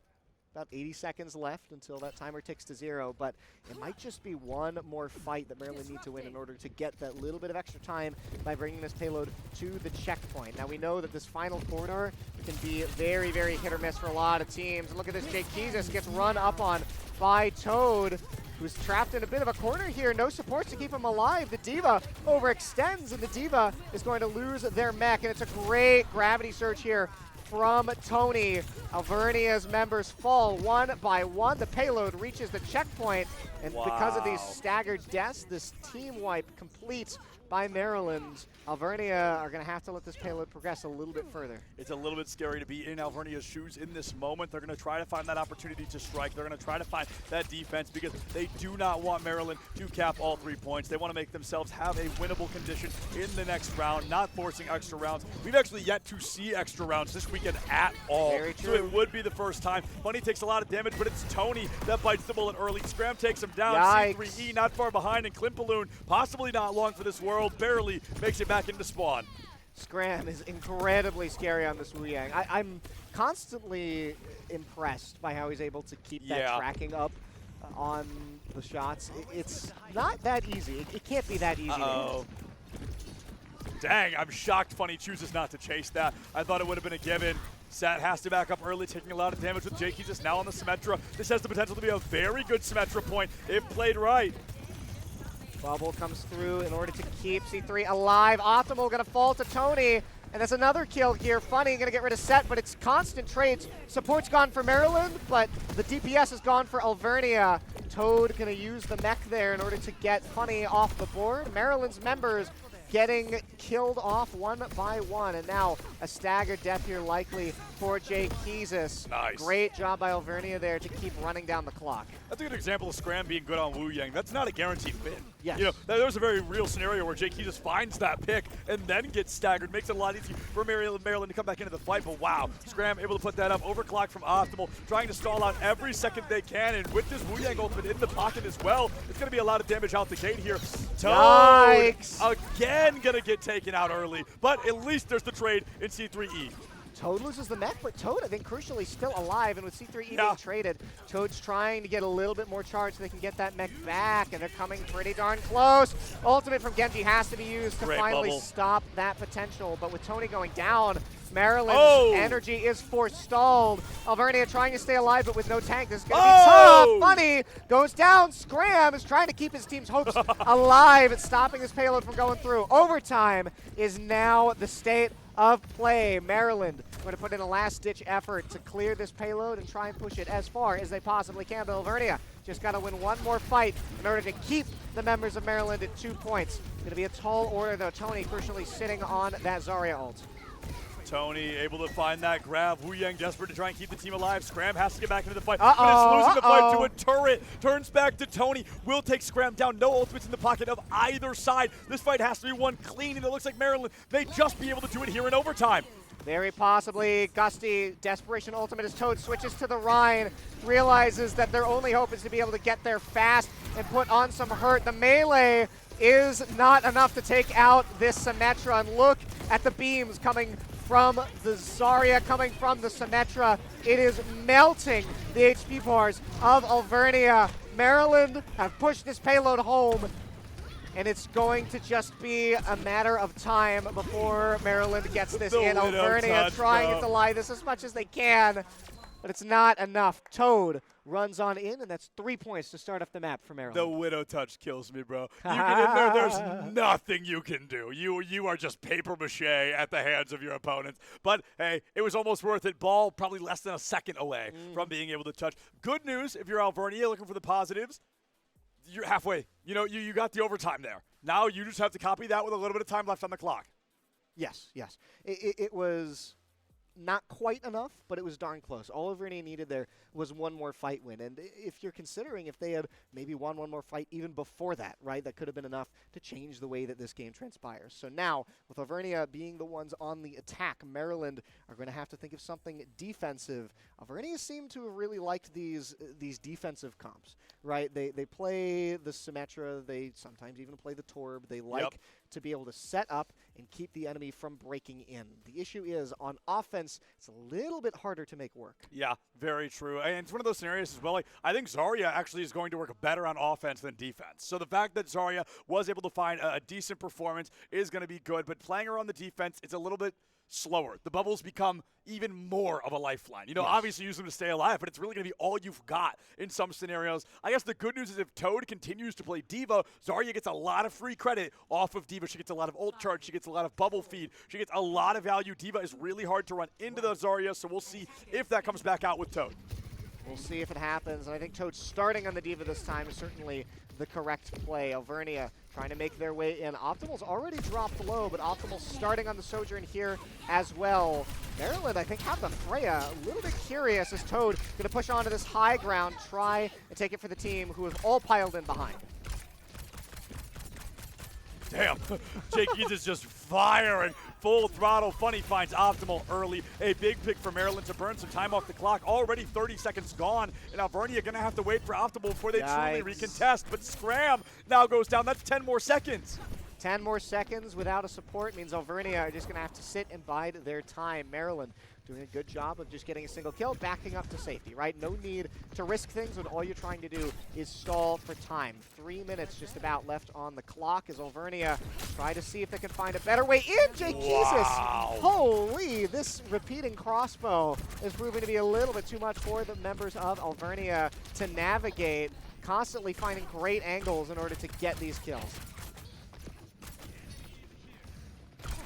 The things I'm wondering here, Sephalence, is whether or not we're going to see Optimal try and focus out Jaykeezus, because it feels like this Freya is just constantly applying damage through. Yeah, Optimal taking out 2 fights in a row there. So as a reminder, Maryland had capped full point in about 30 seconds from now on their half. So they very much were playing a bit more of an aggressive play style. They got the damage in, set, taken out by a spray and pray from Jaykeezus. It's going to be another DPS down. Optimal may not be long for this world either. A great play. The ultimate comes out. Jaykeezus finally down, but Gusty and Toad trading their lives. It's just not going to be enough right now. They need to kill Tony. They need to, and they can't. Tony comes so close to death there, Sephalence, but it's just not enough. Alvernia really struggling to break through. The defense of Maryland, which just seemed pretty rock solid, in large part thanks to Jaykeezus on this Freya. Such amazing angles that they're finding, just sitting in the sky, and like you said, Optimal just not getting the chance to play.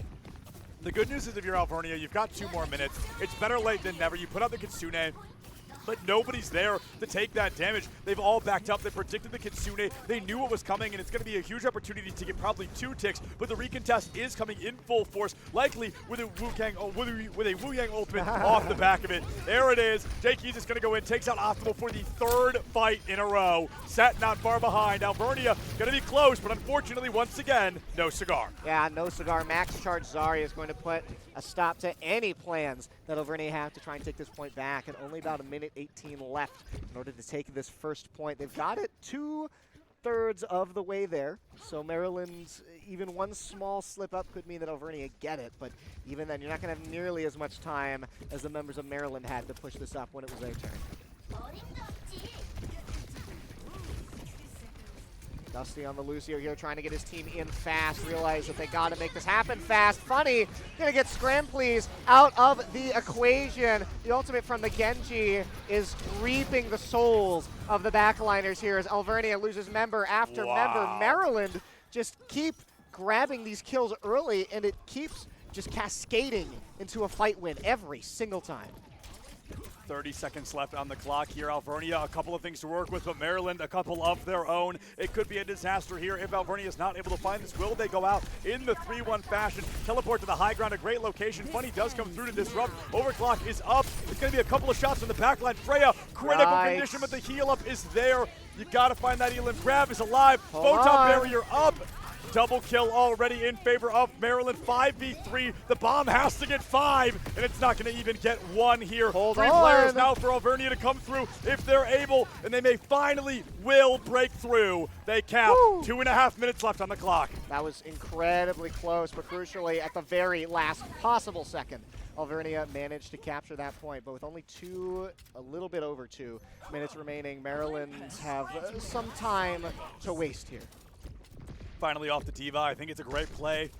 We may have experienced a little bit of the sunken cost fallacy. Well, I have to wait to ult. I have my ult, and now finally it's been used. We swapped to the Junker Queen and the Venture as well. So this is actually the composition I predicted earlier, but I had put May instead of Sojourn, so I was a little bit ahead of the game there. Still, regardless, we see Alvernia getting through. They get corner 1 for free. Oh boy. And I do not think Set lives this. I'll be shocked if they do, but look at the Kiriko. Scram trying to fight for their life.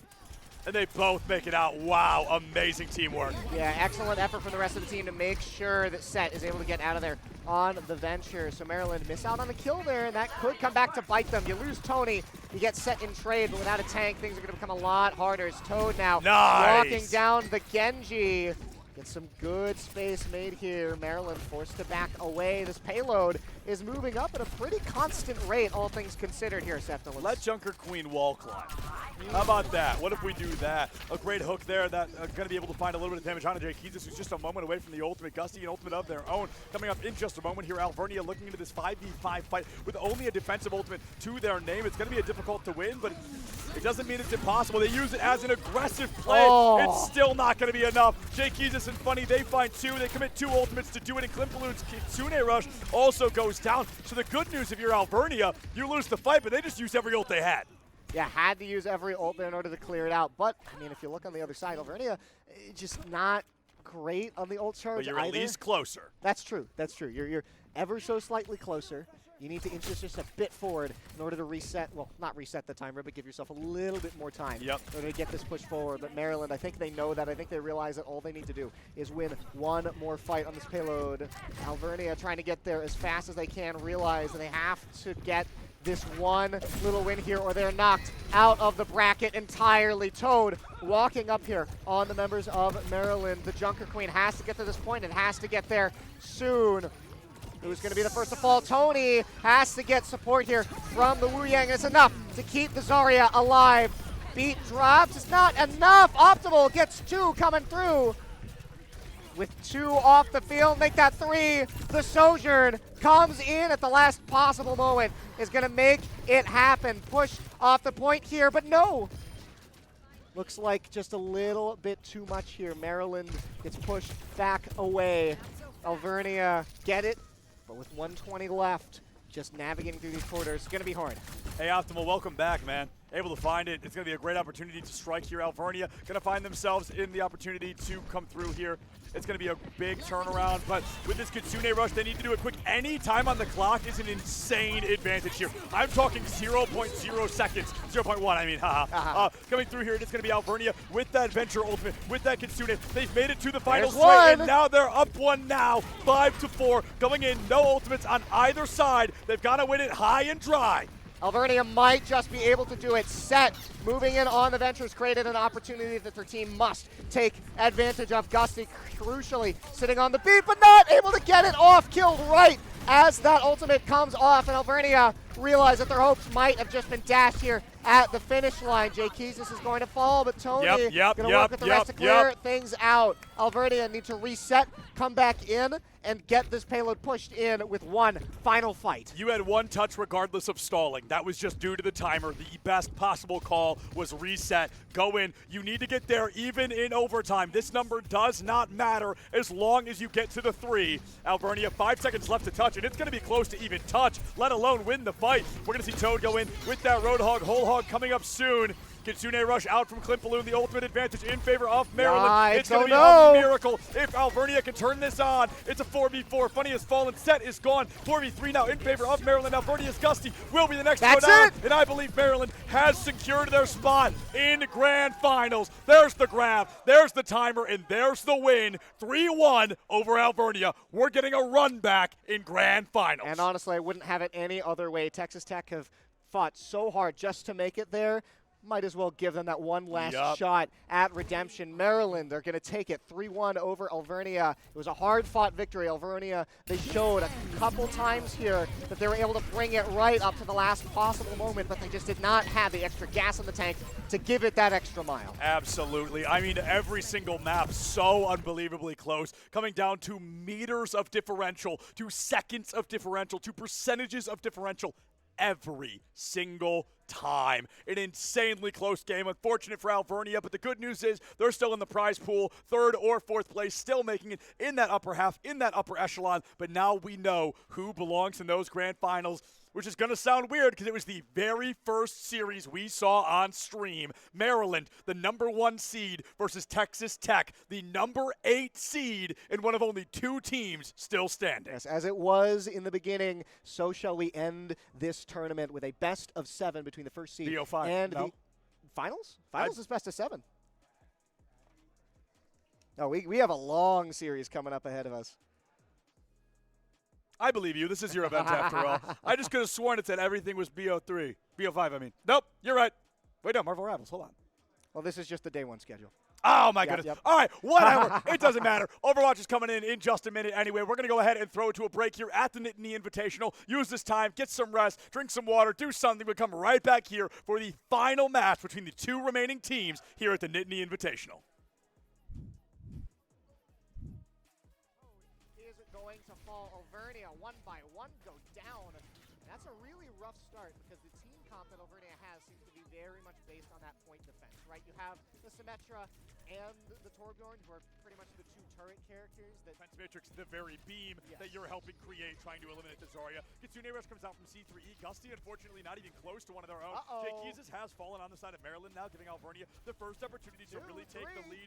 3 possibly going to be turning into 4 here. Tony doesn't even have to reset. Can just real life hear them yelling, Kiri, Kiri, Kiri. And instead, it's Gusty that goes down. Clint Balloon is going to get traded. Will be taken out here in Alvernia. is not looking very healthy. Toad, though, has the ultimate, going to drop it instead of opting for death. Set is going to get Jake Keezus. Is funny. Alvernia, they're going to have to get that counter pick early, and they do just that. Scram able to find 1. Set goes down to Jake Keezus, and I don't know if Alvernia has the healing they need to try and win out this fight. They've taken the lead, but not for long. Maryland going to be able to stabilize aggressively. Yeah, it was a hard-won victory. I would say it almost guarantees Maryland this advantage, honestly, unless we see an elimination against Alvernia in the next couple of seconds. We do see Set going down. It is going to be Maryland able to find a 5-3 right now. Zarya and Symmetra both diving into a diva. There's only so much Toad's going to be able to do, and it will be Maryland. Not the comp itself. Toad going to get rid of C3, and that's already a great start here for Alvernia. But you have to carry the momentum through. You have to carry it.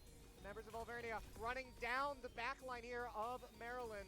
They're going to take out pretty much everyone. You lose Gusty in trade, but I'd call that counterparts that they're playing against. And look at this push now from Maryland. They're just getting picked apart, playing so well as a group. You can see them moving, catching these roamers from Maryland out on their rotations, and C3 is going to fall as well. Maryland just do not look like they're playing as a team at all. Jake Keezus is going to get followed. Scream is on point on this one. Capture overtime. Maryland's going to capture it back, and the Set gone as well as Scream. Maryland have finally wrestled back control. Optimal, though. Maryland, with that ultimate in the tank, doesn't even need to use it. Just walking up at the members of Maryland who are falling 1 by 1. Overtime going to tick down, and we're going to go to our final portion of this first game. Slow. They're rotating when they have to. They're changing the composition to try and stay alive. And unfortunately, Scram is going to be taken down by Funny in the backline. Toad losing the mech all the same. This is going to be huge. Alvernia just not going to be able to win this first fight. Yeah, Maryland just picks apart Alvernia. The Tracer finally getting the value it could be going for. Hasn't really hit the pay dirt that you want to see from it. Oh, Set goes in and is taken right back out. Got the Jay Keezus treatment for a second there. That's Symmetra down and out. Toad demeched again. This is a great start for Maryland. Take the fight, though. Late Kitsune comes in, but Alvernia are going to lose Gusty, so the Pulse Bomb hitting pay dirt as the members of Maryland continue to wipe Alvernia off the map. And with just a little bit longer, Alvernia are going to have to desperation. Alvernia is finding these angles, especially with the Venture. That feels much better. Clint Balloon down before the fight can even really begin. Flank beginning here. But, Damn. I mean, hey, you just take Damn. out Tony, take out the supports as well. Why two Kitsune's dueling here under the bridge.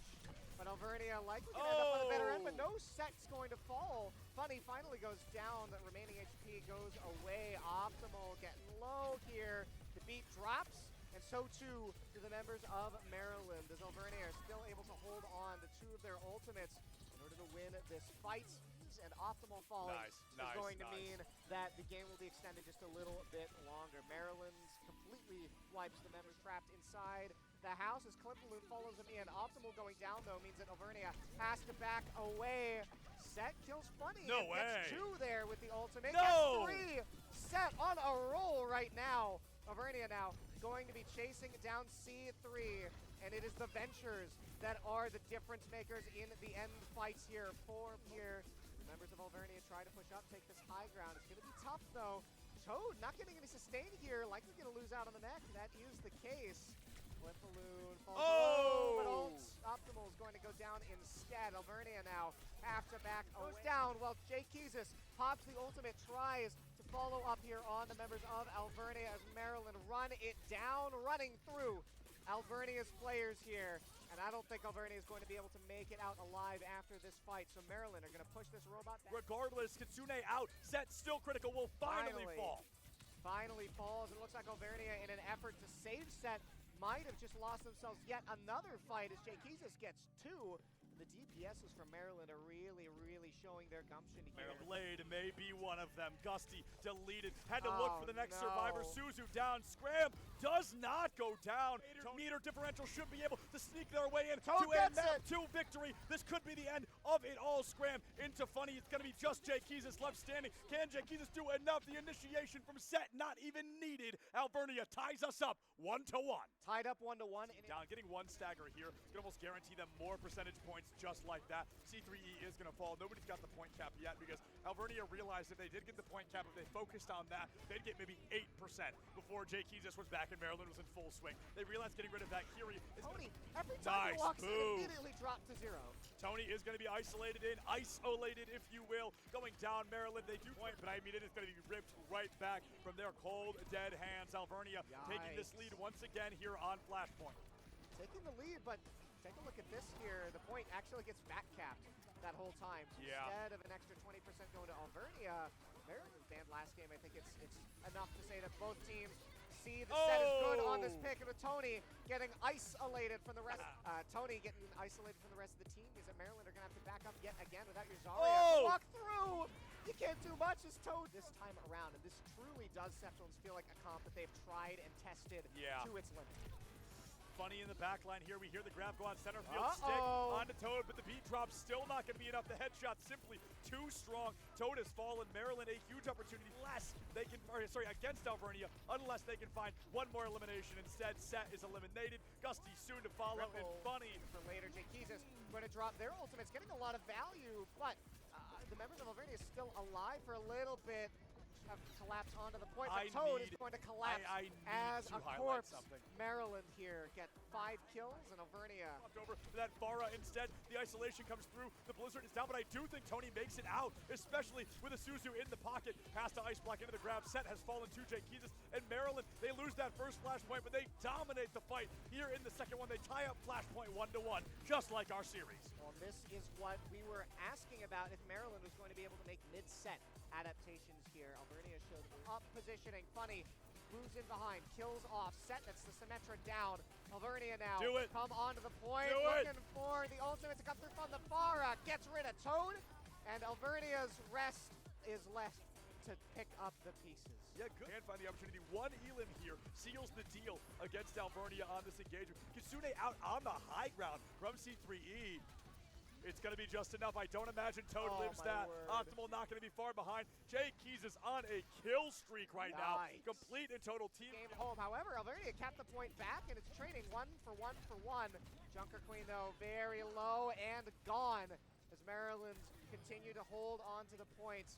Alvernia going to have to desperately scram back to the point, but I don't know if they're going to be able to get the necessary value. Maryland finding themselves in a tough position for a moment, but turning it around in an instant. Triple kill. He's going to keep racking up percentage on this point. Finally, Jay Keys goes down, and with 2 kills now, Alvernia see themselves an opportunity to go in, but the Zarya is proving to be an absolute raid boss with the additional HP and the gravity well.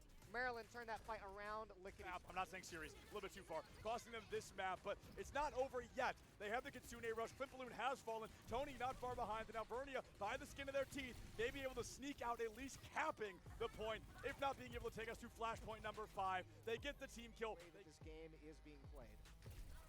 Tony. Careful. Oh, Tony down. Set is going to be traded out, but at least you take the Jesus is low. Manages to get out just barely. Alvernia somehow holding on by the skin of their teeth, but with the Genji ultimate, that might be all that Maryland needs to clean up the fight. And Maryland are going to take game number 3. Close, close, close. It's all right. 2 out of 5, not terrible. We're going to be seeing 1 tick already gained by Maryland, though. Blink and you miss it. Oh, but Funny falls. Funny fall. Like a hit scan, Sojourn's not able to kind of bleed through the skies like she wants to, so it's a little bit harder to take that far out, especially when she's behind you. About to cap, point 1, just 2 minutes into the map. Yeah, who needs Tracer when you're playing like this? Goodness gracious, Funny on the far. See so very often. Set goes deep into the back line with the help of that Wu Yang ultimate. Really not able to find any picks off the back of it. Good news is, silver lining, nothing. You died, never mind. Awesome. Toad is now coming in to try and support the grab, healing, but Gusty just doesn't live through. Scram not doing enough. This is another good flank. It just seems that both teams really taking advantage of the mobility they have on their DPSs to get behind here.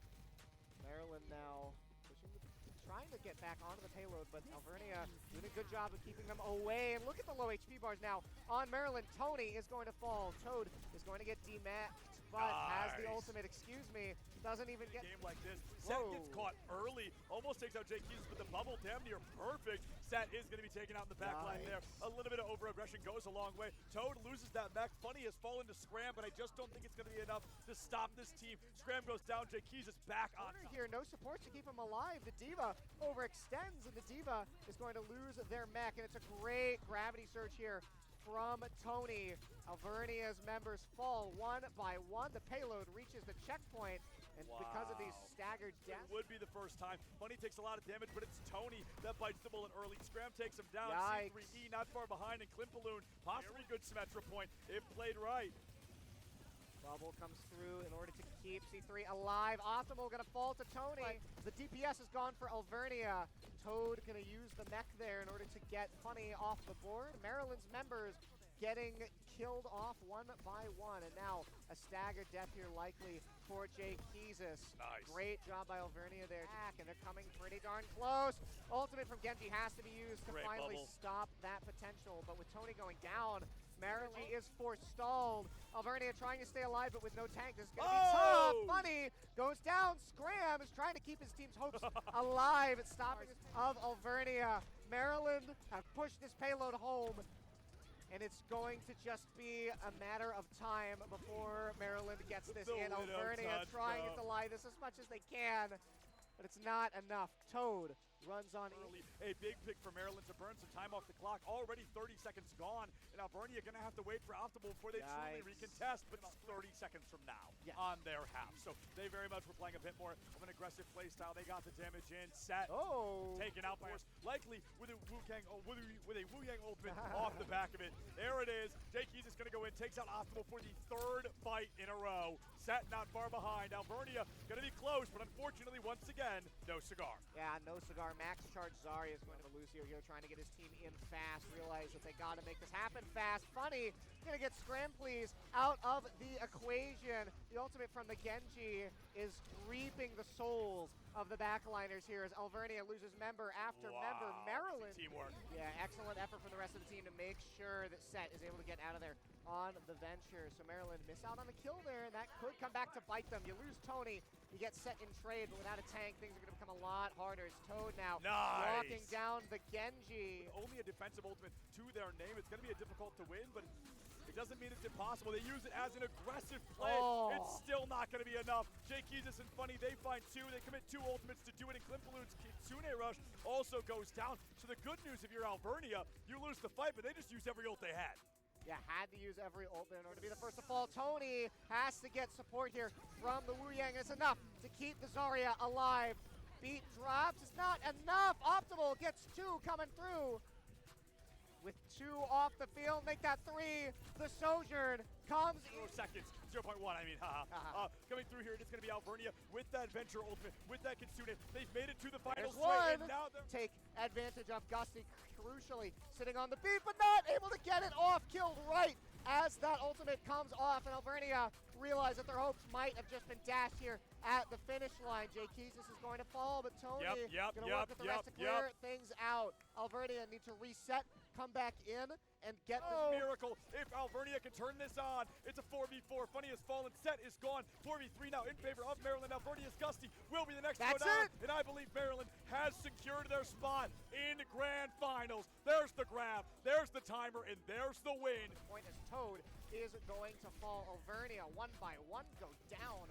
That's a really rough start because the team comp that Alvernia has seems to be very much based on that point defense, right? You have the Symmetra and the Torbjorn, who are pretty much the two turret characters. That Defense Matrix, the very beam that you're helping create, trying to eliminate the Zarya. Kitsune Rush comes out from C3E. Gusty, unfortunately, not even close to one of their own. Jake Keezus has fallen on the side of Maryland now, giving Alvernia the first opportunity to really take the lead. 3 possibly going to be turning into 4 here. Tony doesn't even have to reset, can just real life hear them yelling, Kiri, Kiri, Kiri. And instead, it's Gusty that goes down. Klimpaloon is going to get traded, will be taken out here in Alvernia. It's not looking very healthy. Toad, though, has the ultimate, going to drop it instead of opting for death. Set is going to get Jay Keezus. It's Funny. Alvernia, they're going to have to get that counter pick early, and they do just that. Scram able to find one. Set goes down to Jay Keezus, and I don't know if Alvernia has the healing they need to try and win out this fight. They've taken the lead, but not for long. Maryland going to be able to stabilize aggressively. Yeah, it was a hard-won victory. I would say it almost guarantees Maryland this advantage, honestly, unless we see an elimination against Alvernia in the next couple of seconds. We do see Set going down. It is going to be Maryland able to find a 5-3 right now.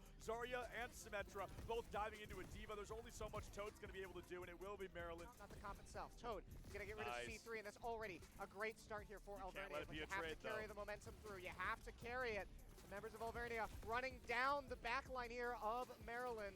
They're going to take out pretty much everyone. You lose Gusty in trade, but I'd call that counterparts that they're playing against. And look at this push now from Maryland. They're just getting picked apart, playing so well as a group. You can see them moving, catching these roamers from Maryland out on their rotations, and C3 is going to fall as well. Maryland just do not look like they're playing as a team at all. Jake Keezus is going to get followed. Scream is on point on this. We cap to overtime. Maryland's going to capture it back, and the Set gone as well as Scream. Maryland have finally wrestled back control. Optimal, though, Maryland, with that ultimate in the tank, doesn't even need to use it, just walking up at the members of Maryland who are falling one by one. Overtime going to tick down, and we're going to go to our final portion of this first game. Low and slow. They're rotating when they have to. They're changing the composition to try and stay alive. And unfortunately, Scram is going to be taken down by Funny in the backline. Toad losing the mech all the same. This is going to be huge. Alvernia just not going to be able to win this first fight. Yeah, Maryland just picks apart Alvernia. The Tracer finally getting the value it could be going for. Hasn't really hit the pay dirt that you want to see from it.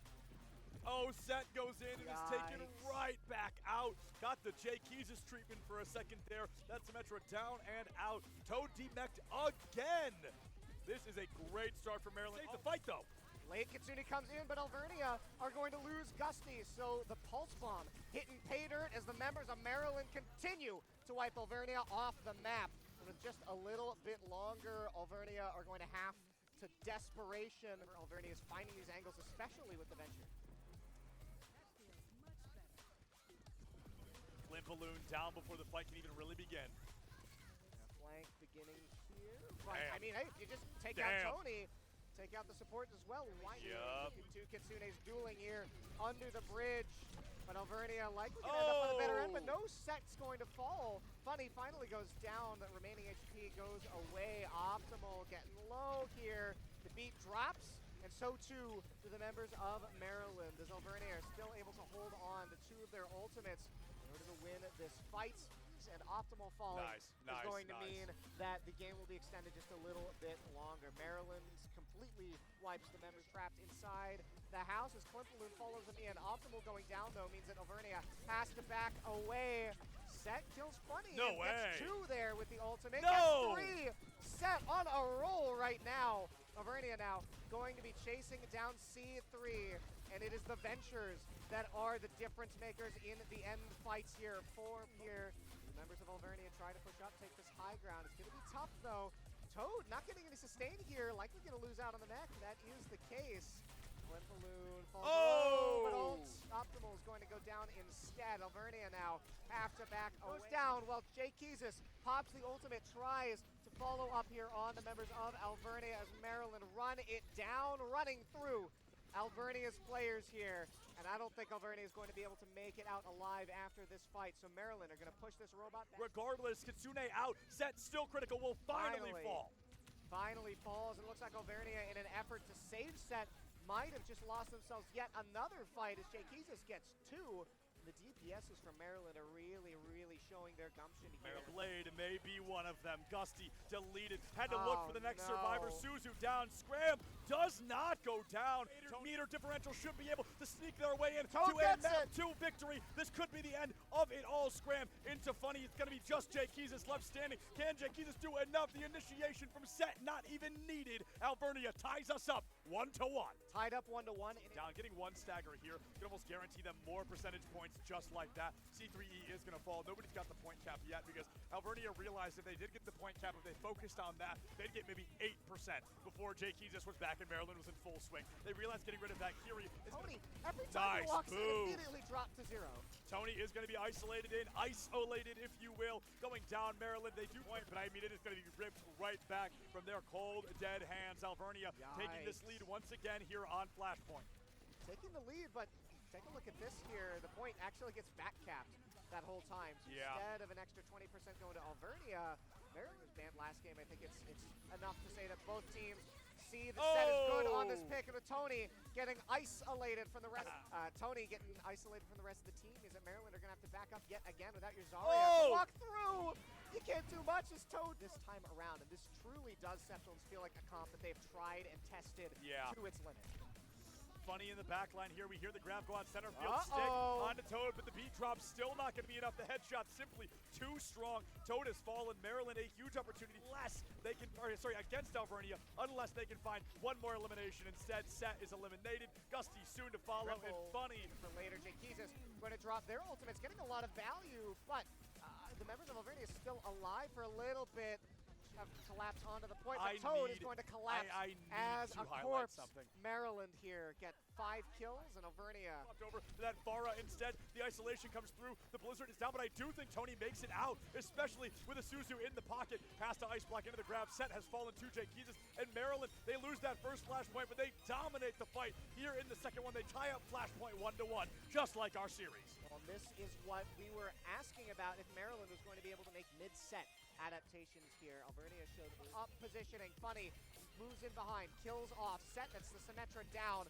Alvernia now come onto the point, looking for the ultimate to come through from the Farah. Gets rid of Toad, and Alvernia's rest is left to pick up the pieces. Yeah, good. And find the opportunity. One Elin here seals the deal against Alvernia on this engagement. Kitsune out on the high ground from C3E. It's going to be just enough. I don't imagine Toad lives that. Optimal not going to be far behind. Jay Keezus is on a kill streak right now. Complete and total team game home. However, Alvernia kept the point back, and it's trading 1 for 1 for 1. Junker Queen, though, very low and gone as Maryland continue to hold on to the points. Alvernia going to have to desperately Graham back to the point, but I don't know if they're going to be able to The get necessary value. Maryland finding themselves in a tough position for a moment, but turning it around in an instant. Triple kill. He's going to keep racking up There we percentage go. on this point. Finally, Jake Jesus goes down, but with 2 kills now, Alvernia see themselves an opportunity to go in, but the Zarya is proving to be an absolute raid boss with the additional HP and the gravity well. Maryland turned that fight around lickety. I'm not saying series, a little bit too far, costing them this map, but it's not over yet. They have the Kitsune rush. Flint Balloon has fallen. Tony not far behind, and Alvernia, by the skin of their teeth, may be able to sneak out, at least capping the point, if not being able to take us to flashpoint number 5. They get the team kill. This game is being played. Tony. Careful. Oh, Tony down. Set is going to be traded out. At least you take the Jesus is low. Manages to get out just barely. Alvernia somehow holding on by the skin of their teeth, but with the Genji ultimate, that might be all that Maryland needs to clean up the fight. And Maryland are going to take game number 3. Close, close, close. It's right. 2 out of 5, not terrible. We're going to be seeing 1 tick already gained by Maryland. They'll blink and you miss it. Oh, but funny falls. Funny fall. Like a hit scan, Sojourn's not able to kind of bleed through the skies like she wants to, so it's a little bit harder to take that far out, especially when she's behind you. Off to cap, point 1, just 2 minutes into the map. Yeah, who needs Tracer when you're playing like this? Goodness gracious, funny.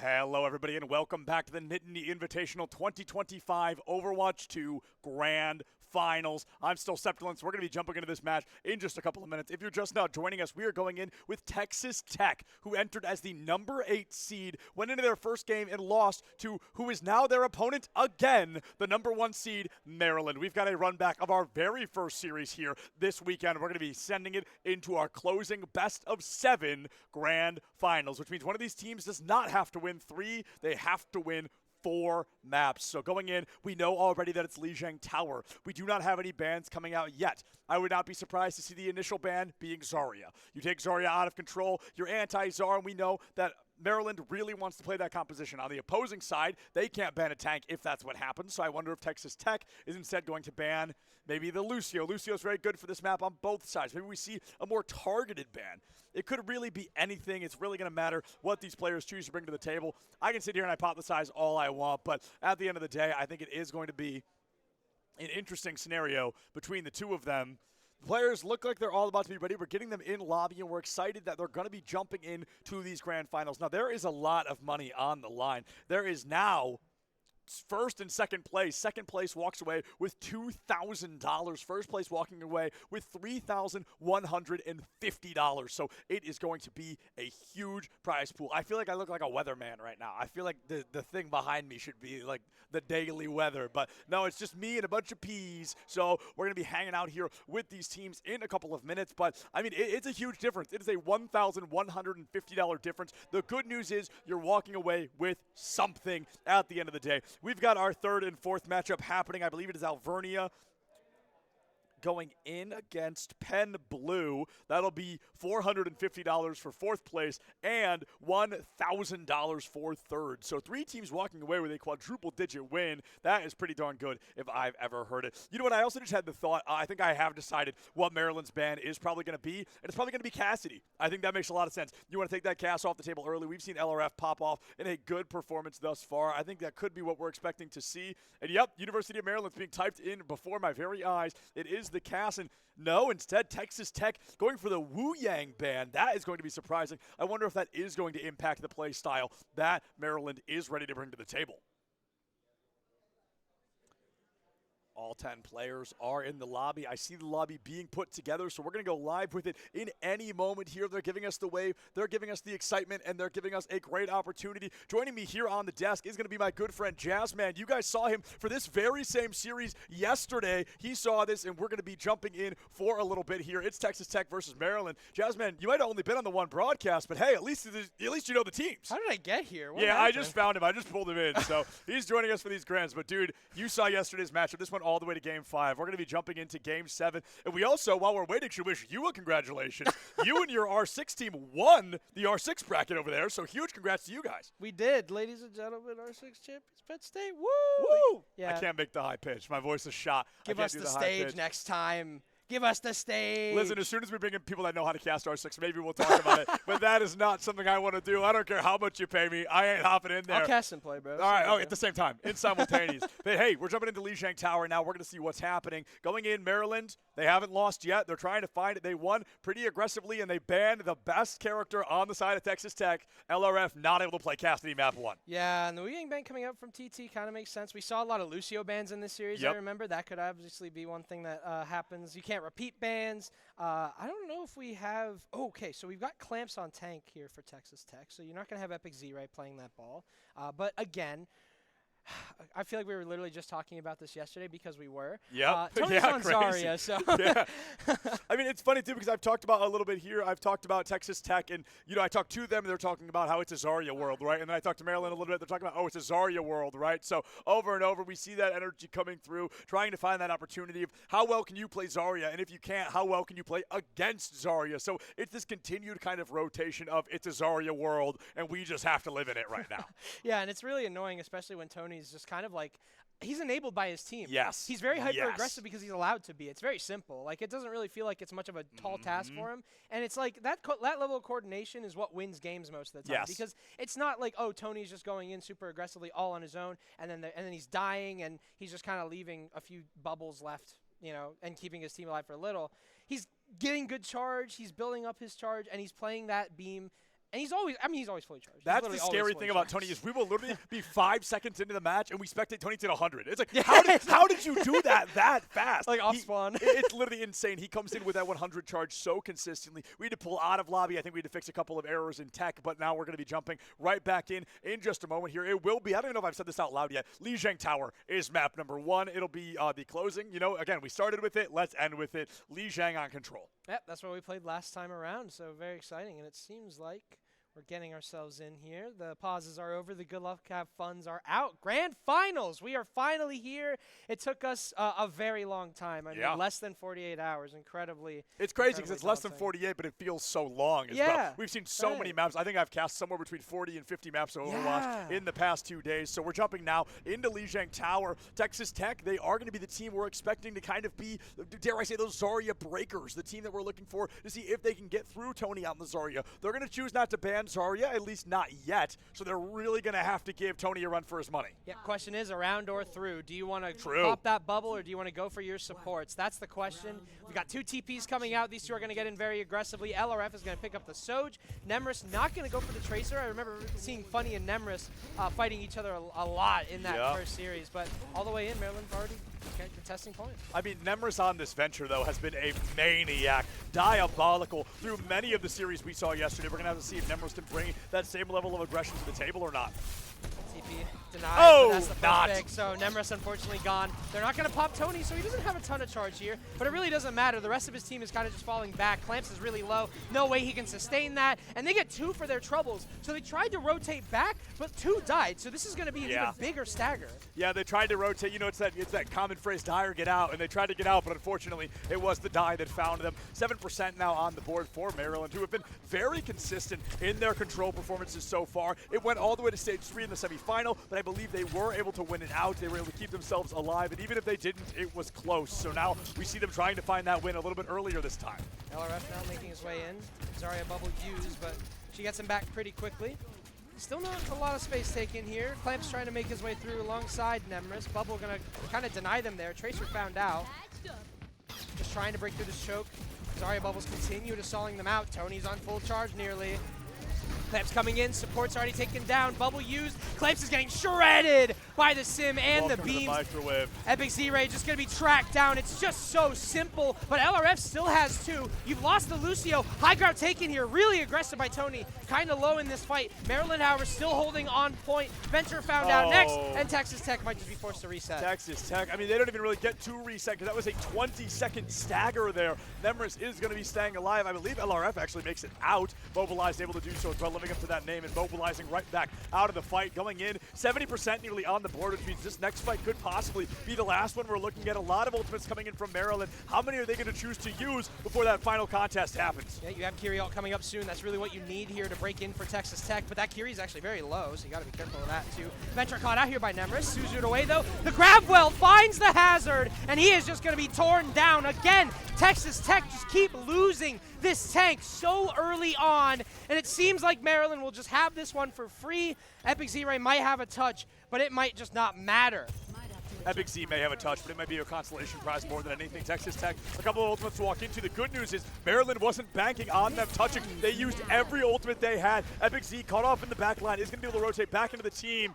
But unfortunately, Nemris does not pop out of the ground fast enough. They get eliminated, and now Texas Tech will lose that first stage of Lijiang 100-0. Yeah, that's a rough start, and obviously with Texas Tech losing that Cassidy, it feels like maybe they're running into some issues with the damage department. Nemris was getting caught out a lot. They really focused on that dive. They made sure that the moment that hazard was caught, they could tread him down. They had Symmetra as well to really deal with that. It just felt like the whole thing was scouted out by Maryland. There was no way that Texas Tech could push into that.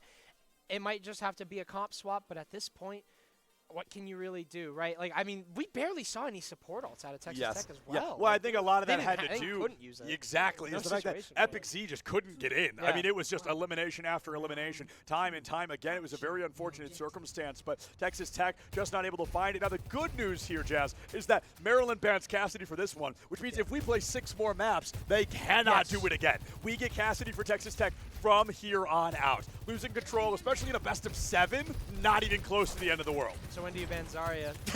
honestly, I was thinking about it, and I do not know. It would be up to them to make the proper pick. But speaking of proper picks, Mobilize able to take Klimpaloon out of the fight early. Funny, not far behind. There you go, Clamps taking down low, but he's going to be Suzu'd, so he's going to get his health pool replenished. And, well, no DPS, you can't really push through this and finish him off. Nice shot there from LRF, getting so confident on Jaykeezus.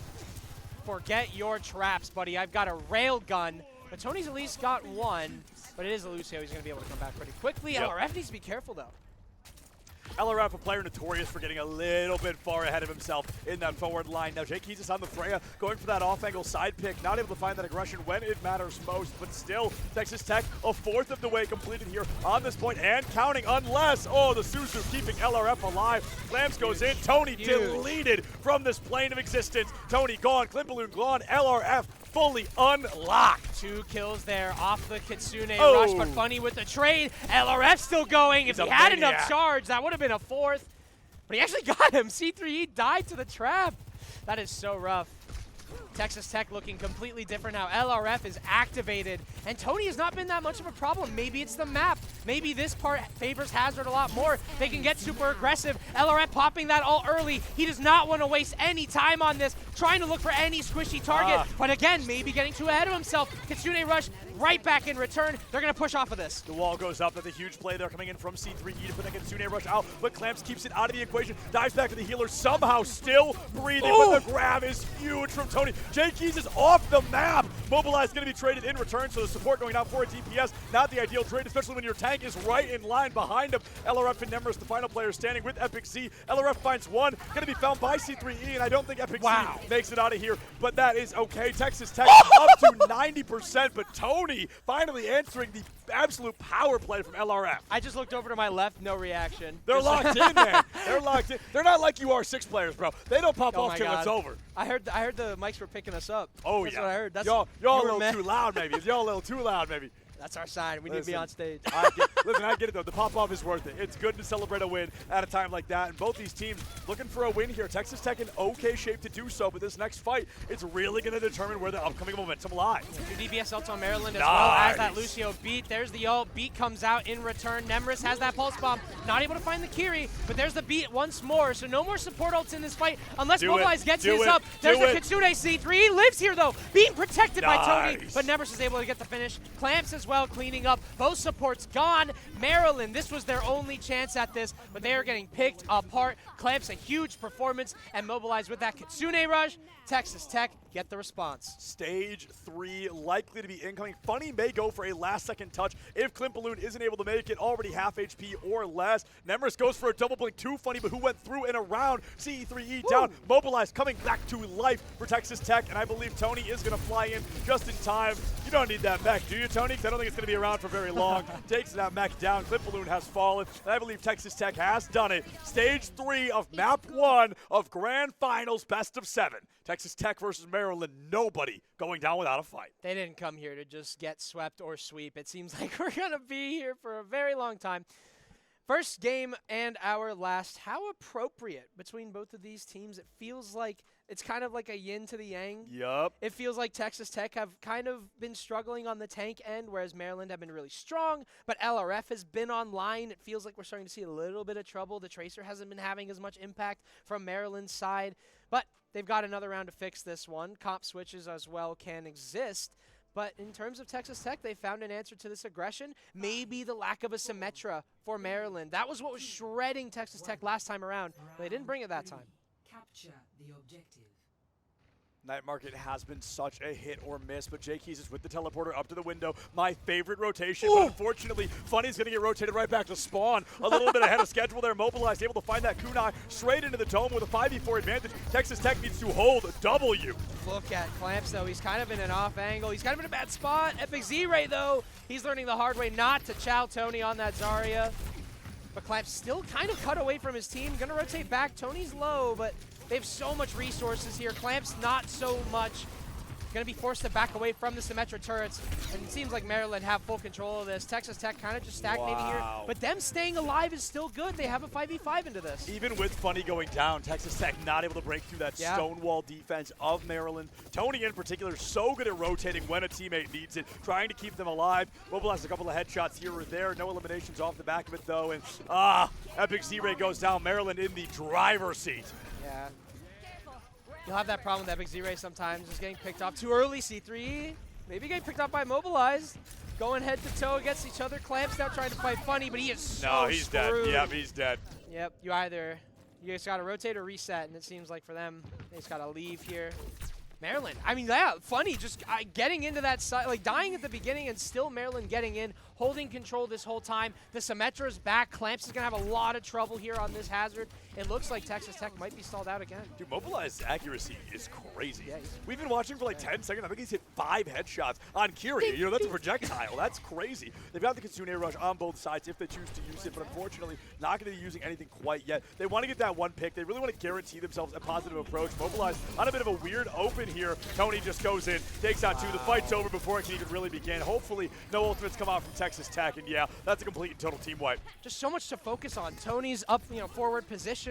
You have Jay Keezus with those turrets. The Hazard just has so much of a job to do that he can't do his actual job, which is pressuring those supports, pressuring everyone in the back line, getting around Tony. Yep. It's what works so well for Texas Tech. And they've lost their Tracer as well, so they're going to be stalled out once more. And these little deaths continue to add up for Texas Tech. They have one more push into this as a result. You have plenty of util to work with. You have all those ults, but you're going to have to do it soon. Oh, Kitsune Rush from C3E is not going to be answered, at least not yet. Clamps is gone. Nemers trying to flip it. It looks like Funny was waiting for it. Both players now into the fight, but Nemers in a 4v1. I think the rotation coming in quick. LRF gone. Clamps has fallen. In Maryland, they keep it close. They take us to stage 3, but I just don't think Texas Tech is going to be able to answer back. Maryland goes up 1-0 for map 1 of Grand Finals. Yep. That Hazard just getting completely diffed by the Symmetra turret and the beam once again. It's just too much damage, and it really feels. What is? I'm trying to listen to what he's saying. I think he's like, no, he typed something in chat, and it got very unfortunately censored, so it looked a little worse than it was supposed to be. Completely distracted me. All good. It's glad to see they're having fun. They're locked in. They're able to get into this map number 1 victory from Maryland. Texas Tech keeping it very close. That was the name of the game last time. Close through and through. Stage 3, 100-0 for Maryland, so momentum on their side. But the good news is a couple of things. We see that Texas Tech can pick the map. Texas Tech can play Cassidy. Yep. Two very big things that can be helpful for this team going in, regardless of what that next map may be. Yeah, and if they want to have a ball map, they can go ahead and ban Zarya whenever they feel like it, right? Straight Like, up. that's kind of what my mindset is here, right? Like, you're going to swap Epic Z rated tank, you're going to ban the Zarya, and you're going to run that ball, and that's going to be your win condition. It's going to be tough, though, because I feel like the best place to ban Zar, the more I think about it, might be Control. Because on Hybrid and Escort, you can play another tank. On Push, you can play another tank. Maybe you go for Zarya ban on Push. That wouldn't be unheard of. I just don't know if I like it as much. Yeah, there's just so many ways. It almost feels like you just have to kind of shut up and deal with it, right? Yep, Like, you kind of just got to find a way around it. For them, it wasn't the hazard. At least not whenever the Symmetra came into play. I think that just completely shut them down. The dive that they had going, the sort of semi-dive because they had the Tracer and then they swapped around with the Venture as well. It just didn't end up working out at all because they were dealing with so much. It was Tony, positioning himself very forward. The Symmetra was protecting the supports. Not much you can do. Yeah, not much you can do at a time like that. And, I talked about it a lot. The Zarya is helpful, but Tony on the Zarya is a completely different beast. We saw that moment where the Kiriko had been fighting in a 1v1, was going low, didn't have the teleport. Tony left point to try and go play defense for that Kiriko, knew he had to keep that support alive, was unfortunately not able to do so, but the idea of even having that game knowledge, of knowing that's a helpful thing to do, goes a really long way. Texas Tech coming in on the Midtown pick. Second time we're seeing Midtown today. Yeah, Midtown. If I remember correctly, because I actually don't remember this map because I'm thinking of the Rivals. It's the New York one. It's the New York one. Because there's a Rivals map called Midtown. No, this is going to be interesting because I believe Texas Tech chose Midtown in their semifinal and won it handedly. It was LRF on the Ash at the time doing a great job. The ban had come through, but it wasn't enough. They full held and then got 33% on their first push into points. So it was a really dominant performance here. I'm not surprised to see this be their map choice. Yeah, and it's nice to see that he has a wide variety of hit scans to play with, but that cast is going to be harmful, right? Like, they have the option to play that now. Ash, of course, is always available. I guess Soldier's still kind of like, you see him every once in a while. We saw him a lot yesterday. Just not, seemingly, no disrespect to the teams that have been eliminated, but the ones that were the ones playing Soldier. So maybe there is a little bit of a communication or a connection there that Soldier might not be as viable as characters like Sojourn, who has a very similar kit. Cassidy and Ash are very strong as well. So I think there's a lot of DPS versatility, and I think LRF, it's almost like he's getting to take off the weights to fight here a little bit. the Cassidy's already been banned. He doesn't have to worry about it anymore. He gets to just play his game from here on out. Yeah, now the question is, what do we want to ban on the side of Texas Tech, right? Like, because what's running through my head is, like, they're going to run out of options, right? Like, they're going to run out of bans to have, at some point, this problem of kind of getting the right tank for the right situation is going to come back to bite them. Yes. And there's no ban that's going to be able to save you by the time you're on the third or maybe even the fourth map. I think you bring up a good point because you're down 0-1 right now. And you know what's worse than being down 0-1? Being down 0-3, probably. Being down 0-2 at the very least. So do you go in, do you do the Zarya ban to make it that much easier to just say, okay, we tied up, we make it a best of 5. Then we only need to win 3 each. We only need to keep going. But it's going to be difficult for what you just said. Sure, you ban the Zarya. Sure, you win that map. But you lose the card of banning the Zarya, which becomes that much harder. So we've actually gotten Texas Tech's ban. It's going to be Orisa. They're going to try to keep this Orisa off the table here for Maryland. Have they played it? Did they even play Orisa in their last series together? I do not think so. But it doesn't mean they never have. Just because we haven't seen it this weekend doesn't mean that's not their meta. Doesn't mean that's not their strategy. I'm kind of. I mean, I guess it is hybrid, but I was going to say I am a little surprised. Or is it? Yeah. So I'm a little hybrid. surprised. Yeah, you're right. You're right. Maybe a sim ban. That's kind of what I was expecting, to be honest. I thought it was going to be a sim ban. Now, Maryland still hasn't banned. Never too late. Could throw that Symmetra in there. But the Orisa ban, hold on. I have half a thought. Oh, I see it. This team's like coming out the ear. I had to put it all together. Is the Orisa ban intentional to avoid a tank ban that would harm Texas Tech? Oh, Did they do it so a different tank could not be banned? That is a good point, yeah. And it feels like because they have such a limited pool, it makes sense why you would want to do that. Well, it makes sense to your point as well of, like, it's difficult to ban a specific character because Maryland is going to play anything. There's a Lucio ban. Instead, there it is. We knew it was coming. The Lucio ban. But it's to think that, okay, they're going to ban Orisa now. We're going to ban Orisa. Now they can't ban anything that'll hurt us. We'll protect our play by banning just something. Could be a ball. Could be a ball. But I didn't catch if Epic Z had rotated or not. That is the question. Yeah, if his Lucio's gone. But if Epic Z rotated the tank, they weren't going to play Lucio anyway. That's the thing. So we're going to have to see what happens here on Midtown. It's going to be a lot of ifs, ands, whats, and buts. But we're going to jump in Maryland versus Texas Tech. 1-0 in favor of Maryland here on map 2. Very interested to see what we're going to have in terms of a tank pool for Texas Tech in that case. It is Epic Z-Ray on, well, I was going to say the Lucio, but no Lucio. On the support, Maryland College, I mean, they just had such a good defense on that last time around. The moment that they captured the point, it was just all over. It really feels like it came down to that Symmetra at the end of the day. Yep. So I'm interested to see if we're going to bring it again, obviously, whenever they're on defense. For Texas Tech, kind of not a question. You have LRF on the Ash as well, potentially. So this is interesting. I think that they're kind of just going to, I mean, they're just going full defense. I don't know. What else is there to say?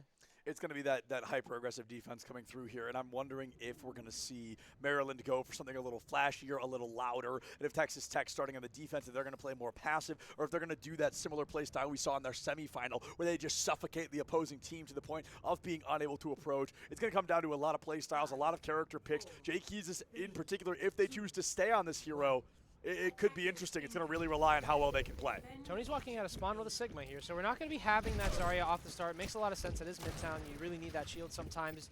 He's just looking for that early pick. Has the 2 supports scouted out here.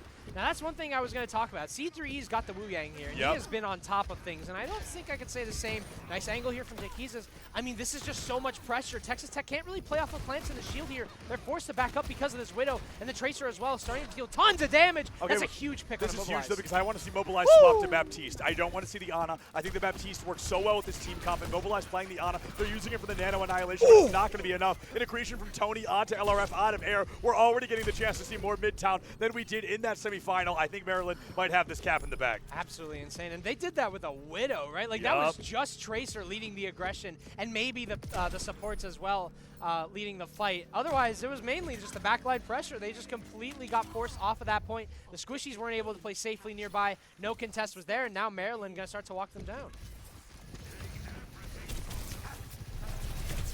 Oh, that's going to be a good accretion.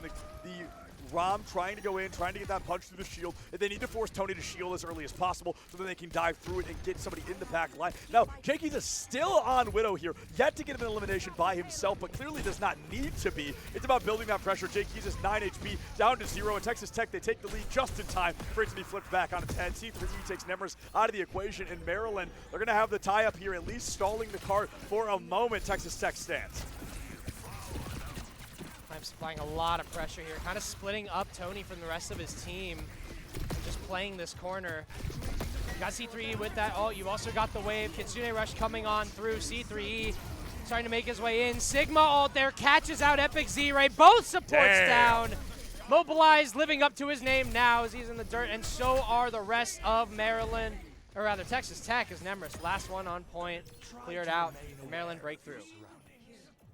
Maryland able to break through here. It looks like things are finally going to be working out. We've got it all sorted, and Maryland find themselves in a pretty good position. Now, this point coming up, this secondary point approach for Maryland, it's pretty notorious that it will get stalled out. Things are going to be happening. Maryland does find themselves in the winner's seat. Texas Tech, now Pulse Bomb goes out, not able to find much. Symmetra down and out. Funny goes in, LRF goes down, and Maryland continues to barrel forward. Tracer pick. Doing wonders. Funny's been so aggressive here, and it's allowing for Jakeizas to continue to find it. Mobilize dead first, and that is rough. Now Maryland can kind of just trap them here. And you can see Funny already trying to deal a bit of damage, but he's got to really get away. He's got to run. Taking so much space, at the very least, and he lives through it. That was wild, down to 50 HP, able to stay alive, and Maryland just doing a phenomenal job. Texas Tech not even really getting the chance to use any ults because the fights haven't really happened in a full 5v5. Somebody has gone down first every single time, but with Texas Tech getting the opportunity to play a hard defense, it's going to have to be now or never. 4.5 minutes left on the clock. Tony threw his shield up to catch Mobilized Bionade, and it worked. Jakeizas has fallen, Clamps in the back line, likely going to pop an Annihilation, if not a Nano Boost on the back of it, but still may go down. The Annihilation, it buys time. It's not a good usage of the ultimate, but it is still going to work well. Stalls Maryland in their tracks. Stalling is pretty much the entire thing here for Texas Tech. They've got to waste time. It's the ult from the Hanzo. This Tracer, again, just so problematic. You've got LRF now on this Cassidy. That flashbang could maybe help out, but Clamps actually finds the first pick. Tony on the Sigma. I don't think Funny expected that at all. The Wu Yang Epic Z almost found that elimination, but wasn't able to do so. They know Funny's in the backline somewhere, but they know that if they take the fight up front, it could be a 5v4 if they were fast enough. Funny goes in deep, tries to find the pulse, whiffs it, and the recall just not going to be able to do much more than keep him out of harm's way for another moment. Photon barrier up from Texas Tech as they continue to stall out. Near 2 minutes off the clock now. I feel like Tony's just trying to find a way to get this flux in, right? Like you really want this ult to find the backline. Well, also he can't risk getting slept. Exactly, that too, and he doesn't have his shift all the time, but he's going to try and walk through now. Where is that Ana? Nemris is dead first, so this is plenty of space for Maryland. They might not need that ult after all, as they are just taking this miss sleep. You have plenty of ults here for Maryland. If they want to keep them here, if they want to hold them off, they totally could. But at the same time, it's right. You know, the spawn is right there, and LRF also has that ult to work with. Nemris.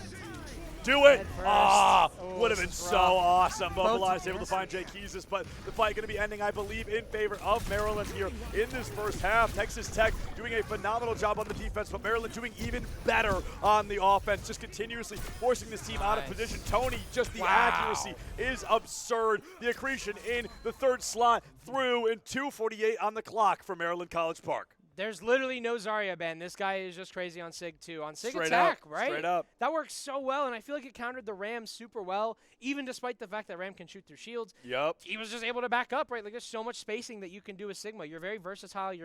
I mean, I say you're very mobile, but obviously not actually very mobile. But you can move around with your shield, and I think that worked out in the end. I think Texas Tech, they were stalling out. I felt like they had a little bit of a hold, but they really geared up for that defense. It feels like they could have had way more time than that. Yeah, without a doubt. I mean, it was a really strong showing from Maryland. It almost feels like Tony just got sick of the Zarya talk. He's like, hey, I'm not just a Zarya. I can do a lot more here as well. He's able to find it, and it has been a beautiful performance so far from Maryland College Park. They put the action down. They put the pressure through, and now they've given themselves a strong stabilization in that three-point victory. The bad news is Texas Tech, the win condition's not even possible yet. They have to take us to extra rounds to then try and win this map. It's a big hill ahead of them. Not impossible, but difficult regardless. Yeah, the full capture is not going to make this easy, and that's what it feels like. It feels like despite the fact that Texas Tech have been able to hold up against Maryland, it's always Maryland that are like, all right, you got to come chase us, right? Like Texas are the chasers, and it feels like in this case, getting that full capture makes this no different. Like Texas Tech are going to have to change something up. They're going to have to play perfectly for so long. It just feels like Maryland are able to hold that together a lot more. We've still got the Ram coming out from Clamps. See if it works out. Tony again. Same lineups altogether. I think Jake Keezus on the Freya is different. But yeah. Well, it's different for this map, but we've seen it this series. We see LRF going for the Cassidy swamp as well. Not surprising. They didn't really get to play too much of it toward the end there, and it's a quick teleport in, but the accretion did land. They had to rotate back out. The bus stop just not going to cut it. Tony falls low, but is it low enough? The healing comes through. Tony stays standing, and it's Nemris that bites that bullet first. That gravity orb finds the Symmetra, and the rest of Texas Tech has to backpedal. Tony on fire. Yeah, Nemris has not been having a good series in terms of that opening death. He has been finding himself dead very early in some of these fights, and it feels like that's not what you really want from a Symmetra who's meant to, you know, stay alive and keep those turrets activated. I mean, it doesn't matter. Anyone who dies is kind of bad there. But yeah, I mean, it just feels like there's no safe place to play here for Texas Tech, despite the fact that they want to get a setup going around this Ramatra and the Symmetra. If the Symmetra dies first, if the Ram just takes way too much damage on this engagement, there's really not much you can do. LRF making his way through, trying to take some space here. Texas Tech, or rather Maryland, actually doing a really good job of stalling this one out. Not necessarily a fake TP, but a split focus teleport is going to be really interesting because it leaves Clamps as the only target in that primary approach. Mobilize goes down, but not quite out. Finally going to be taken out by Clip Balloon, their counterpart on the Kiriko. Maryland in the back line with that 5v4 advantage. Texas Tech stalled out without a Kiriko available. This is going to be a tough fight to win, especially because they have yet to find a pick. Liang out comes through. Both. Trying to find anything. It actually catches Jake Keezus in the air. Insane ult, and LRF will capitalize, so no more Freya. And that was the ult that they were kind of banking on. Kitsune Rush comes on through. Clamp's going to try and finish off Tony, but Clip Balloon finds two in the back line. The supports are gone, and so is LRF.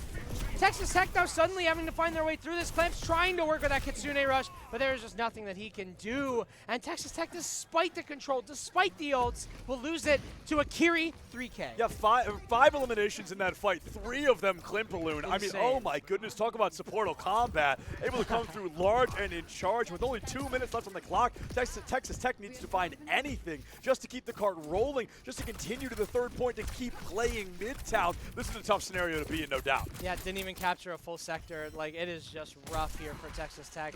but they're going to have to find a way through. And they have the Ram ult to work with as well. You have the Sim TP as well. They're going to and try that's it gonna again. happen. Sim wall as well. So you have plenty of options. But funny, No way. on the back line, pulse bomb on the stairs. It actually gets LRF. It did not stick, but that doesn't matter. That's a pick now for Maryland. He's just going to follow right behind with that ult as well. Such good positioning from Maryland. Sim wall going to force them back. But it's only going to hurt for just a little bit. There's the Ram ult to force the supports. Jake He's just looking for the timing. He's got two inside of it. There's Nemris gone again. The Annihilation going to go away. And all of resources for Texas Tech now gone in this fight. And it's just going to be Clamps getting taken down. Epic Z-Ray is going to get staggered out of this. And Texas Tech, no answers with their ults. They're going to have two more ults to work with, but this is their last shot. Yeah, 50 seconds left on the clock here is a brutal circumstance to be a part of. Texas Tech find themselves in this scenario. It's going to be a tough turnaround, but they may be able to find something. Just getting to point. They only have two ultimates in the pocket. Maryland with nearly 3 of their own. Going into this engagement will be hard, but Texas Tech, if they want to avoid going down 0-2, it is a now or never moment. You have so many ults to work with here. You have Tony on that flux. You have double support ults. This is such a rough fight to have here.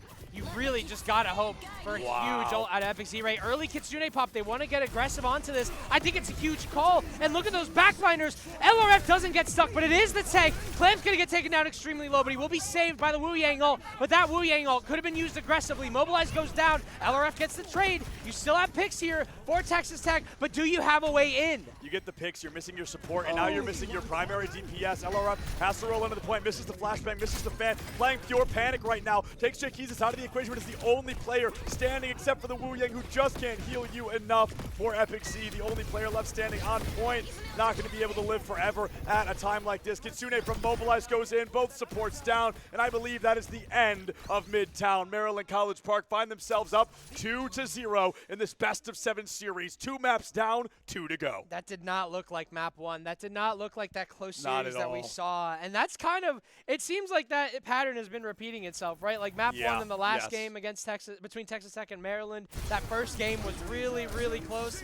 But this was just pure domination. And it really feels like for Maryland, they're kind of just running through Texas Tech because Texas Tech are so stagnant on their comps. Like Maryland have been able to play whatever they need to against this composition. No matter how good Texas Tech play, that might just break you at the I end think of the Tony proved that, though. I mean, I said it as a joke, but like it is a very true statement that Zarya was not banned. That very much wasn't intentional. Like, I don't need Zarya. I'm here to play whatever tank I have to. It was not only a win, but it was a message to Texas Tech. It's not about playing the Zarya. It's not about breaking the Zarya. Because if you break the Zarya, I've got 5 more tanks in my arsenal that I'm willing to play. We did just get confirmation that the players are requesting a bio break, so we're going to give them the opportunity to go ahead, use the restroom, maybe talk a little bit of strategy, but don't go anywhere. We've got at least 2 more maps for you here at the Nittany Invitational.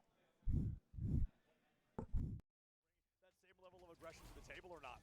TP denied, but that's the first pick. So Nemris unfortunately gone. They're not going to pop Tony, so he doesn't have a ton of charge here, but it really doesn't matter. The rest of his team is kind of just falling back. Clamps is really low. No way he can sustain that, and they get 2 for their trouble. Bubble used. Clamps is getting shredded by the Sim and the beams. Epic Z-Ray just going to be tracked down. It's just so simple. Really aggressive by Tony. Kind of low in this fight. Maryland, however, still holding on point. Venture found out next, and Texas Tech might just be forced to reset. Break in for Texas Tech, but that Kiri's actually very low, so you got to be careful of that too. Venture caught out here by Nemris. Suzu'd away though. The grab well finds the hazard, and he is just going to be torn down again. Texas Tech just keep losing this tank so early on, and it seems like Maryland. Funny, not far behind. There you go, Clamp staying down low, but he's going to be Suzu'd, so he's going to get his health full replenished, and well, no DPS, you can't really push through this and finish him off. Nice shot there from LRF, getting so confident on Jake Hesus. Forget your traps, buddy. They're going to push off of this. The wall goes up. That's a huge play there coming in from C3E to put the Kitsune rush out, but Clamps keeps it out of the equation. Dives back to the healer, somehow still breathing, but the grab is huge from Tony. Jake He's is off the map. Mobilize going to be traded in return, so the support going out for a DPS. Not the ideal to see. LRF finds 1. Going to be found by C3E, and I don't think Epic Z makes it out of here, but that is okay. Texas Tech up to 90. Maryland as well as that Lucio beat. There's the ult. Beat comes out in return. Nemris has that pulse bomb. Not able to find the Kiri, but there's the beat once more. So no more support ults in this fight unless Mobilize gets his up. There's the Kitsune. C3 lives here though, being protected by Tony, but Nemris is able to get the finish. For Texas Tech, and I believe Tony is going to fly in just in time. You don't need that mech, do you, Tony? 'Cause I don't think it's going to be around for very long. Takes that mech down. Clip Balloon has fallen. And I believe Texas Tech has done it. Stage 3 of map 1 of Grand Finals best of 7. Texas Tech versus, but Jake Keys is with the teleporter up to the window. My favorite rotation, but unfortunately, Funny's going to get rotated right back to spawn. A little bit ahead of schedule there. Z-Ray sometimes is getting picked off too early. C3 maybe getting picked up by Mobilized. Going head to toe against each other. Clamps now trying to fight Funny, but he is so No, he's screwed. dead. Yep, he's dead. Yep, you just got to rotate or reset, and it seems like for them, they just got to leave here. Positive approach. Mobilized on a bit of a weird open here. Tony just goes in, takes out 2. The fight's over before it can even really begin. Hopefully, no ultimates come out from Texas Tech, and yeah, that's a complete and total team wipe. Just so much to focus on. Tony's up, forward positioning. You have Jay Keys with those turrets. The hazard pressure. Texas Tech can't really play off of Clamps and the shield here. They're forced to back up because of this Widow and the Tracer as well, starting to deal tons of damage. Okay, that's a huge pick. I don't want to see the Ana. I think the Baptiste works so well with this team comp, and Mobilized playing the Ana. They're using it for the Nano Annihilation. It's not going to be enough. An accretion from Tony as well, leading the fight. Otherwise, it was mainly just the backline pressure. They just completely got forced off of that point. The Squishies weren't able to play safe. Now we're never 4.5 minutes left on the clock. Tony threw his shield up to catch Mobilized Bionade, and it worked. Jay Keys has fallen. Clamps in the back line, likely going to pop an Annihilation, if not a Nano Boost on the back of it, but still, they go down. The Annihilation, it buys time. Texas Tech doing a phenomenal job on the defense, but Maryland doing even better on the offense, just continuously forcing this team out of position. Tony, just the accuracy is absurd. The accretion in the 3rd slot through, and 2:48 on the clock for Maryland College Park. He had to rotate back out the bus stop, just not going to cut it. Tony falls low, but is it low enough? The healing comes through. Tony stays standing, and it's Nemris that bites that to win, especially because they have yet to find a pick. Out comes through. Both. Trying to find anything. It actually catches Jay Keys, and that was the ult that they were kind of banking on. Kitsune Rush comes on through. Clamp's going to try and finish off Tony, but Clip Balloon finds 2 in the back line. The supports are gone, and so is LRF. Texas Tech now suddenly having to find their way through this. Clamps trying to work with that Kitsune Rush, but there's just nothing that he can do. They're going to try it again. Happen. Simwall as well, so you have plenty of options. No way. On the back line, Pulse Bomb on the stairs. It actually gets LRF. There's the Ram ult to force the support. Jake Keys is just looking for the timing. He's got 2 inside of it. There's Nemris gone again. The Annihilation going to go away, and all of resources for Texas Tech now gone in this fight. And it's just going to be Clamps getting taken down. Epic Z-Ray playing pure panic right now. Takes Jake Keys out of the equation, but is the only player standing except for the Wu Yang, who just can't heal you enough for, and I believe that is the end of Midtown. Maryland College Park find themselves up 2-0 in this best of 7 series. 2 maps can bring that same level of aggression to the table or not. Denied, that's the first pick. So Nemris unfortunately gone. They're not going to pop Tony, so he doesn't have a ton of charge here, but it really doesn't matter. The rest of his team is kind of just falling back. Clamps is really low. No way he can sustain that, and they get 2 for their trouble. Bubble used. Clamps is getting shredded by the Sim and the beams. Epic Z-Ray just going to be tracked down. It's just so simple. Really aggressive by Tony. Kind of low in this fight. Maryland, however, still holding on point. Venture found out next, and Texas Tech might just be forced to reset. Break in for Texas Tech, but that Kiri's actually very low, so you got to be careful of that too. Venture caught out here by Nemris. Suzu'd away though. The grab well finds the hazard, and he is just going to be torn down again. Texas Tech just keep losing this tank so early on, and it seems like Maryland. Funny, not far behind. There you go. Clamp staying down low, but he's going to be Suzu'd, so he's going to get his health full replenished, and well, with no DPS, you can't really push through this and finish him off. Nice shot there from LRF, getting so confident on Jay Keys. Forget your traps, buddy. They're going to push off of this. The wall goes up. That's a huge play there coming in from C3E to put that Kitsune Rush out, but Clamps keeps it out of the equation. Dives back to the healer, somehow still breathing, but the grab is huge from Tony. Jay Keys is off the map. Mobilized going to be traded in return, so the support going out for a DPS. Not the ideal C. LRF finds 1. Going to be found by C3E, and I don't think Epic Z makes it out of here, but that is okay. Texas Tech up to 90. Maryland as well as that Lucio beat. There's the ult. Beat comes out in return. Nemris has that pulse bomb. Not able to find the Kiri, but there's the beat once more. So no more support ults in this fight unless Mobilized gets his up. There's the Kitsune C3. Lives here though, being protected by Tony, but Nemris is able to get the finish. For Texas Tech, and I believe Tony is going to fly in just in time. You don't need that mech, do you, Tony? Because I don't think it's going to be around for very long. Takes that mech down. Clip Balloon has fallen, and I believe Texas Tech has done it. Stage 3 of map 1 of Grand Finals best of 7. Texas Tech versus, but Jay Keys is with the teleporter up to the window. My favorite rotation, but unfortunately, Funny's going to get rotated right back to spawn. A little bit ahead of schedule there. Z-Ray sometimes just getting picked off too early. C3 Maybe get picked up by Mobilize. Going head to toe against each other. Clamps now trying to fight funny, but he is so No, he's dead. screwed. Yep, he's dead. Yep, you guys got to rotate or reset, and it seems like for them, they just got to leave here. Positive approach. Mobilize on a bit of a weird open here. Tony just goes in, takes out 2. The fight's over before it can even really begin. Hopefully, no ultimates come out from Texas Tech.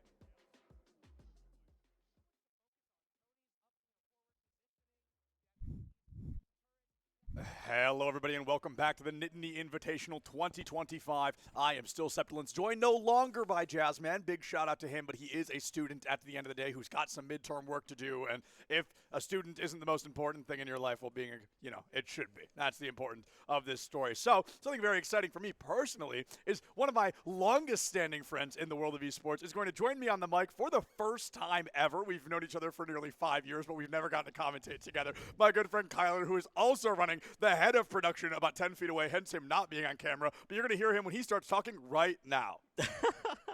Yeah, nice to finally be on a cast. I don't realize we've never actually done this. It's been never. Yeah, I know early days I was doing some stuff with some of the other casters, but anyways, we are here, we are in, and it's not about us. Right? We are now 2 maps in. We're on to the 3rd map here between University of Maryland, College Park, and Texas Tech University. And honestly, signs of life from Texas Tech, right? We would say there was some instances of here's the play, here's the moment, but I mean, honestly, the Freya from Maryland in that last map really being, I think, one of the driving forces to shut that down. Yes. And as we say that, we are going to Dorado, but now I am seeing it here. I don't need to type it and update it. Yeah. But it is actually Texas Tech banning the Symmetra. Oh. And it is Maryland banning the ball. Yeah, so okay, that checks out. Yeah. So with that said, I don't know quite yet where Maryland wants to start, if they want to start on attack or defense. But still, new bans for new map. New bans for the new map, Dorado. We did not see a whole lot of yesterday. I think we saw it 2 times, both times when Syracuse was playing. They really like this map. And going in, I like what you said about seeing signs of life, because it is 2-0 in favor of Maryland right now. But I will say there's signs of life, but the heartbeat has not yet stabilized. Map 1 looked a lot better than map 2 there, Midtown, not ending super in favor of our friends over at Texas Tech. But Maryland, they came in to win. They beat Texas Tech once already, and they beat everybody else. They have yet to drop a series here this weekend so far. If anybody's going to, it's going to be Texas Tech. But unfortunately, things just haven't been shaking up yet. We took a slightly longer break, about 10 minutes. They had a lot of time to strategize. Now we're going to get to see firsthand if that time was worth it. Yeah, absolutely, right? It was a longer break, so maybe Texas Tech uses the time, gets a little bit more warm, right, resets themselves, and then gets themselves ready for this next and final map. But we'll see what happens from here, as it looks like we are about to go into the match. So, Dorado loading up. I mean, we've seen this map a few times over the weekend. I think obviously, twice. Escort, not the game mode that we've seen the most. It seems to be something that most of the teams have shied away from. But remember, this is a best of 7. So with that in mind, knowing that there is guaranteed one more map after this, maybe it shows some longer-term strategy, especially if you are Texas Tech, if they can clear themselves on a Dorado. Remember, this was the map that the Roadhog absolutely popped off last night. This was a way for Alvernia to really get themselves into it. I doubt that we'll see that here, Agreed. But could be. It's definitely got to have something to do with strategy, because as that observer, as that commentator, and even tapping back into my old coaching and playing days, I always hesitate a little bit about that existence of, hybrid and escort are very similar, and it was a very one-sided hybrid map. So going into this new escort is going to be really scary. It's going to be really difficult, because when Maryland got started, they were near impossible to stop. So Texas Tech, they're going to have to stop them a lot earlier. They're going to have to put their feet on the ground a little bit more aggressively, a little bit faster. And as these doors open, let's see how well Maryland can do. Yeah, Maryland first outdoor, looking forward here. The Widowmaker trying to get information off the side, but it doesn't look like anything to be seen. Yeah, immediately we see some changes to the composition. Here comes Funny on the flank. But honestly, just holding the battle line now. If they can isolate Ray here, that might be the problem. And there it is. Maryland sees their opening, and now here it comes. Dive down onto the back line. They're going to look for the Ana first. surely that's going to be gone, and that means Texas Tech has to regroup for the first fight. And you know what, K-Tad, I'm realizing something that, with the ball ban makes a lot more sense now because Epic Z had been swapped into that tank position. Epic Z, notorious for that ball gameplay, especially on a map like Dorado. Was that the original plan? Did Maryland see through it and go for that ball ban, forcing Epic Z onto a slightly less comfortable tank, especially with Zedoink coming in on the Kiriko? You see that nano boost. I think we might need Epic Z to swap onto something a little less forward-facing, something a little more chunky or a little more defensive. Yeah, we'll have to see. I mean, right now it forces them into this kind of dive composition, and that's just not working for Texas Tech, right? We see Ray go down once again. LRF in the backline trying to get that damage from high, but it looks like it's not going to be enough as they can just continue. Once they clear the tank, Maryland just gets to walk right through the front door, push everyone through, and that's already first point for Maryland College Park. I mean, I'm getting Midtown flashbacks for sure. This is a very scary scenario. We see Texas Tech, they lose that back foot. Epic Z goes down twice. I love the swap. I think it's going to be easier to play D.Va into D.Va. I think you can get through there, but oh, am I speaking too soon? The damage out is going to be a big play for Texas Tech to keep Ray alive, just to contest as Maryland has not stopped moving this cart for literally even a single second since door open. Yeah, they're looking for it here, but I do agree with the swap. It does give them a lot of that, at least stall time with the defense matrix in the back line. They're going to fight up top, but meanwhile, the Tracers fight down on the bottom ground as here it comes. C3E just doing exactly what they've been doing all game long. They clear it, they send them back, and once again, Texas Tech back to the drawing board. They lose another one there.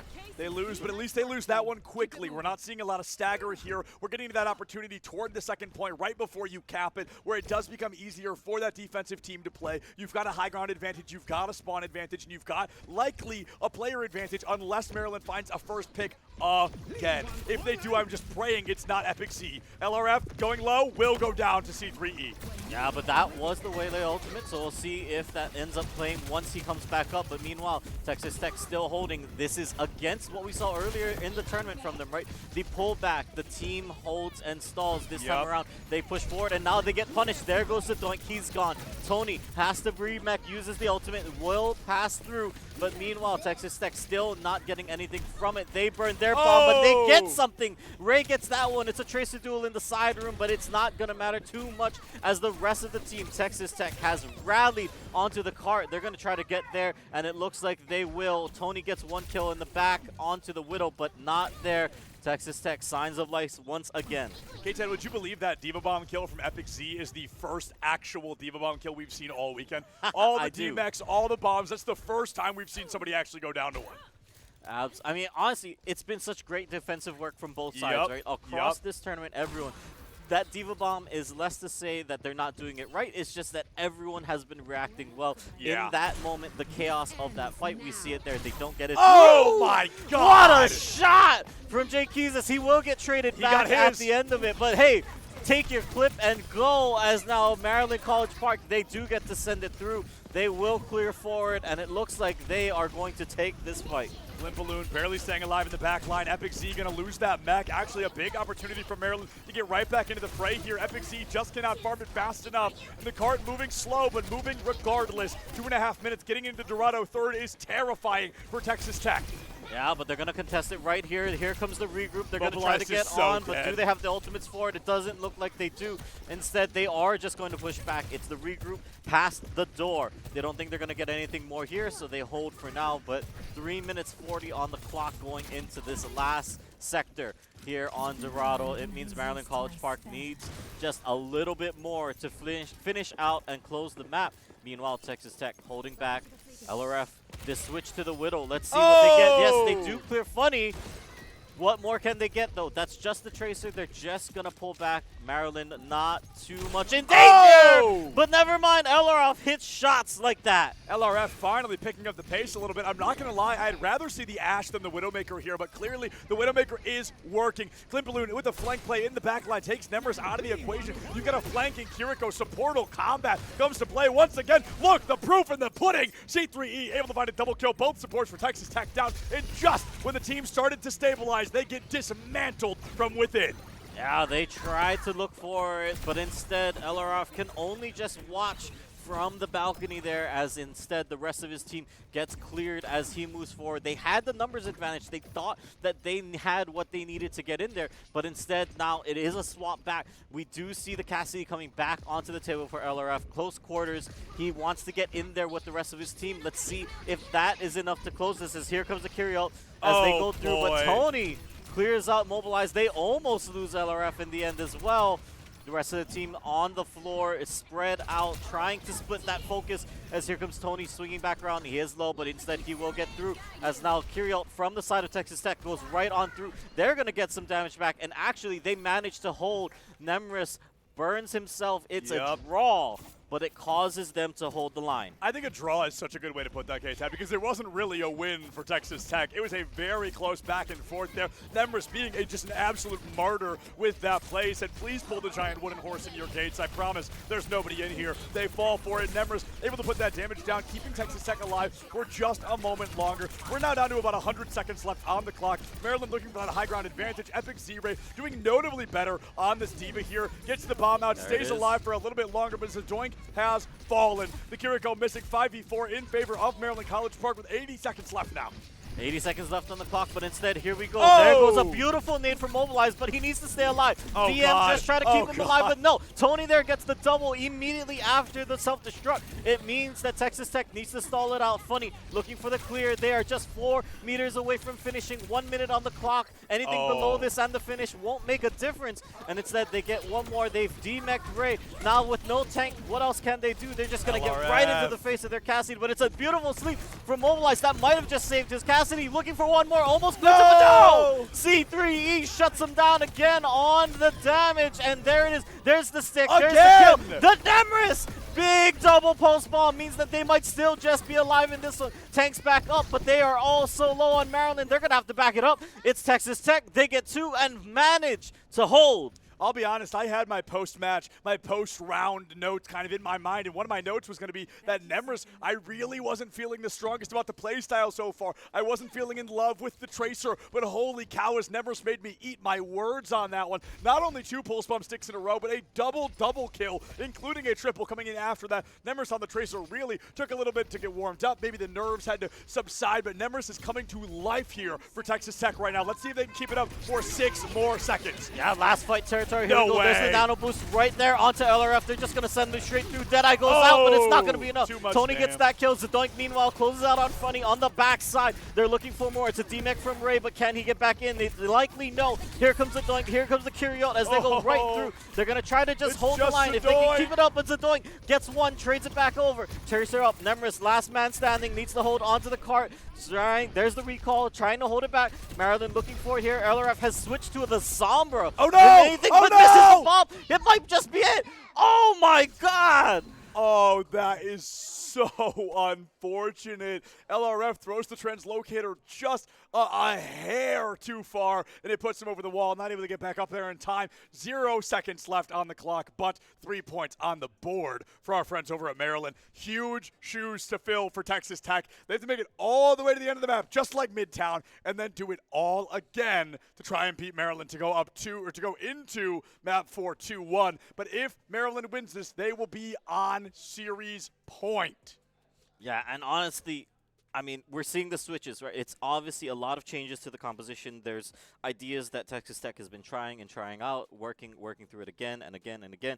But on the other side, Maryland hasn't needed to swap that much, right? They haven't been feeling like they've needed to change up the comp. So until Texas Tech can find that answer, it really is Maryland's game to lose here.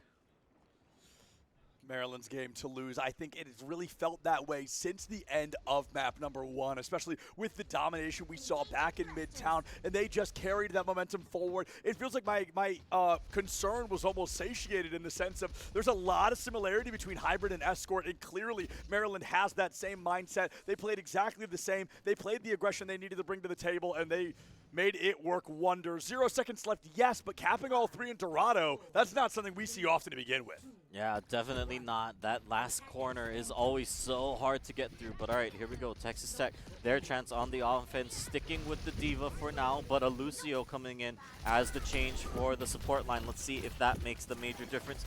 As here we go, Tony just trying to hold this high ground, forces them back, but instead it's a rotation over to the side. They're trying to get onto the flank. Maryland calls it out, catches it very quickly as they rotate in turn. Meanwhile, Cart just moving ever so slightly down the line. They're going to try to push forward again, but Nemris very low, mobilized first to drop. They're going to look for damage on the side, but it's only just onto the May immediate ice block, and that means Maryland wins out on first fight.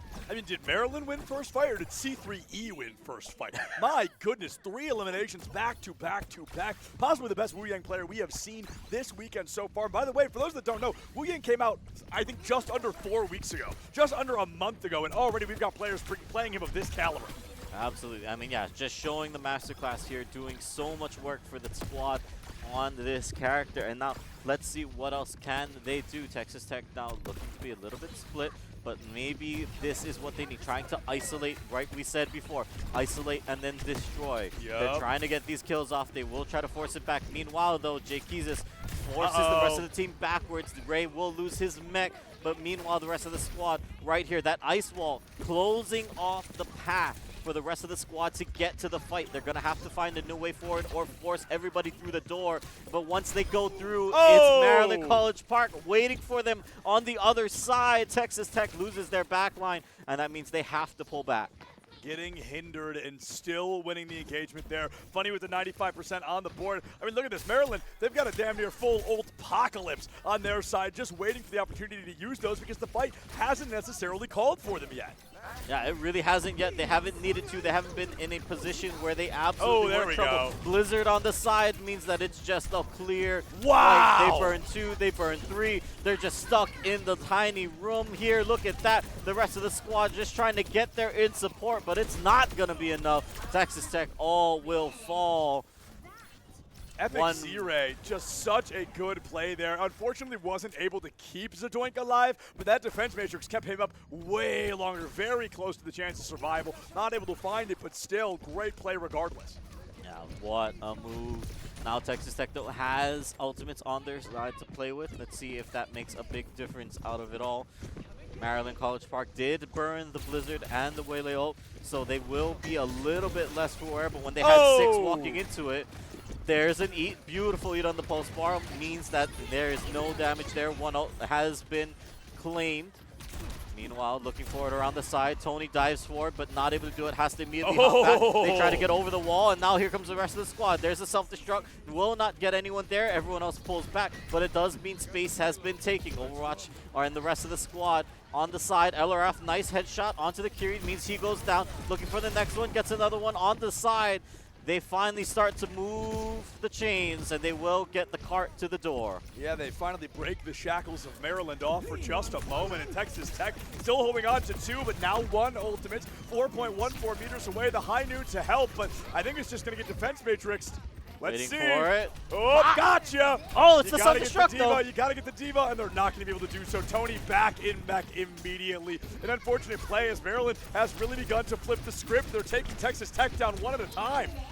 Yeah, they will get it 1 by 1. They thought they had it. They burned a lot, but it's the retake from Maryland College Park as they get themselves onto the part, and that means that with that last self-destruct, Tony with the hero play means that they shut it down. It's actually just a last-minute Hail Mary, but it's not enough. Maryland College Park with a beautiful performance of Dorado. Now, K-Tad, my biggest concern is going to be that going in, ball has been banned. We've got Epic Z on the tank. Do we swap it back? Do we put Epic Z back on the Lucio, who has already been banned, can't be banned again? Or do we keep him on the ball and pray that it's enough to keep us in this series? I mean, if you're Texas Tech, you got to be looking for something, right? These bans, a lot of the biggest bans have been burned, right? We have seen, at least from what you would have assumed in the series, the Cassidy being taken away from the side of LRF, the ball now being taken away from Epic Z-Ray, right? These are big picks, but there are some things still not taken away, right? Tracer has been banned previously in this series. We've seen that before. Wu Yang as well. We've seen the Wu Yang. Oh, well, Wu Yang has been taken out, Yes. So that means he's clear for the rest of the series. That's right. That's right. It's going to be interesting. We saw the Lucio ban. We saw the Wu Yang ban. We saw a little bit of aggression coming out from these players in terms of target focus with the Cassidy ban. We saw the Orisa ban, which I am admittedly still a little bit confused about. But like I was talking about with Jazz, man, it could have been something just to protect their tank going into Midtown. It's been a bit of a back-and-forth series in terms of what these bans mean and how impactful they have been thus far. But going into what could possibly be our fourth and final map of Grand Finals, Runa Sapi coming in next. Yeah, Runa Sapi, I mean, push onto here. I don't know. I don't know how to feel about this. I feel like, yeah, we are thinking about these brawl compositions, right? The divas being so prevalent and just constant fighting and all of that. Is this the time? Is there an answer that Texas Tech maybe has against that with another tank ban? I think it's just Zarya ban. I think Tony's going to play anything, but I think the Zarya ban is just like you need to make sure he's not playing Zarya. Can he play other tanks well? I mean, yeah, look at that Sigma back on Midtown, right? Absolute freak on that tank roll. But in all things considered, you want to just take out that best one. You want to take that Zarya, nip it in the bud as quickly as you can. You want to look for that opportunity to strike early and find what's coming towards you when you need to kind of climb uphill like this Sisyphus style that I talked about back in those semifinals. But the players are going to take a break before we jump into map number 4, possibly our final map. So, folks, if you've made it this far, why leave now? We'll see you right back here with the Nittany Invitational Grand Finals in just a minute. That same level of aggression to the table or not? Denied, Oh, but that's the first not. pick. So Nemris unfortunately gone. They're not going to pop Tony, so he doesn't have a ton of charge here. But it really doesn't matter. The rest of his team is kind of just falling back. Clamps is really low. No way he can sustain that. And they get 2 for their trouble. Bubble used. Clamps is getting shredded by the Sim and the beams. Epic Z-Ray just going to be tracked down. It's just so simple. Really aggressive by Tony. Kind of low in this fight. Maryland, however, still holding on point. Venture found out next. And Texas Tech might just be forced to reset. Break in for Texas Tech, but that Kiri is actually very low, so you got to be careful of that too. Venture caught out here by Nemris. Suzu'd away though. The grab well finds the hazard, and he is just going to be torn down again. Texas Tech just keep losing this tank so early on, and it seems like Maryland. Funny, not far behind. There you go, Clamp staying down low, but he's going to be Suzu'd, so he's going to get his health full replenished, and well, no DPS, you can't really push through this and finish him off. Nice shot there from LRF, getting so confident on Jay Keezus. Forget your traps, buddy. We're going to push off of this. The wall goes up. That's a huge play there coming in from C3E to put that Kitsune rush out, but Clamps keeps it out of the equation. Dives back to the healer, somehow still breathing, but the grab is huge from Tony. Jay Keys is off the map. Mobilize going to be traded in return, so the support going out for a DPS. Not the ideal C. LRF finds one. Going to be found by C3E, and I don't think Epic Z makes it out of here, but that is okay. Texas Tech up to 90. Maryland as well as that Lucio beat. There's the ult. Beat comes out in return. Nemris has that pulse bomb. Not able to find the Kiri, but there's the beat once more. So no more support ults in this fight unless Mobilize gets his up. There's the Kitsune C3. He lives here though, being protected by Tony, but Nemris is able to get the finish. For Texas Tech, and I believe Tony is going to fly in just in time. You don't need that mech, do you, Tony? Because I don't think it's going to be around for very long. Takes that mech down. Clip balloon has fallen, and I believe Texas Tech has done it. Stage 3 of map 1 of Grand Finals best of 7. Texas Tech versus, but Jay Keys is with the teleporter up to the window. My favorite rotation, but unfortunately, Funny's going to get rotated right back to spawn. A little bit ahead of schedule there. Z-Ray sometimes just getting picked off too early. C3 maybe getting picked off by Mobilize. Going head to toe against each other. Clamps now trying to fight Funny, but he is so he's screwed. dead. Yep, he's dead. Yep, you just got to rotate or reset, and it seems like for them, they just got to leave here. Positive approach. Mobilize on a bit of a weird open here. Tony just goes in, takes out 2. The fight's over before it can even really begin. Hopefully, no ultimates come out from Texas Tech, and yeah, that's a complete and total team wipe. Just so much to focus on. Tony's up, forward positioning. You have Jay Keezus with those turrets. The hazard pressure, Texas Tech can't really play off of Clamps in the shield here. They're forced to back up because of this Widow, and the Tracer as well, starting to deal tons of damage. Okay, that's a huge pick.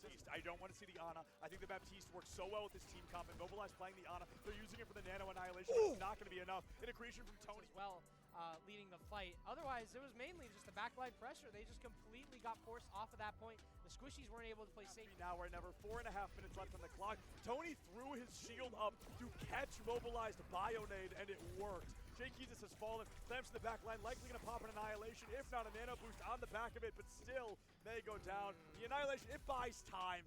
Texas Tech doing a phenomenal job on the defense, but Maryland doing even better on the offense, just continuously forcing this team out of position. Tony, just the accuracy is absurd. The accretion in the third slot through in 2:48 on the clock for Maryland College Park. They had to rotate back out. The bus stop just not going to cut it. Tony falls low, but is it low enough? The healing comes through. Tony stays standing, and it's Nemris that bites that to win, especially because they have yet to find a pick. Out comes through. Both. Trying to find anything. It actually catches Jake Keezus, and that was the ult that they were kind of banking on. Kitsune Rush comes on through. Clamp's going to try and finish off Tony, but Clipaloon finds two in the back line. The supports are gone, and so is LRF. Texas Tech now suddenly having to find their way through this. Clamp's trying to work with that Kitsune Rush, but there's just nothing that he can do. They're going to and try that's it gonna again. happen. Simwall as well, so you have plenty of options. No way. On the back line, pulse bomb on the stairs. It actually gets LRF. There's the ram ult to force the support. Jake Keezus just looking for the timing. He's got two inside of it. There's Nemris gone again. The Annihilation going to go away, and all of resources for Texas Tech now gone in this fight. And it's just going to be Clamps getting taken down. Epic Z-Rays, Man, playing pure panic right now. Takes Jake Keezus out of the equation, but is the only player standing except for the Wu Yang, who just can't heal you enough for, and I believe that is the end of Midtown. Maryland College Park find themselves up 2-0 in this best-of-7 series. Two maps. Isolate Ray here. That might be the problem, and there it is. Maryland sees their opening, and now here it comes. Dive down onto the back line. They're going to look for the honor first. Surely that's going to be gone, and that means Texas Tech has to regroup for the first fight. And you know what, K-Tad, I'm realizing Right something. up top, but meanwhile, the Tracers fight down on the bottom ground as here it comes.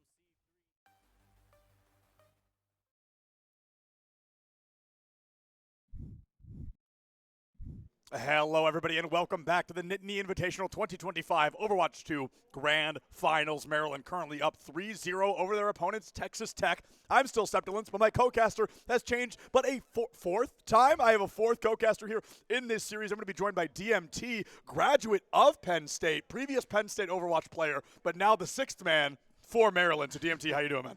Doing good, doing good. Happy to be casting. A bit weird seeing them play and also casting, so yeah. I'll leave it up to you to call all the important notes. Hey, listen, I mean, there's a little bit of biases. Who are we to blame you? You are coming in as a substitute for us right now for your team who's actively playing. But, I mean, I've got to say, Maryland looking really, really good. I feel like yesterday we saw kind of maybe one composition with a little bit of change, but today it has been adapt, and they are crushing it. So, I mean, how much time and work is going into building that team cohesion? Oh, they've got a core that's pretty strong. Yeah. It's no surprise that they don't need me really to fill any gaps, and because of that, they don't need to make too many changes other than they played well, played with the Sigma like you saw, as opposed to Zarya. Right. And it worked out. So yeah. Speaking of that Zarya as well, we haven't seen that ban yet from Texas Tech. But without going into specifics of what comes next, do you think that would be enough to kind of slow Maryland down right now? Do you think removing that Zarya is going to make Tony any less effective? It always will. It's like 5-10%. Right. Sure. Right. Sure. Because you get like less damage overall. But he's just gonna play Diva, and he's just as good there. I mean, we've seen the Diva, we've seen the Rom, we've seen the Sigma. Like, there's clearly so much versatility. That's why I was wondering. We haven't seen the Zarya ban yet, but it's like, how much is it going to do at this point? Because clearly he's just going to play something else just as well. Yeah. You really have to focus on two people, and I think. When you take out a band like Zarya and you feel like you are able to now focus on someone else, you have to, step up if you're a Maryland player. And I think Funny has been doing that today, which is great. He did great on Genji, and I told him that. And that's really the difference maker, actually, is when someone goes down, someone else has to go up. So I'm glad that happened, and they're showing it. They're showing that they deserve it. Yeah, and I would love to hear a little bit, because I talk about all the time that I'm 1,000 years old and that I used to play Overwatch 1 in college, and Overwatch 2 is so different. So going in with those bans in mind, how effective are you kind of finding them as a current player, in the sense of, it's like we talk about this a lot with the supports we have right now. If you ban Wu Yang, okay, it's Lucio Kiri. You ban the other one, it's the other two. You ban the other one, it's the other two. So, like, how effective is it really being in terms of kind of helping a losing team out in a series? Yeah, it'll never be that effective until you're able to, well, I'll be honest, just ban the same hero over and over Right, again. right. And until it gets to that point, you're always going to have the better players at the end of the day, right? And you can't have this crutch to rely on. It's nice if in a world where you don't want to, where you want to eliminate someone that is a one trick or someone that uses Zarya so much like Tony does, but it doesn't matter. He's great, and they're showing it. Yeah, absolutely. Looks like we're going to be hopping into game in just a minute here. Runa Sapi push map going to be the fourth and potentially final map coming out from our friends Texas Tech and Maryland College Park. So let's see what these teams are going to be able to bring to the table. It looks like our ban from Texas Tech was Diva, so it feels like maybe they jumped the Zarya hurdle and we're like, hey, let's get rid of that secondary choice instead. But Maryland going for that Sojourn ban. Yeah, the Sojourn's interesting. I know that they're focusing on their DPS to try and get them out of the fight, make them play flex DPS more and more. It's smart because it's a long-range map, and Sojourn is very good here. Yeah, without a doubt. I mean, we've seen LRF playing a lot of that long distance, that long to mid-range, so playing Sojourn here, this is a great map for her. I was talking about that earlier. I don't really think there's a bad Sojourn map, but some do just lend themselves better to what she brings to the table. So removing her, it really could slow down what we're seeing from Texas Tech. Yeah, definitely. The last map, Dorado, is not the best for Sojourn, especially so they were fine with having him play whatever there. And yeah, it's interesting to see how they're going to adapt to this then. I like the soldier pick instead, but his perks are not that good in my opinion. And that's the problem, right? It's like Soldier's he's never really been a bad character, but it's just a lot of what he can do, even with the perks, someone else can do better. Yeah. I'm interested to see how this ball works out. They haven't played it, I don't believe. This is the first time this series, yeah. Yeah, and I've always been a ball player, so I'm happy to always see it. And it's very hard to play it, so. Yeah, ball is, I think, one of the hardest tanks to play in a setting like this. It was a lot easier in Overwatch 2, when you're in Overwatch 1, when you had that second tank. Instead, they're going to go for an isolation early. It's Funny taking out Nemers. You talked about Funny's ability to play today, getting that backline pick, being in the face of danger, and taking Nemers out of the equation. Epic Z-Ray able to go low, but should be able to make it out with their life here. Bot immediately in favor of Maryland. Yeah, you need to set up this ball so perfectly, and any one mistake, any misinput from your key, it's over. You have to hit people perfectly, and it's so hard to follow up with Tracer with all the damage that they have coming from the support. Without a doubt. Jake Keyes going to be pile driven by Epic Z-Ray going in, has that grapple as well, but I think he's gonna go down. Wow, amazing to make it out there. I mean, TMT, when you're playing ball, how often is it you're staring at 100 HP or less? Oh, it's so often, and it's a bit frustrating from the other side, other point of view, but you have to be in the fight as long as possible, so keeping your health up is important. These bubbles have been so good from Tony. Every pile drive, there's a bubble on that person, getting him some more charge. Jake Keyes with the Dragons already in pocket. It's going to be a 1-1 trade, the tank out for a support, but now Mobilize has fallen the sticky from Funny, who is really starting to take charge of this push map. Runa Sapi has Maryland written all over it. If they win this, they win Grand Finals, and they win a total of $3,150. Yeah, this is a large prize pool this year. I'm glad with how much the event has taken over. The first 2 years that I ran it, it was a great success. We had plenty of teams. Yes. Since then, the prize pool's only gotten bigger. The support and teams have only been better. It's awesome. Jake Keyes on the Hanzo, continues to play through, unable to get any eliminations, but a lot of that body shot damage matters. Especially when you've got a Zarya on your team, every tick of damage matters so much, because it's going to be Tony's job to clean up. Jake Keyes is taking his doink out of the equation, 5v4, now on the board. The bot near center, but that forward spawn still active for Maryland. Yeah, Texas Tech is trying to set up their soldier in a way to follow up with these pile drives, but it's so hard on a map like this because he's such a defensive hero, and this is such a fast-moving map. Even more so with the bubbles, right? Even if LRF is in position, there's nowhere for him to go, so the position LRF is currently going to be in is spawn with Epic Z-Ray. They've both been sent away. Maryland, nearly 5 ultimates on the board, but Texas Tech, I mean, TMT, what's happening wrong here? What does Texas Tech need to change to stop Maryland's just snowball of danger? Yeah, they're getting Maryland to turn around and move their mouse a lot so that you're not really sure where the point of attack is, which is good. But what they need to do is just follow up on a hero and just wait for that bubble. You just saw it go out, and now this is like a decent time to attack, but then the ults are coming out now, and it's going to be so hard again. I mean, it's every ult under the sun right now. Texas Tech dropping 3, Tony dropping that gravity side of Maryland, and critical condition barely, finally going to go down. C3E not far behind with 83 meters on the board. Texas Tech has a large hill ahead of them, but it could be so much worse. Jake Keyes is finally going to get staggered out. Clint Balloon lives, and I genuinely there we go. I was going to say don't know how, but they're going to go ahead for that tactical reset. And Texas Tech finally resetting, getting rid of forward spawn, and getting some positive momentum. That was really good there. If you look at the ults, it's still an advantage for Maryland, but I honestly don't mind it. I think that the Curie ultimate is not that good against ball. Agreed. And I think you can kite it well, so I think they did really well there. Do you think the Curie ultimate is good with ball, or is Suzu just so important it does not matter? Yeah, it is so important, and I don't think it's that necessary with ball. Yeah. You're not in the ultimate as much as you are with Zarya.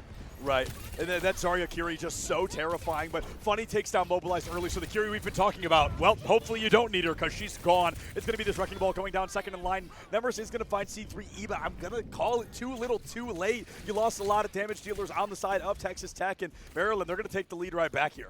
Yeah, Texas Tech needs to find a kill with the pulse bomb primarily on on one of the healers, as long as the Suzu and Bubbles are out. And when you have so many abilities like that, it's so hard to live. I mean, look at how well he's hiding here. Ooh, Nemeris is going to go for the recall, takes it out of the equation, and Clint Balloon's Kitsune Rush with the Zarya, like you just mentioned, can be really strong, especially in terms of taking space, which I think may be the sole goal of that Kitsune. Yeah. They get that entire straight for free. They get to push the bot back, and they get to stabilize a little longer, because as simple as it sounds, it's important to say that Maryland, they don't have to win this in tradition. They just need their number to be bigger at the end of this. Yeah, they're playing really disciplined, which I like to see. You know, sometimes what I would do is I'd go for the kill here and really try and put them out of their misery, but they're really playing safe here. I like it. Yeah, I mean, it's just that stability. We've seen how close a lot of the maps were, down to final meters, down to final percentages, and Maryland wants to make sure that they can continue with that Midtown energy, with that Dorado energy. Nemeris finally going to put down Funny, but a little bit out of the fight, to be honest. They have to get back to that main fray to help out the team, and Tony falling. There's the domino that needed to go down. Texas Tech continues. They're going to get to 30, might even get to that forward spawn before the recontest. Yeah, this is a really good fight for Texas Tech. That stagger onto Tony was really good. I think they need one more fight in order to get this checkpoint, but if they get the checkpoint, they're actually in a really good position. It goes to show that maybe being disciplined right there wasn't the case. You should have gone for that kill. And here it is. It's going to be forward spawn on their side.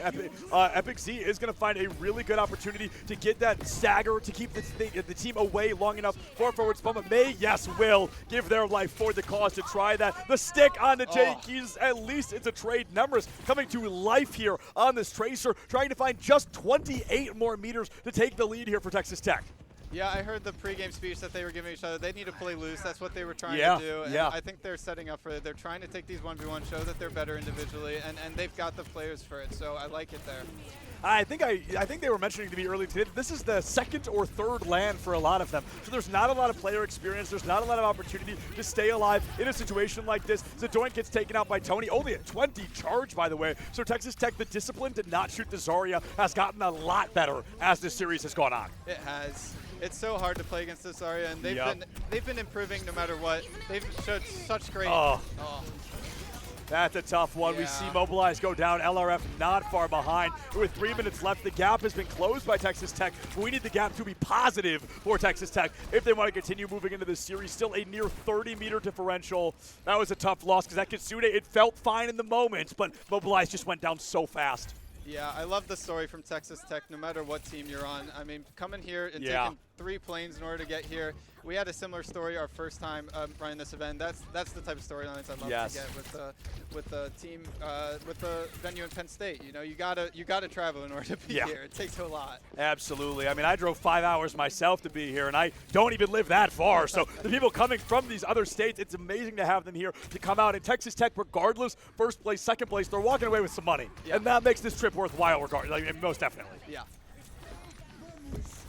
Ooh, a very early beat drop from Zadoin. Tony hears it, sees it, does not care. Goes in, 95 charge, gets a triple kill, 2 minutes on the clock. Maryland, if they hit triple digits, this could be disastrous for Texas Tech. Yeah, I don't know if Tony telegraphed that the beat was not going to hit those 2 people that he killed, but it was a great grab regardless. It's a bit unfortunate from Lelucio's point of view that he didn't get his 2 teammates there.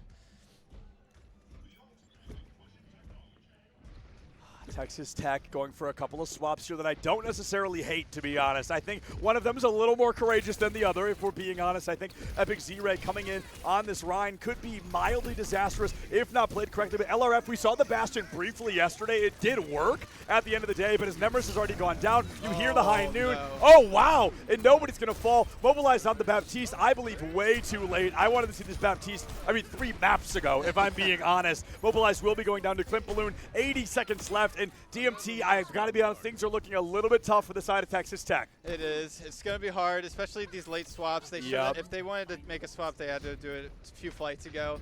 But I like the bravery regardless. True. So, yeah. Especially with the spawn advantage that you have at a moment like this, you can be a little more courageous, you can be a little more reckless. I mean, ideally you're trying not to die at all, but if you have to, you're going to go through and look for that opportunity. We see the Wu Yang ultimate making an appearance. This could be a big stun for the team. Has to dive out of the fight. Bastion goes down though, 136, a minute left. I think Ryan is not long for this world either. Funny and Jay Keys is gone, Zadoink has fallen, and Tony with a 15-player kill streak. Chris, can you hit tab for me real quick? I want to see what that looks like. We're seeing Tony 20-2, Maryland College Park. Hey, congrats to you too, DMT. That's a 4-0 victory for the team. They played really well, honestly. I'm so glad with them. I'm really impressed with the improvements that Funny made throughout the day. Yes. He hit more pulse bombs. He did better on Genji. Tony played just as well as the day before, and honestly, I'm glad for Maryland. It's a bittersweet feeling for me seeing my former team lose. Yeah. To Texas Tech, who played amazing. Yeah. But also, it's great to see them get this the third time is definitely the charm for them. I'm so glad. I mean, without a doubt, third time is the charm. Texas Tech, they come all the way through. They get knocked into lowers round 1. They make it all the way to grand finals, and they do, might I say, a hell of a job. They get there. They're not able to win it out, but they've got a lot to be proud of. It was a great series, a great weekend for them, and as a reminder, they are still walking away with $2,000. So definitely some money in the pocket, not bad. Not bad at all, and they can easily take a good team dinner with that. They definitely deserve it, and I'm also happy for not just really Tony, if we can. with the funding that with the prize pool money, it's not really about that for these players, really. Right. I mean, honestly, it rarely is for a lot of players. Right. It's more about that title. It's more about that caliber of play, of getting to come play LAN, of getting to be proud of what you're doing. Like the prize pool, I've heard a lot of players say, like, they're like, it's great, but it's not why we're here, you know? Yeah, and that's what this event's for. It's not really a $50,000 or $100,000 tournament with life-changing money. It's about the prestige. It's about coming to an event, meeting people, and having a bit of trash talk and all the other absolutely. Well, hey, DMT, thank you so much for hopping on the mic with me. We've got Tony coming in for an interview here from Maryland, our first-place winners here at the Nittany Invitational 2025. If you might not know Tony's face, but you obviously know his name, possibly in the kill feed the most of anyone this entire weekend. So, Tony, you really led a dominant charge there going in. So, first of all, congratulations. How does the win feel for you guys? It feels great, man. Winning, I've lost too many lands, and I really wanted this one. I know Moose or Clint Balloon, this is his third time here. Yeah. We've gotten second twice. So this just feels like a long time coming, honestly. Without a doubt. So going in, the question I want to ask, I think a lot of people are wondering about it. We never see a Zarya ban there coming into Texas Tech, that grand finals. I think we were all expecting it. It never shows up. So be honest with us here. You know, the series is over. You can play your hand a little bit. How much would it really have stopped you? Because we saw the Sigma. It was great. We saw a little bit of Rom. It looked great. We saw, just so many things. And Zarya didn't have to be what you were doing. So what would it have looked like, you think? I really don't think that, Zarya is even my best character. Sure. It's just she's so good. Yeah. She's so good. Yeah. But as you saw, when we pulled out the Sigma, we pulled out the D.Va, we were still super comfortable. Yeah. The thing with our team is we're so adaptable. Especially Jakees I don't think he even knew what characters he was going to play when we came out of spawn. Yeah. So bans, you can't really hurt us with the bans. Yeah, and going in, Li Zhang Tower, the first time around, and back to yesterday's very first match, was really dominant for you guys. Yeah. You won that, I think, 2-0. Was the only map that was one-sided in that Game 5 that we saw yesterday. But you guys came in today, you win one, and then you lost one. Was there any worry about that? Was there any thought about that? Or was it just like, hey, let's just keep winning. We don't have to worry about it? Yeah, pretty much we were just like, as long as we keep playing our game, mistakes are going to happen. Yep. We're going to lose a map or two. It is what it is. Right. As long as we stay focused and keep playing what we planned on playing, they can't stop us. Yeah, and I believe one of your teammates had mentioned that you guys are kind of playing with what's referred to as like a core 3, and then you've got 2 players that are newer to the roster, newer to the field. How does it feel to know that even with the smaller amount of playtime you guys have, that you can still kick butt like that? Yeah, well, even though we haven't been playing together as a team that long, we've known each other for a really long time. And just playing ranked together, just being around these guys, we already know what we're going to do before we even do it. Absolutely. Well, hey, man, congrats to you and the team. A huge win for you guys. Thank you for the interview as well. Go celebrate a huge win.